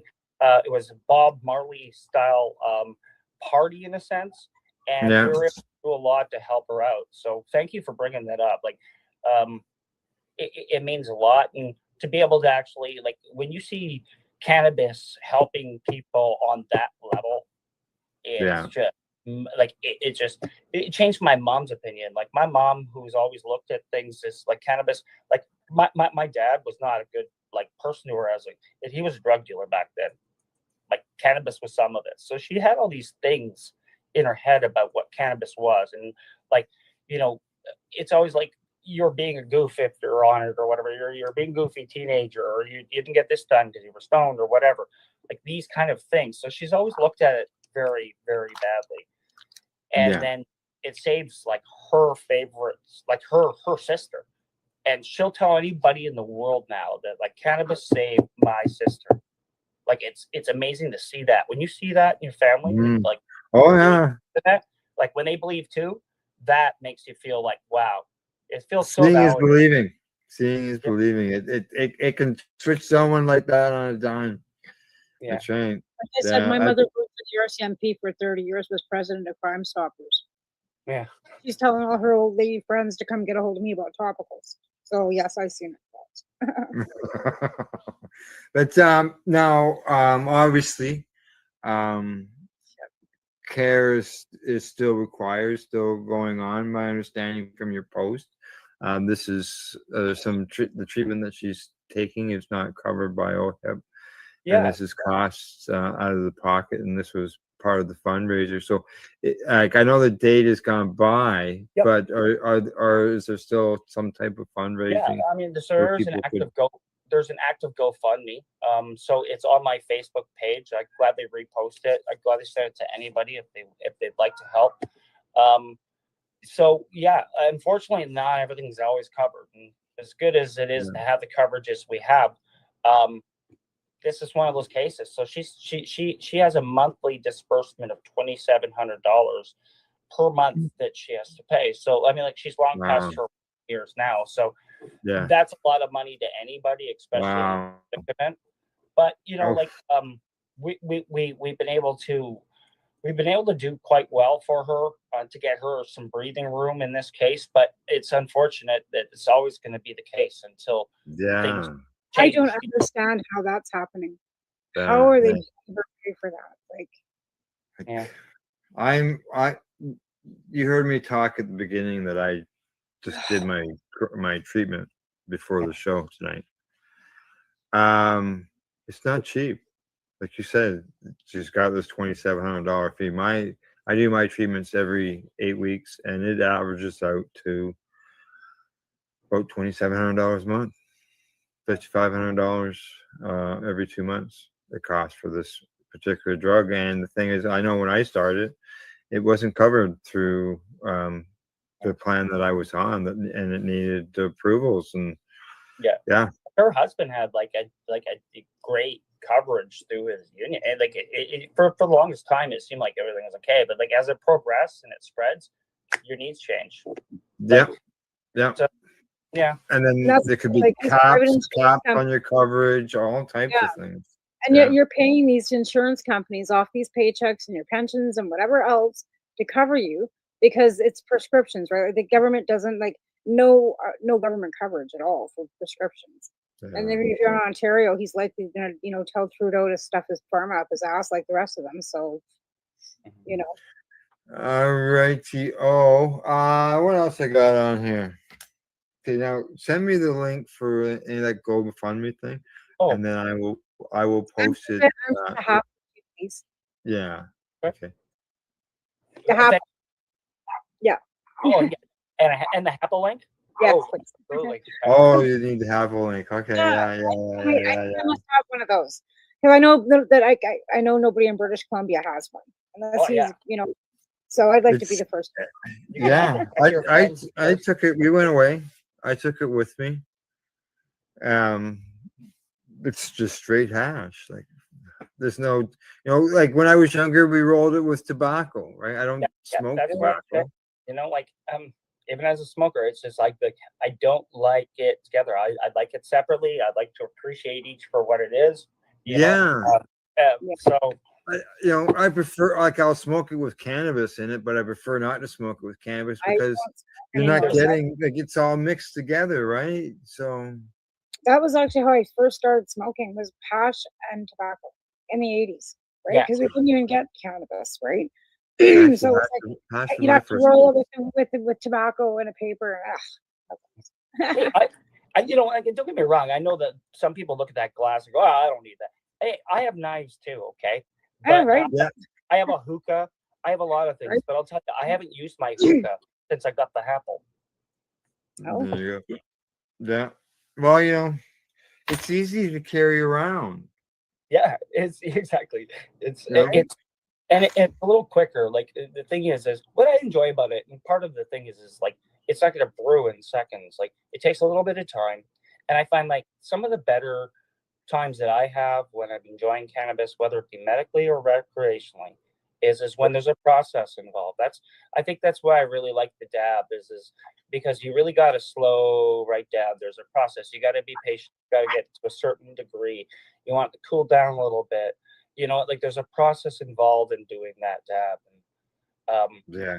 So like when you're smoking a big blunt with that hash worm in it, same thing. You're slowing down. You're taking time for yourself, and it's part of your regimen. That is worth as much as what you're consuming in a lot of ways, depending on how you feel. Mm-hmm. Yeah. Very true. Yeah. Right? Very true. Very true. All righty. I see we got a couple minutes left, so it's shout out time, person, place, a thing, website, so on and so forth. If you've got more than one, by all means, go ahead and mention it, so on and so forth. All right. So I'm D the Bug Guy. I'm very easy to follow online on Instagram. D the Bug Guy, no spaces. It's just like the caption that you're reading as you're watching now. So I'm at D the Bug Guy. Same thing on YouTube. I do have a YouTube channel. You'll find more of my grow contents there. More of my goofing around, having things, product reviews, and fun is generally my Instagram account. I'm Dwayne Boudreau. It's going to be posted. If you're seeing this on Facebook, I imagine there's likely my name will be in there somewhere. If not, I'll definitely comment in the video. You can find me that way. I appreciate everybody. I'll do my best to follow you back. Shout out wise, I'd like to take the time to thank you and you for having me on. First of all, I'd like to thank, I'd like to thank like the cannabis community for having these discussions and for being so cool about it. Like these are the real important things in my world. You know, I would like to appreciate anybody who ever took the time to invite me out, to educate me. You know, anybody who ever came to my place and blazed with me. You know, anybody who ever tossed me a bean or just said that my girl looked like shit and was right. You know what I mean? So I respect each and every one of you. I thank you so much for that. Thanks. Word up to Green Rush Nutrients. They're my people. They're my day ones. TMB Naturals, another great Canadian organic plant company. Burmabec, they're out of Quebec. So like I really do love this community, and as much as I talk about myself in these things, I really love just talking about everybody else. So thanks for all those people gave me a chance to do it. Yeah, good one. That's a good one. The I've found that because I don't work. I'm on disability due to my Crohn's, but it's given me something to do in my life.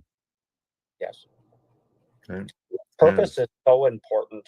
You know, and Correct. one last shout out if I can. I'd like to shout out to the Canna Helpers.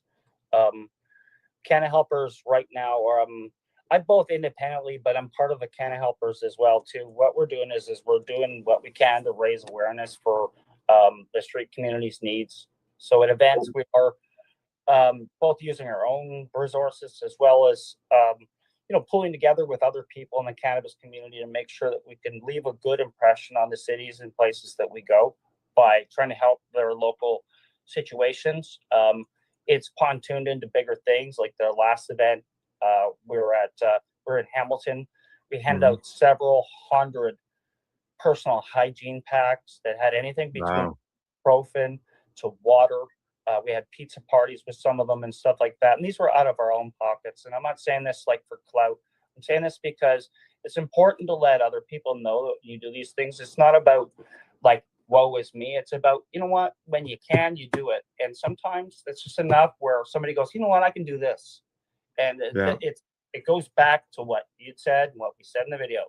If you think you're too small to make a difference, then you sleep in that tent with that mosquito. Yeah, exactly. Yes. Alrighty, great shout out. And the Canna Helpers, I have seen them posted online. The Church of Peterborough is involved in that. Yep. Yeah. Canada Exactly. Lake. All right, Tamara. No, thanks for coming on. It was great to meet you, and I hope that you keep on, spreading the word and educating people because it sounds like you are a great advocate. Thank you so much. It's fun to do this. Thank you again for having me. Yeah. It's always it's great. We get to meet new people and all that. Hey, talk to them about different things. So, and we try to make it just a conversation between three people. Yeah. Right? So, and if someone's listening and watching. All right. Other than that, Tamara and I will be back next week. You can find the Pace Radio Show. We're on Facebook. Unfortunately, we can no longer broadcast live to Twitter because Twitter now wants some money to do that. All right, you can find us online, paceradio.net. Thank you. Just go to our sponsors, legacy420.com, the Camelford Lifestyle Shop, Limestone City Hydroponics, and at ease.ca.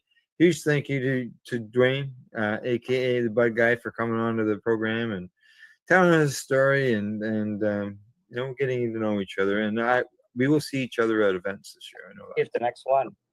That's right. All right. Too, gal. Thanks, Tamara, and thanks for everybody for tuning in to our watchers as well as to our listeners. Thank you and good night. Night.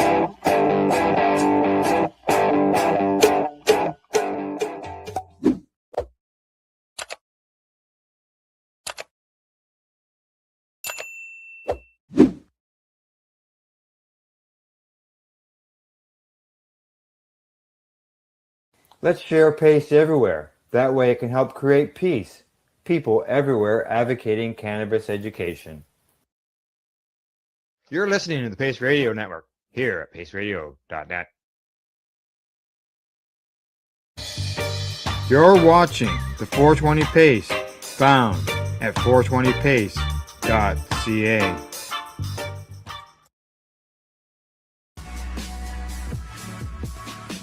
Tune in Fridays at 7 p.m. Eastern Time on 420radio.ca. Whoa, whoa, whoa, whoa, whoa, whoa, whoa, whoa,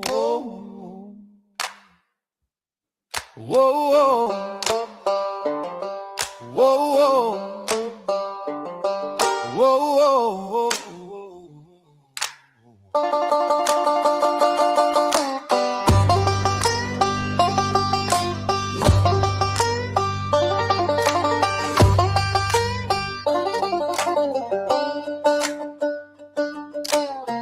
Tracks fade where the black top ends. Truck door slam, then his roots and stem. Camel cabs in a crooked line, laughing low, saying this our time. Hey. We're just guys hiding in the forest, shadows shaking in a pine tree chorus. If you hear that twang, you already know somebody about to steal the show. Guys hiding in the forest. Of course, it's trouble when the backwood boys all show up in force. Yeah, if you hear that laugh through the leaves at night, you better bring your game and you better play it right. Oh yeah.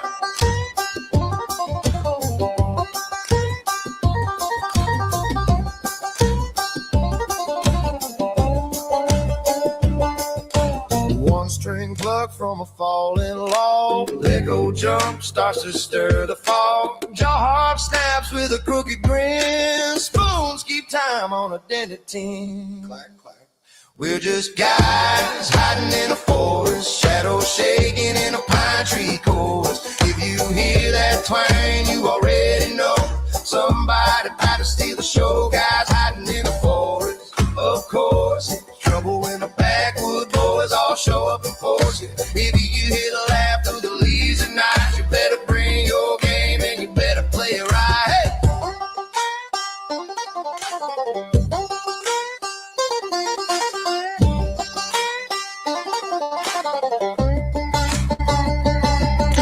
Circle up close where the fire burns low. Your turn, my turn, fast and slow. Wrong, no, right, green. That's a rule we wrote. Win or lose, we all go home. Horse in the throw.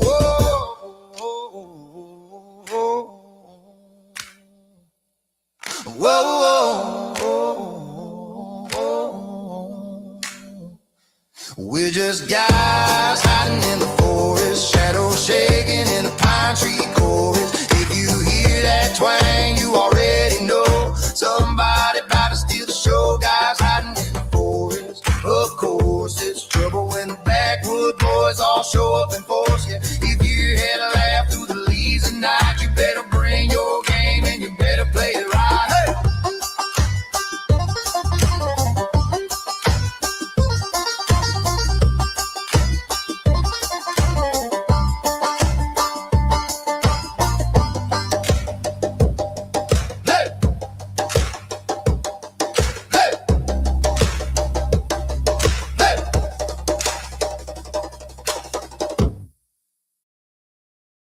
Mic on, red light, lean in, hit live. Pull up a chair to the table, 2 mugs, 2 minds, 1 cable, little green leaf on the label, big brave truths on the label. We got patients on the line from Brazil, from the Bronx, from the hills. Stand still, let them talk about pain, about pills, about how this plant help heal what it will. Protest, and turn that voice louder. Stories in smoke, information like powder, blowing cross borders every time we speak. From this small room to a global reach, People listening, people watching in their rooms. Big screen glow, little earbuds too. We pass the mic, turn courage into legacy. Patient advocacy, that's the energy. Hey!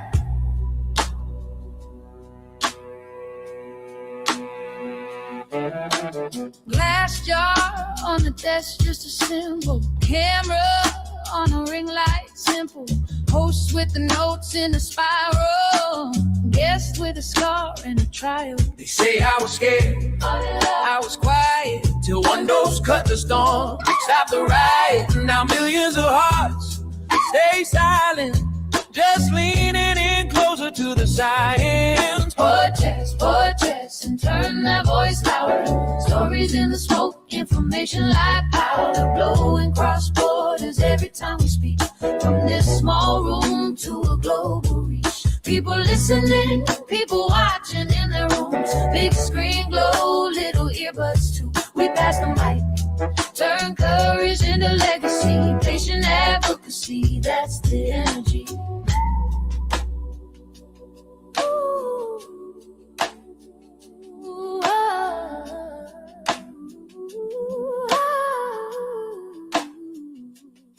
From Cape Town up to Tokyo, late night shift in Ohio. There's a face on every download. There's a life in every episode. We are not alone in this. Every share is a little risk. Every view is a little fist in the air for the ones we miss. Pour chest, and turn that voice louder. Stories in the smoke, information like powder. Blowing cross borders every time we speak. From this small room to a global reach. People listening, people watching in their rooms. Big screen glow, little earbuds too. We pass the mic, turn courage into legacy. Patient advocacy, that's the energy.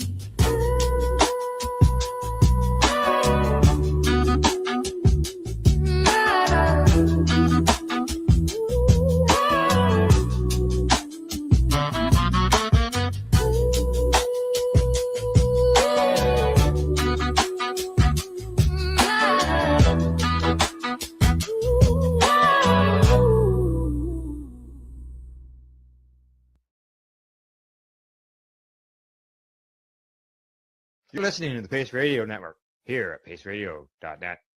The views expressed by the individuals during this broadcast are their own opinions, and they may not be the same as those of their group or other organizations they may be involved with. All medical advice during our broadcast is not a medical opinion and should be checked with your medical physician.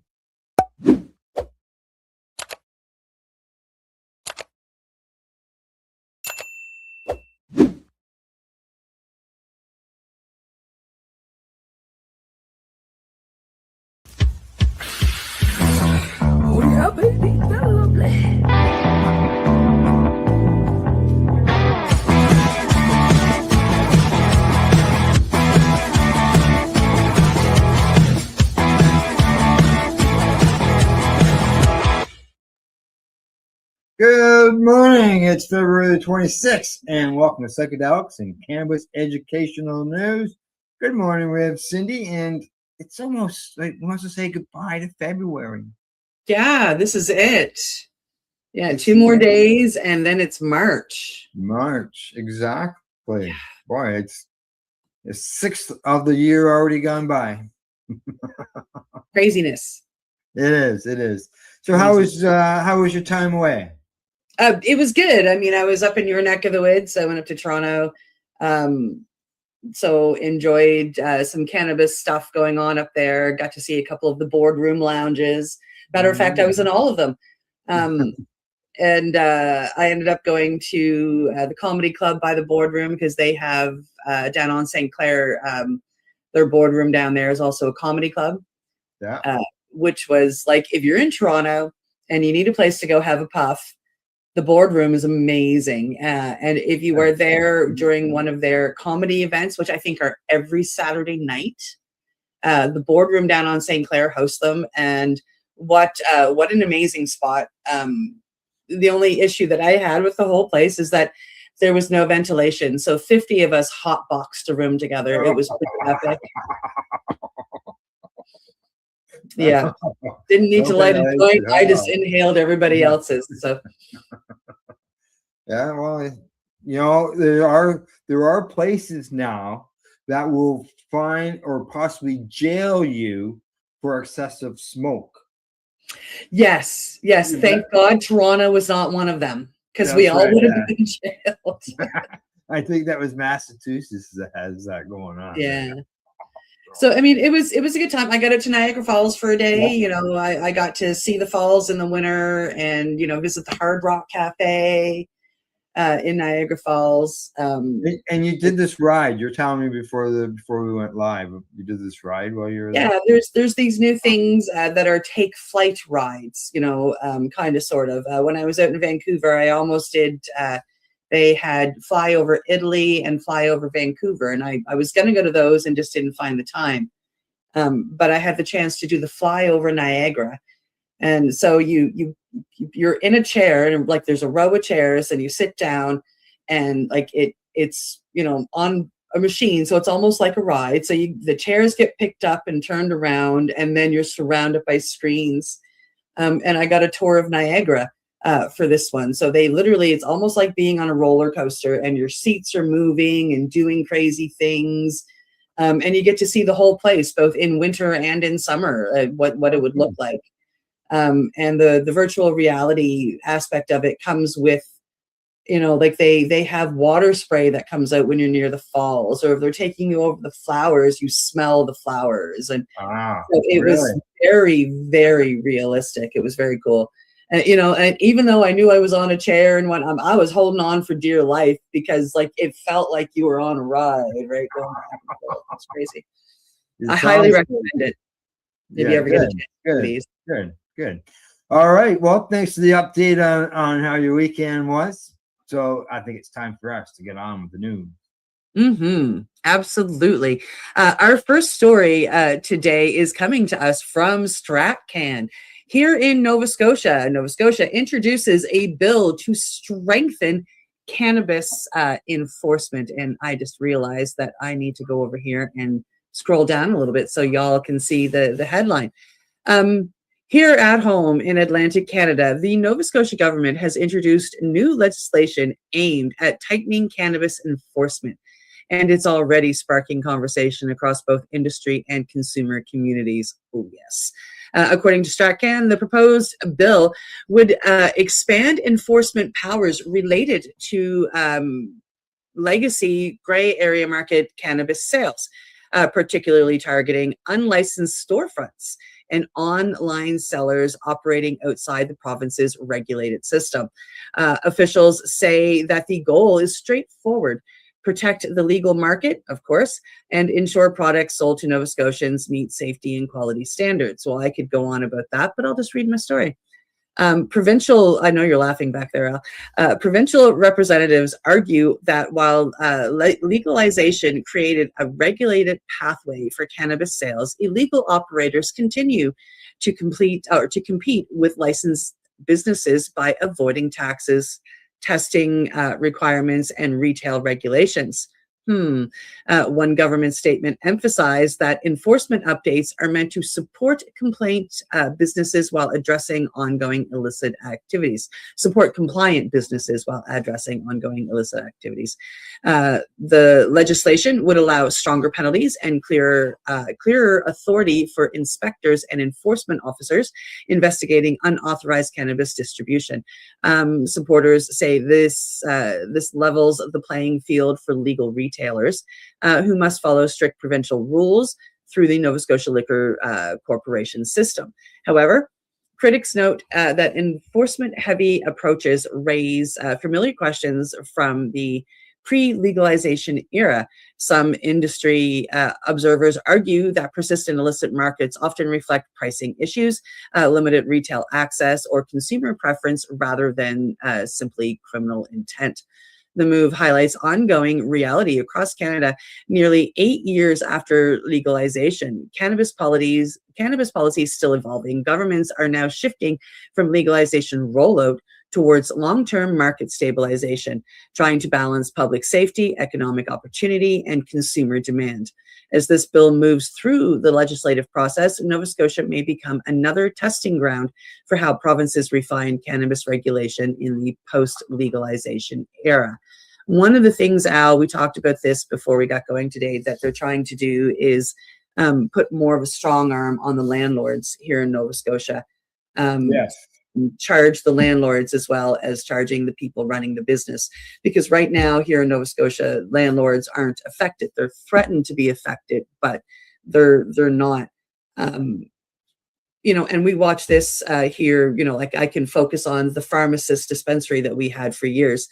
And the RCMP tried to strong arm the landlord of that building to kick them out. And the landlord said, I'm not responsible for the business, and they pay their rent.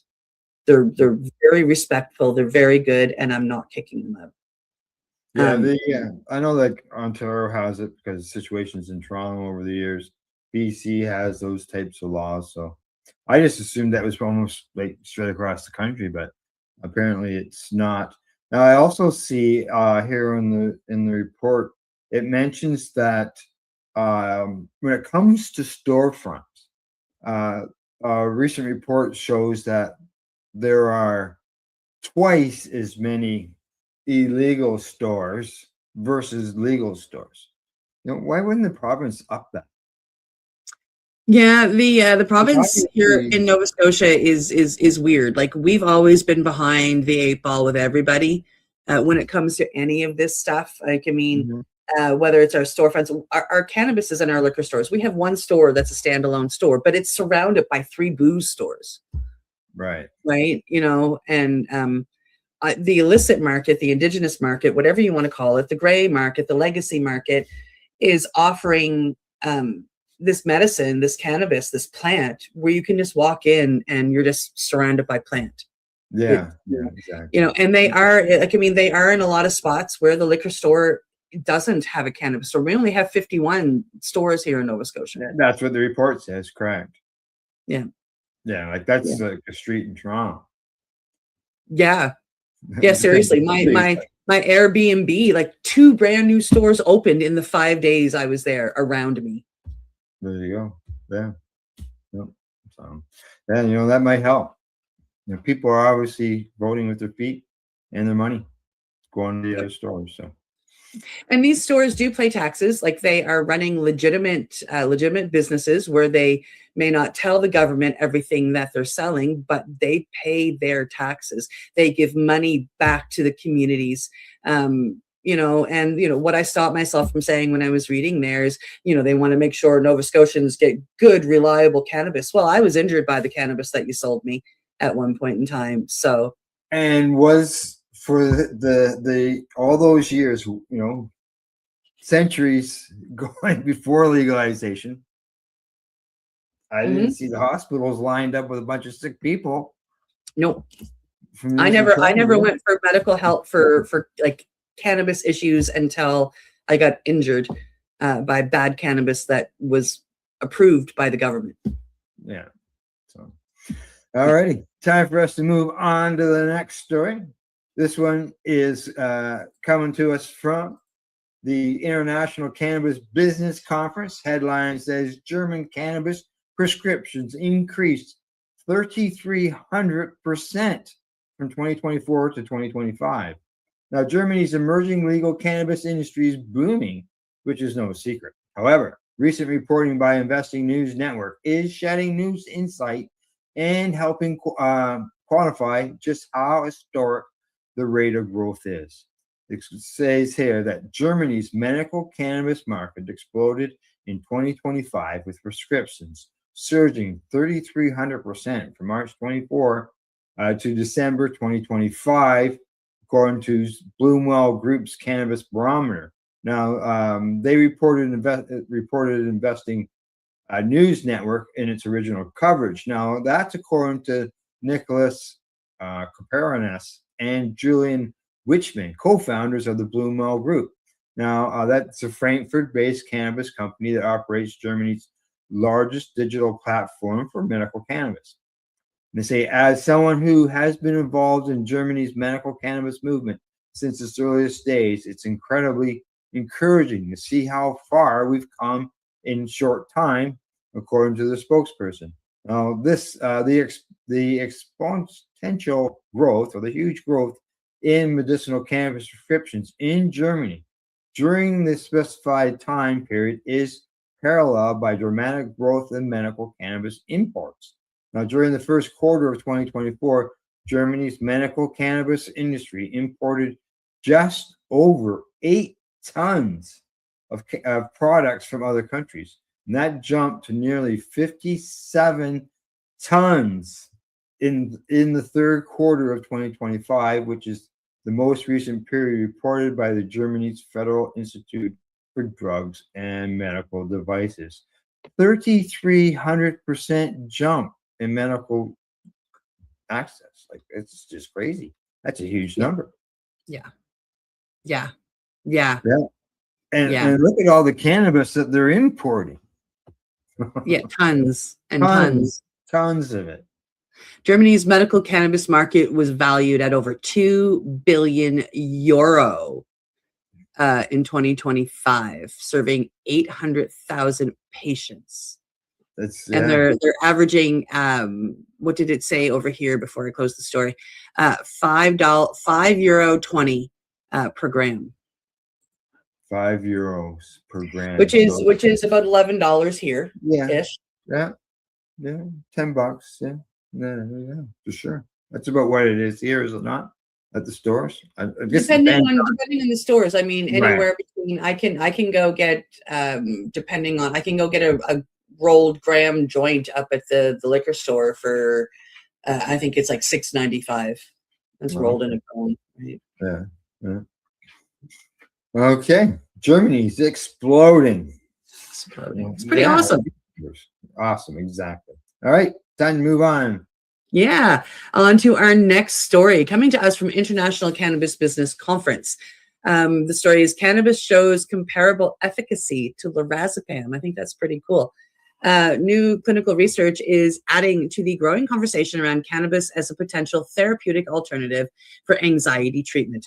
A report highlighted by International Cannabis Business Conference describes a clinical trial in which cannabis demonstrated effects comparable to lorazepam, a commonly prescribed anti-anxiety medication belonging to the benzo family.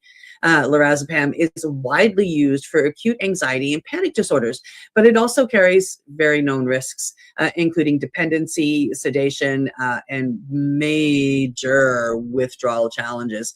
Researchers conducting the study explored whether controlled cannabis formulations could provide similar symptom relief while potentially offering a different safety profile.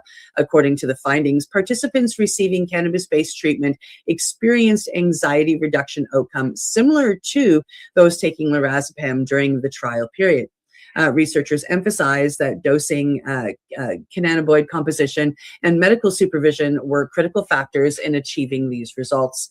One researcher noted that the findings suggest cannabis may represent a viable therapeutic option deserving further rigorous investigation, though they cautioned that more large-scale studies, of course, are all still needed before widespread clinical substitution could be recommended. Importantly, the study does not suggest patients replace prescribed medications on their own. Instead, it contributes to a growing scientific effort examining whether cannabinoid therapies could complement or eventually reduce reliance on certain pharmaceuticals. There are many of us out there who did just that and are off the pharmaceuticals. I am one. As mental health treatment conditions do involve, studies like this reflect a broader shift in medicine, moving towards personalized approaches that consider multiple therapeutic tools, including plant-based compounds, once excluded from the mainstream research. For clinicians, regulators, and patients alike, the question is no longer whether cannabis has medical potential, but how best to integrate it safely and responsibly into modern care. you know, and I agree with that. Like, I am one who walked away from pharmaceuticals. I did do it under a doctor's supervision. We learned the cannabis medical side together, and got me off of everything that I was on. So I only need to take it now if I'm like having a surgery or if I need an antibiotic. I mean, like I'm, you know, and as many of us are like, I mean, you never got hooked up into the pharmaceuticals, but you used cannabis instead of pharmaceuticals. And you know the efficacy of them. So it's nice to see them doing the study. Yeah, I'm so glad that I chose cannabis over opioids. Just only had to have them while I was in the hospital. Now I was going through the story here, and two things I wanted to mention. The first one was you mentioned about the side effects of lorazepam, and I see here it mentions life-threatening breathing problems, drowsiness, or coma if used along with certain medications. Seizure as well. Yeah. I'm going, what? And they say that the investigators found that medical cannabis use was associated with improved outcomes across multiple metrics. This includes better reported sleep quality, a reduction in reported anxiety, as you mentioned, improved health-related quality of life. Yeah. So, yeah. If I think of the quality of my life when I was on all of those medicines, Ativan, benzos being two of them actually, because I was on Ativan and clonazepam. I mean, I didn't have a life. Like, you know, like in the 24-hour day, I would sleep at least 18 hours, if not more. And then the rest of the time that I was awake, I was very much a, no life.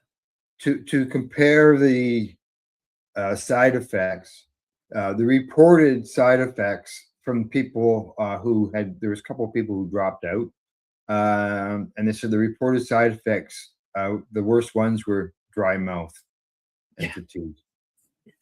That's why I always have a bottle of water. Yeah, I always have water right there. You know, well, we do a lot of reading too. So. Yeah. All righty. On to our next story. This one I have to get ready and bring up before I do that. And then we're going to go to break. I was too busy reading your story to do that. But I got it ready now. So here we go. Here we go. This one's coming to me from Marijuana Moment. American support for legalizing psychedelics is where marijuana was in the 1990s before state reforms, according to the polls.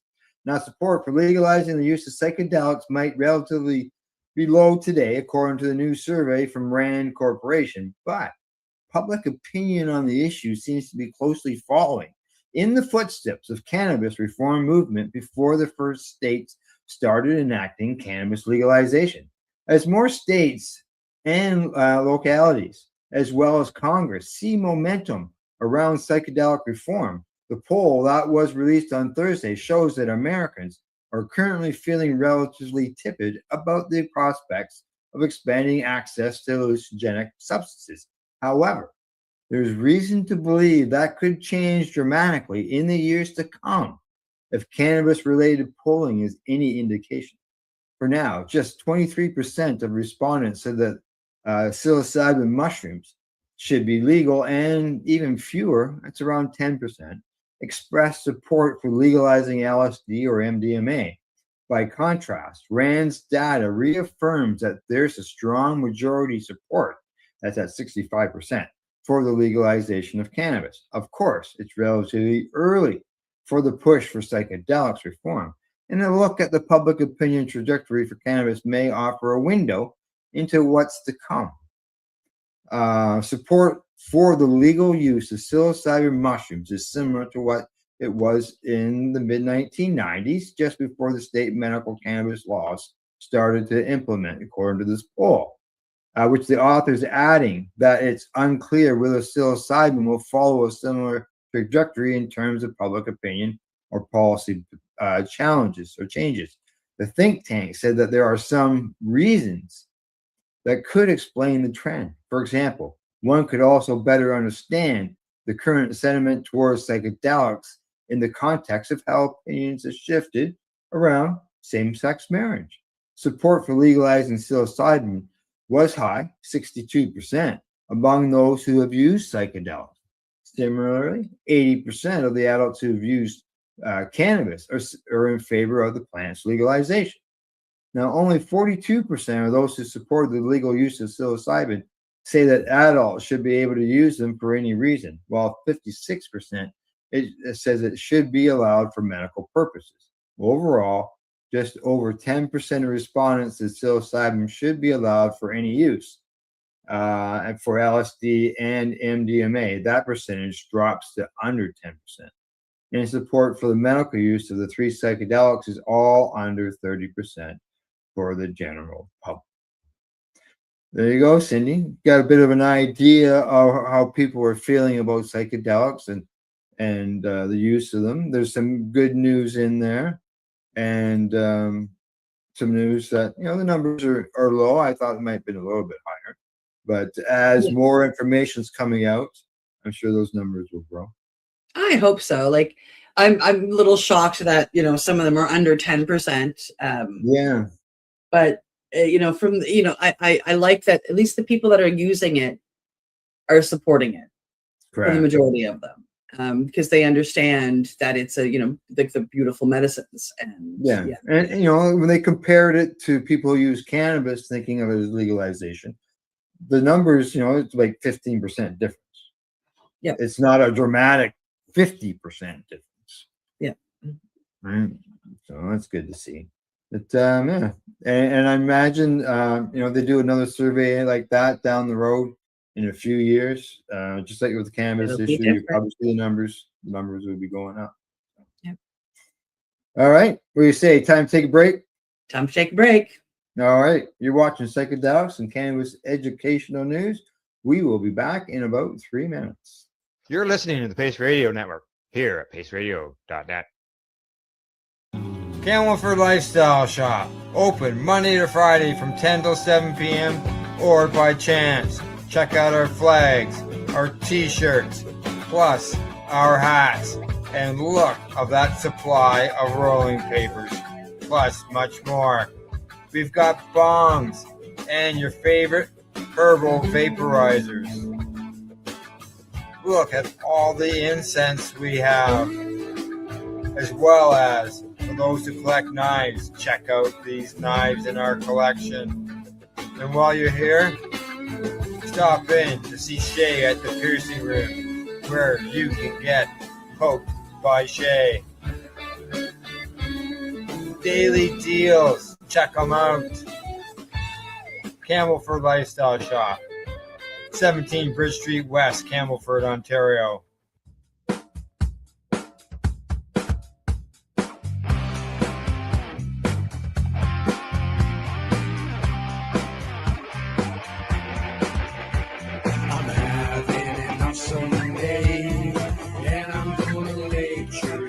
That way.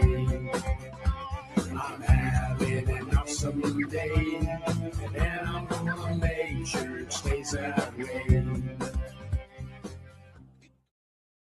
Limestone City Hydroponics is Kingston, Ontario's hydroponics shop. Take your growing to the next level and create the optimal environment with a tent kit, or maximize your yield with an ebb and flow flood table kit. Either way, Limestone City Hydroponics has more sizes and options to fit your needs. Are you looking for the power of the sun that adapts to your budget? Then look no further, as they have professional grow lighting. They have indoor grow systems that are easy and cost effective, with many options to fit your living space and lifestyle. Cultivate your growing potential. We have everything you need to succeed. And if you can't make it to the store, they offer local delivery to the greater Kingston area. Remember, when you're looking for experts to help you grow, then look no further than the locally owned Limestone City Hydroponics, 105 Sunderland Drive in Kingston, Ontario. Call them at 613-548-0420. Rerolled Saturdays. Check it out. Nothing but non-stop cannabis and psychedelic programming. Find it at 420pace.ca. You're listening to the Pace Radio Network here at paceradio.net. We're back. We're live, and we got 4 more stories to go, right, Cindy? We do. Yeah, All right. And you've got the first one. I do. The next story is coming to us from StratCan. There was a U.S. musician who was denied entry into Canada because of for cannabis trafficking charges. Denied entry into Canada. It totally got me. Despite cannabis being legal nationwide, cannabis border policies continue to create complications for international travelers, including performers and touring artists. StratCan reports that a U.S. musician was recently denied entry into Canada due to past cannabis trafficking charges in the United States, highlighting an often misunderstood reality. Legalization does not overcome immigration law. Canadian border officials retain broad discretion to deny entry to individuals with certain criminal records, even those offenses involve substances that are now legal within Canada itself. Immigration rules classify trafficking offenses as serious criminality, which can trigger automatic inadmissibility. The situation has become increasingly common for entertainers, athletes, and industry workers whose past cannabis-related convictions date back to Prohibition-era enforcement in the United States. Ironically, individuals connected to a now legal industry can still face barriers crossing the border. Legal experts quoted the article explain that travelers with prior convictions may need to apply for special authorization, such as criminal rehabilitation status or temporary resident permits before attempting entry into Canada. The case serves as a reminder that cannabis legalization operates with national frameworks, and international travel remains governed by separate legal standards. As cross-border cannabis commerce and culture exchange grow, pressure continues to mount for clearer policies that reflect changing laws on both sides of the border. For now, the message from immigration authorities remains clear. Legalization at home does not erase historical criminal records abroad. And just so we know, the musician was a country musician by the name of Charlie Crockett. Someday, Al, if they ever legalize, we're going to be able to take a day trip while I'm in Toronto and go, hey, I want to go visit Detroit, and just kind of take my doobies in my pocket and run off and visit Detroit and not have to worry. Or vice versa. Detroit can come visit Toronto, right? Yeah. Well, we can go across the border with our prescriptions, but you got to claim your alcohol. Yeah. Yeah. Now, as far as us headed their direction, just because I wrote articles about cannabis, that would make me ineligible to go into the U.S. And they say that where is it right here? They say just simply admitting to have used cannabis in the past won't allow you into the U.S. Yeah, and this fella here, I wasn't surprised because I know of a guy. This was years ago, back in the TY Expo days. One of the musicians that were supposed to appear at it got turned around at the border because he had an impaired driving charge in the past. Wow. Apparently, this is the second time that's happened to this particular artist trying to come to Canada. So I don't know all the details, but I assume he tried and then did a bunch of stuff and then tried again. Did a bunch of stuff and was denied a second time. So and it was 2 different points of entry. Yeah. Yeah, and I guess it was testing the limits because it could get to the point where he could be arrested for it. So. Yep. All right.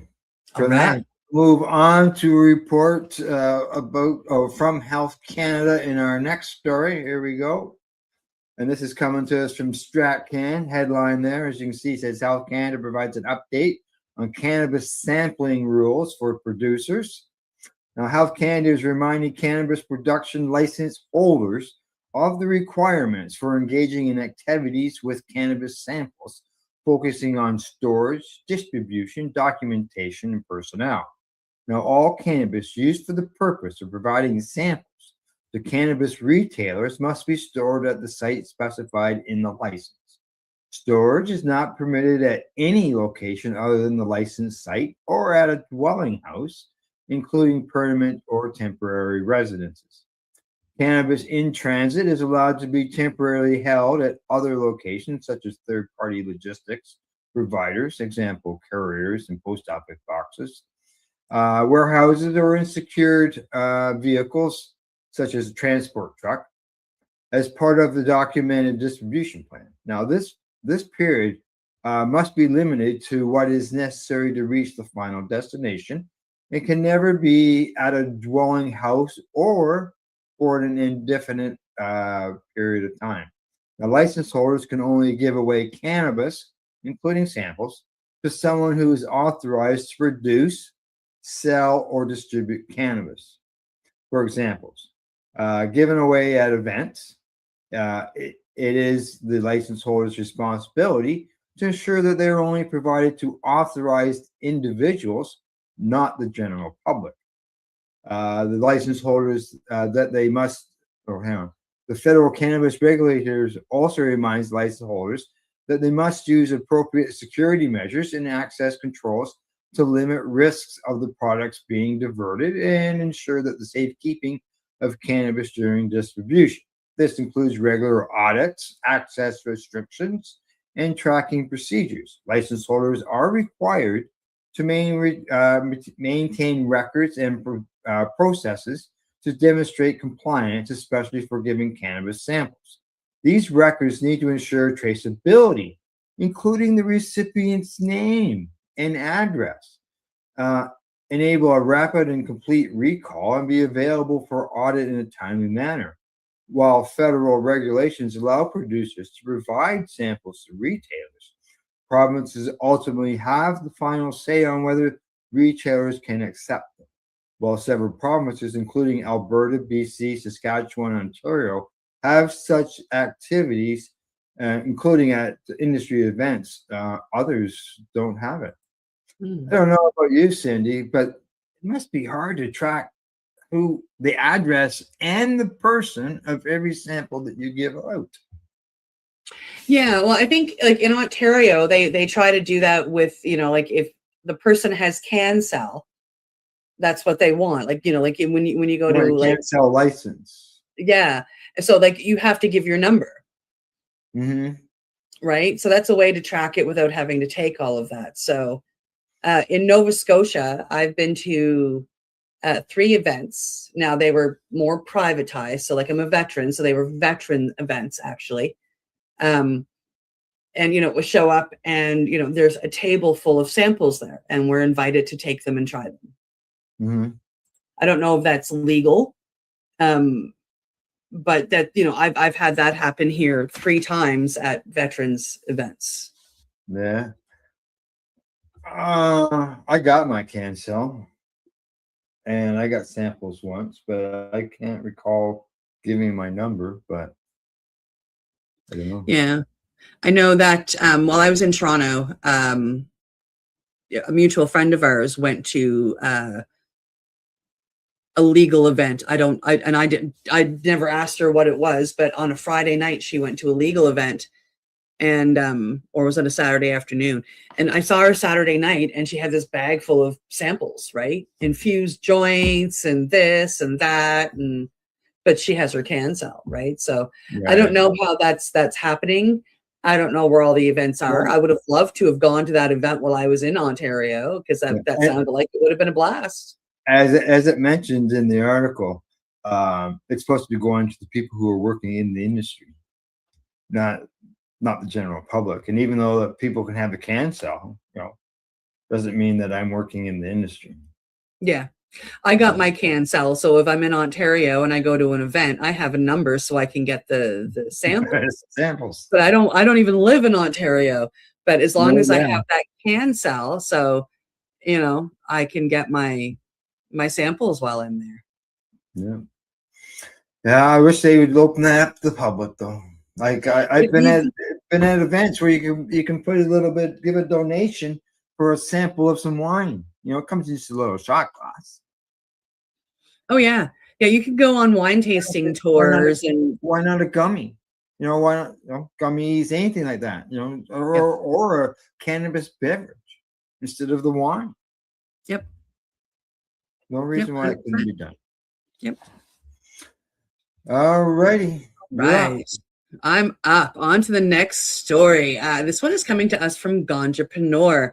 It's a study which shows a single dose of DMT can reduce depression symptoms. New psychedelic research is drawing attention for its striking findings involving one of the most powerful natural occurring psychedelic compounds, DMT. According to Ganjapreneur, a recent study found that a single controlled dose of DMT was associated with significant reduction in symptom of depression among study participants. Researchers observed improvements occurring rapidly after treatment, adding to a growing body of evidence suggesting psychedelic therapies may work differently from traditional antidepressants. Unlike conventional medicines that often require daily dosing and weeks before noticeable effects, psychedelic assisted therapies are being investigated for their ability to produce meaningful psychological shifts after only one or a few supervised sessions. Researchers believe DMT may temporarily increase neural connectivity and cognitive flexibility, sometimes described as allowing the brain to reset entrenched patterns associated with depression. Participants in the study reported lasting mood improvements following guided therapeutic experiences. One researcher explained that psychedelic compounds appear to help patients access emotional processing in ways that standard treatments may not always reach, though scientists stress that these outcomes occur in carefully controlled clinical environments with preparation and integration support. Experts caution that DMT remains a powerful substance and is not appropriate for unsupervised use. Still, studies like this continue fueling international interest in psychedelic medicine as researchers search for new approaches to treatment-resistant mental health conditions. As clinical trials expand worldwide, psychedelic science is increasingly moving from the margins towards mainstream psychiatric research, reshaping conversations about how depression may be treated in the future.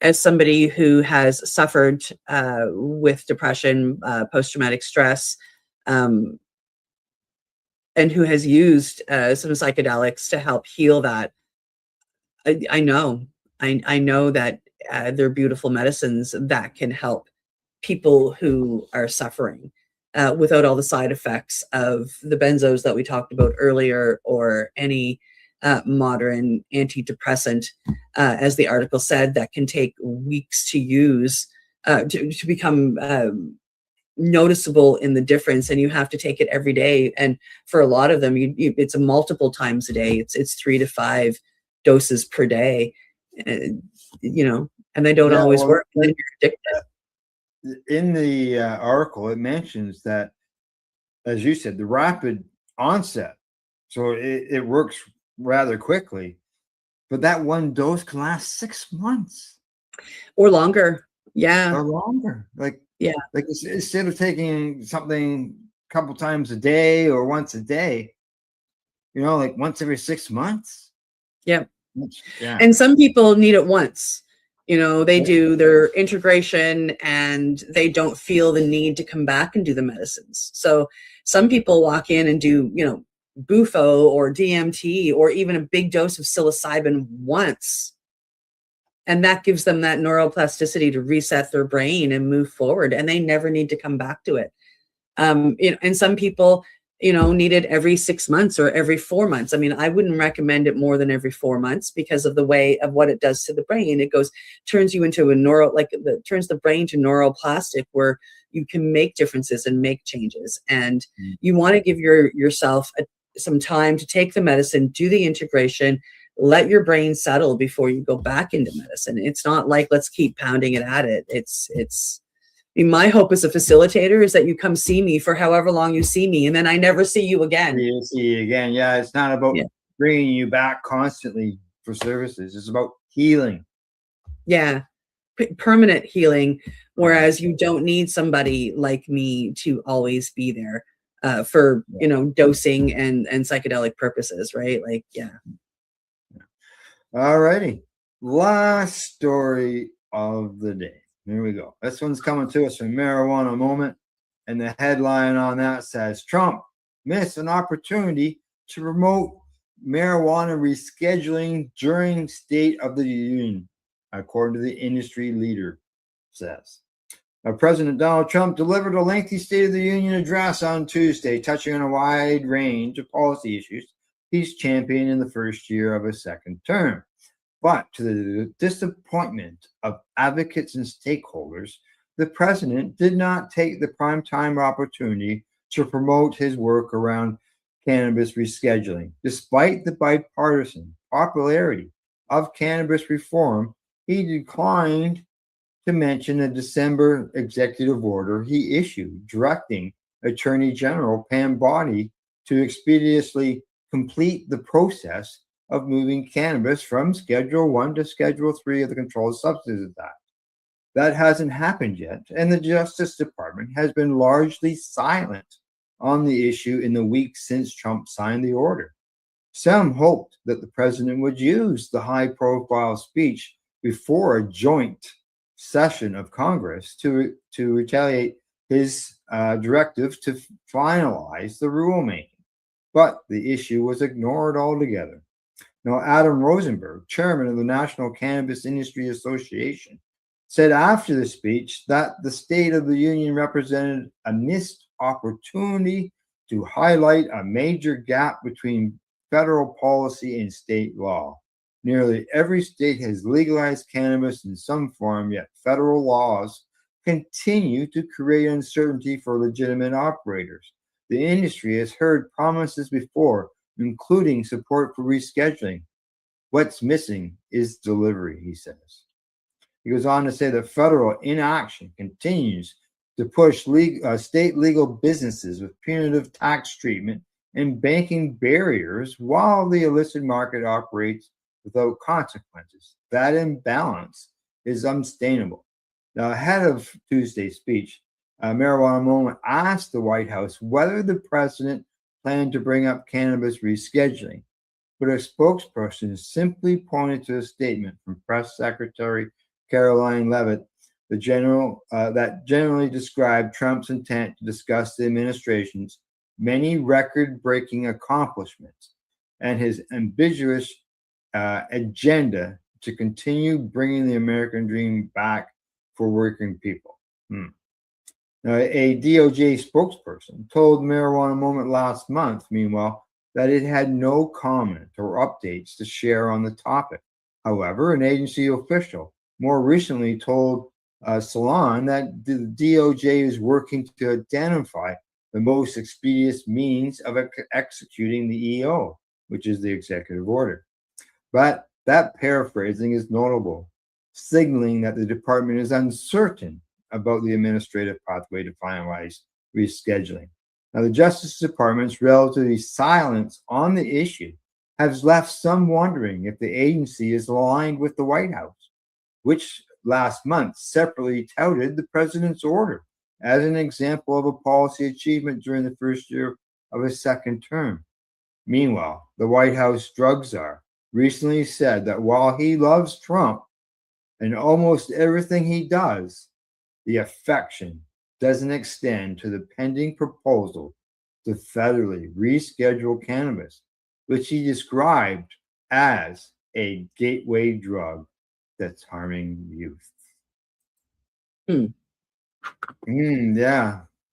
I saw the headline this morning. I thought, I caught a little bit of that State of the Union address, but the stuff I heard, I didn't hear anything about cannabis, and obviously he didn't bring it up. And it is a missed opportunity. It's something that, you're looking at 70% of the country wants. It's legalized medically in 40 states. Recreationally, it's somewhere around 25 states where it's legal. Bringing that up might have been, Yeah. Over half of his country are sitting in legal states. Yeah. 3/4 of his country are sitting in medical legal states. Yeah. And he's just ignoring them. and the industries, it has been supporting them. From the reports that I've read, some of the businesses have been, but yeah, silence. Silence. Sometimes they say silence speaks volumes. Oh, it sure does. Yeah. And it's been over 2 months since he signed the executive order, and there's nothing happening. Yeah, and he's completely ignoring it himself. Yeah. So I don't know. All right. Well, that's it for news wise. Anything else before we say goodbye and we sign off? Oh, one more thing. Tomorrow night, the Nova Scotia Psychedelic Society, myself and another board member or two are putting on a social here in Halifax. The Nova Scotia Psychedelic Society, come on down. Let's talk psychedelics. If you're interested in building a psychedelic community, curious about psychedelics, come on down and join us. Bring a little snack. We have a little table where we have, it's kind of a potluck thing. I love to bring the 2-bite brownies myself. It's tomorrow night from 7 to 9 p.m. at 1084 Tower Road, and that is the Halifax Shambhala Center. So I really hope to see you there. It's usually a really good time, and tomorrow night will just be about sharing stories of our own journeys and what psychedelics mean to us, and maybe even educating a few people that show up with those stories. It's usually a very good time. We usually at least have a few newbies along with some people who are seasoned. So yeah, I invite you down to the Halifax Shambhala Center for the Nova Scotia Psychedelic Society's, psychedelic social and potluck. I really hope to see you there if you're in the area. Patience teaching patience. Patience teaching patience. Yeah, and that's been the basis of your network since you started it. Patients teaching patients sharing their stories and helping each other. And it was all about cannabis when you started. And I feel very blessed that you've invited psychedelics into that. Yeah, and that's what it's all about. Patients helping patients and educating them and sharing the knowledge. Yeah, for sure. So, all right. Well, thanks for the kind words. And other than that, that's the news for today. We hope you found it educational and informative. We will be back Monday, 10 a.m. Eastern Time. And other than that, thanks to the viewers and thanks to Limestone City Hydroponics.ca. And yes, I got my order in. Thanks, Pierre. And also thanks to the Camelford Lifestyle Shop as well as at ease.ca. And as I always say, don't forget to educate, medicate, do not incarcerate. You're listening to the Pace Radio Network here at paceradio.net. The opinions of the individuals during this broadcast are their own and may not be the opinions of their group or other organizations they may be involved with. All medical advice during our broadcast is not a medical opinion and should be checked with your medical physician. Enjoy the buzz of legalization with Campbellford Lifestyle Shop. From lights to plant nutrients, books, consumption accessories, and more, we've got all your basics to grow or consume cannabis. Visit our info center or take a look at our piercing services and body jewelry, now available in-store through Campbellford Lifestyle Shop, 17 Bridge Street West, Campbellford. Limestone City Hydroponics is Kingston, Ontario's hydroponics shop. Take your growing to the next level and create the optimal environment with a tent kit or maximize your yield with an ebb and flow flood table kit. Either way, Limestone City Hydroponics has more sizes and options to fit your needs. Are you looking for the power of the sun that adapts to your budget? Then look no further as they have professional grow lighting. They have indoor grow systems that are easy and cost effective with many options to fit your living space and lifestyle. Cultivate your growing potential. We have everything you need to succeed. And if you can't make it to the store, they offer local delivery to the greater Kingston area. Remember, when you're looking for experts to help you grow, then look no further than the locally owned Limestone City Hydroponics, 105 Sunderland Drive in Kingston, Ontario. Call them at 613-548-0420. We are people advocating cannabis education here at paceradio.net.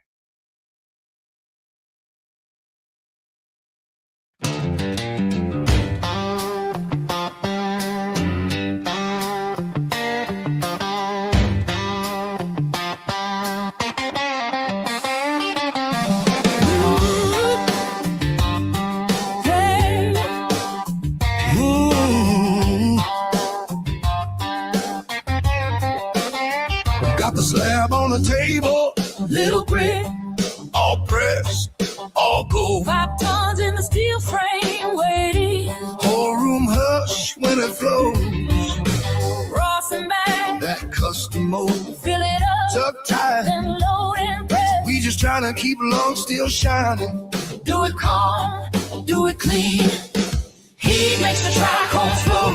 Slow drip, let the pressure go. From the flower to the glow. Solving free, keep the spirit in me. High in the mind. All that for harm reduction. Yeah. But the method low key. Heat makes the trichome flow. Loading on the paper like honey on the snow. That's a 710 code. Ooh, see a pack in the mold. Put it into the Rawson bag. First squish, then the shine pulls through. Little river on the parchment flowing. Big glass, Clear drop. that hue. Weigh it out. Take a breath. Think twice. Dose right. Keep the bag in view. We just squish. We don't strip. We don't rush. Treat the plant like it's part of you. Heat makes the trichome flow. Slow drip. Let the pressure go. From the flower to the glow. Solving free, keep the spirit in me. High in the mind. All that for harm reduction. Yeah. But the method low key. Heat makes the trichome flow.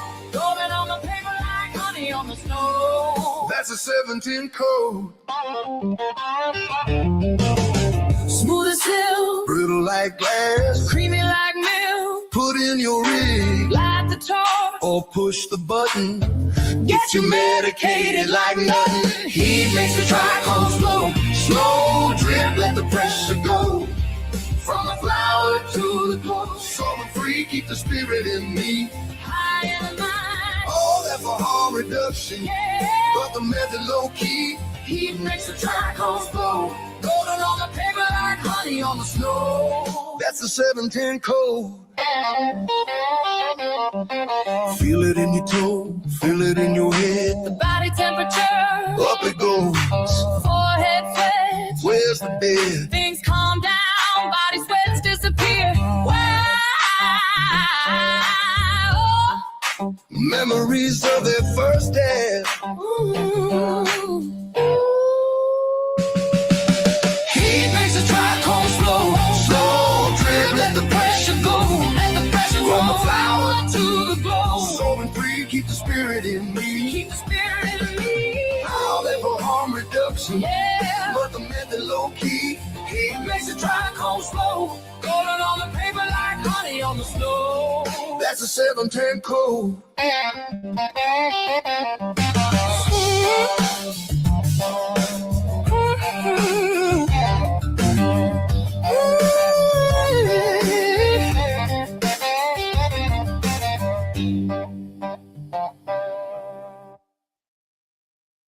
Re-rolled Saturdays. Check it out. Nothing but non-stop cannabis and psychedelic programming. Find it at 420pace.ca. You're watching the 420 Pace, found at 420pace.ca.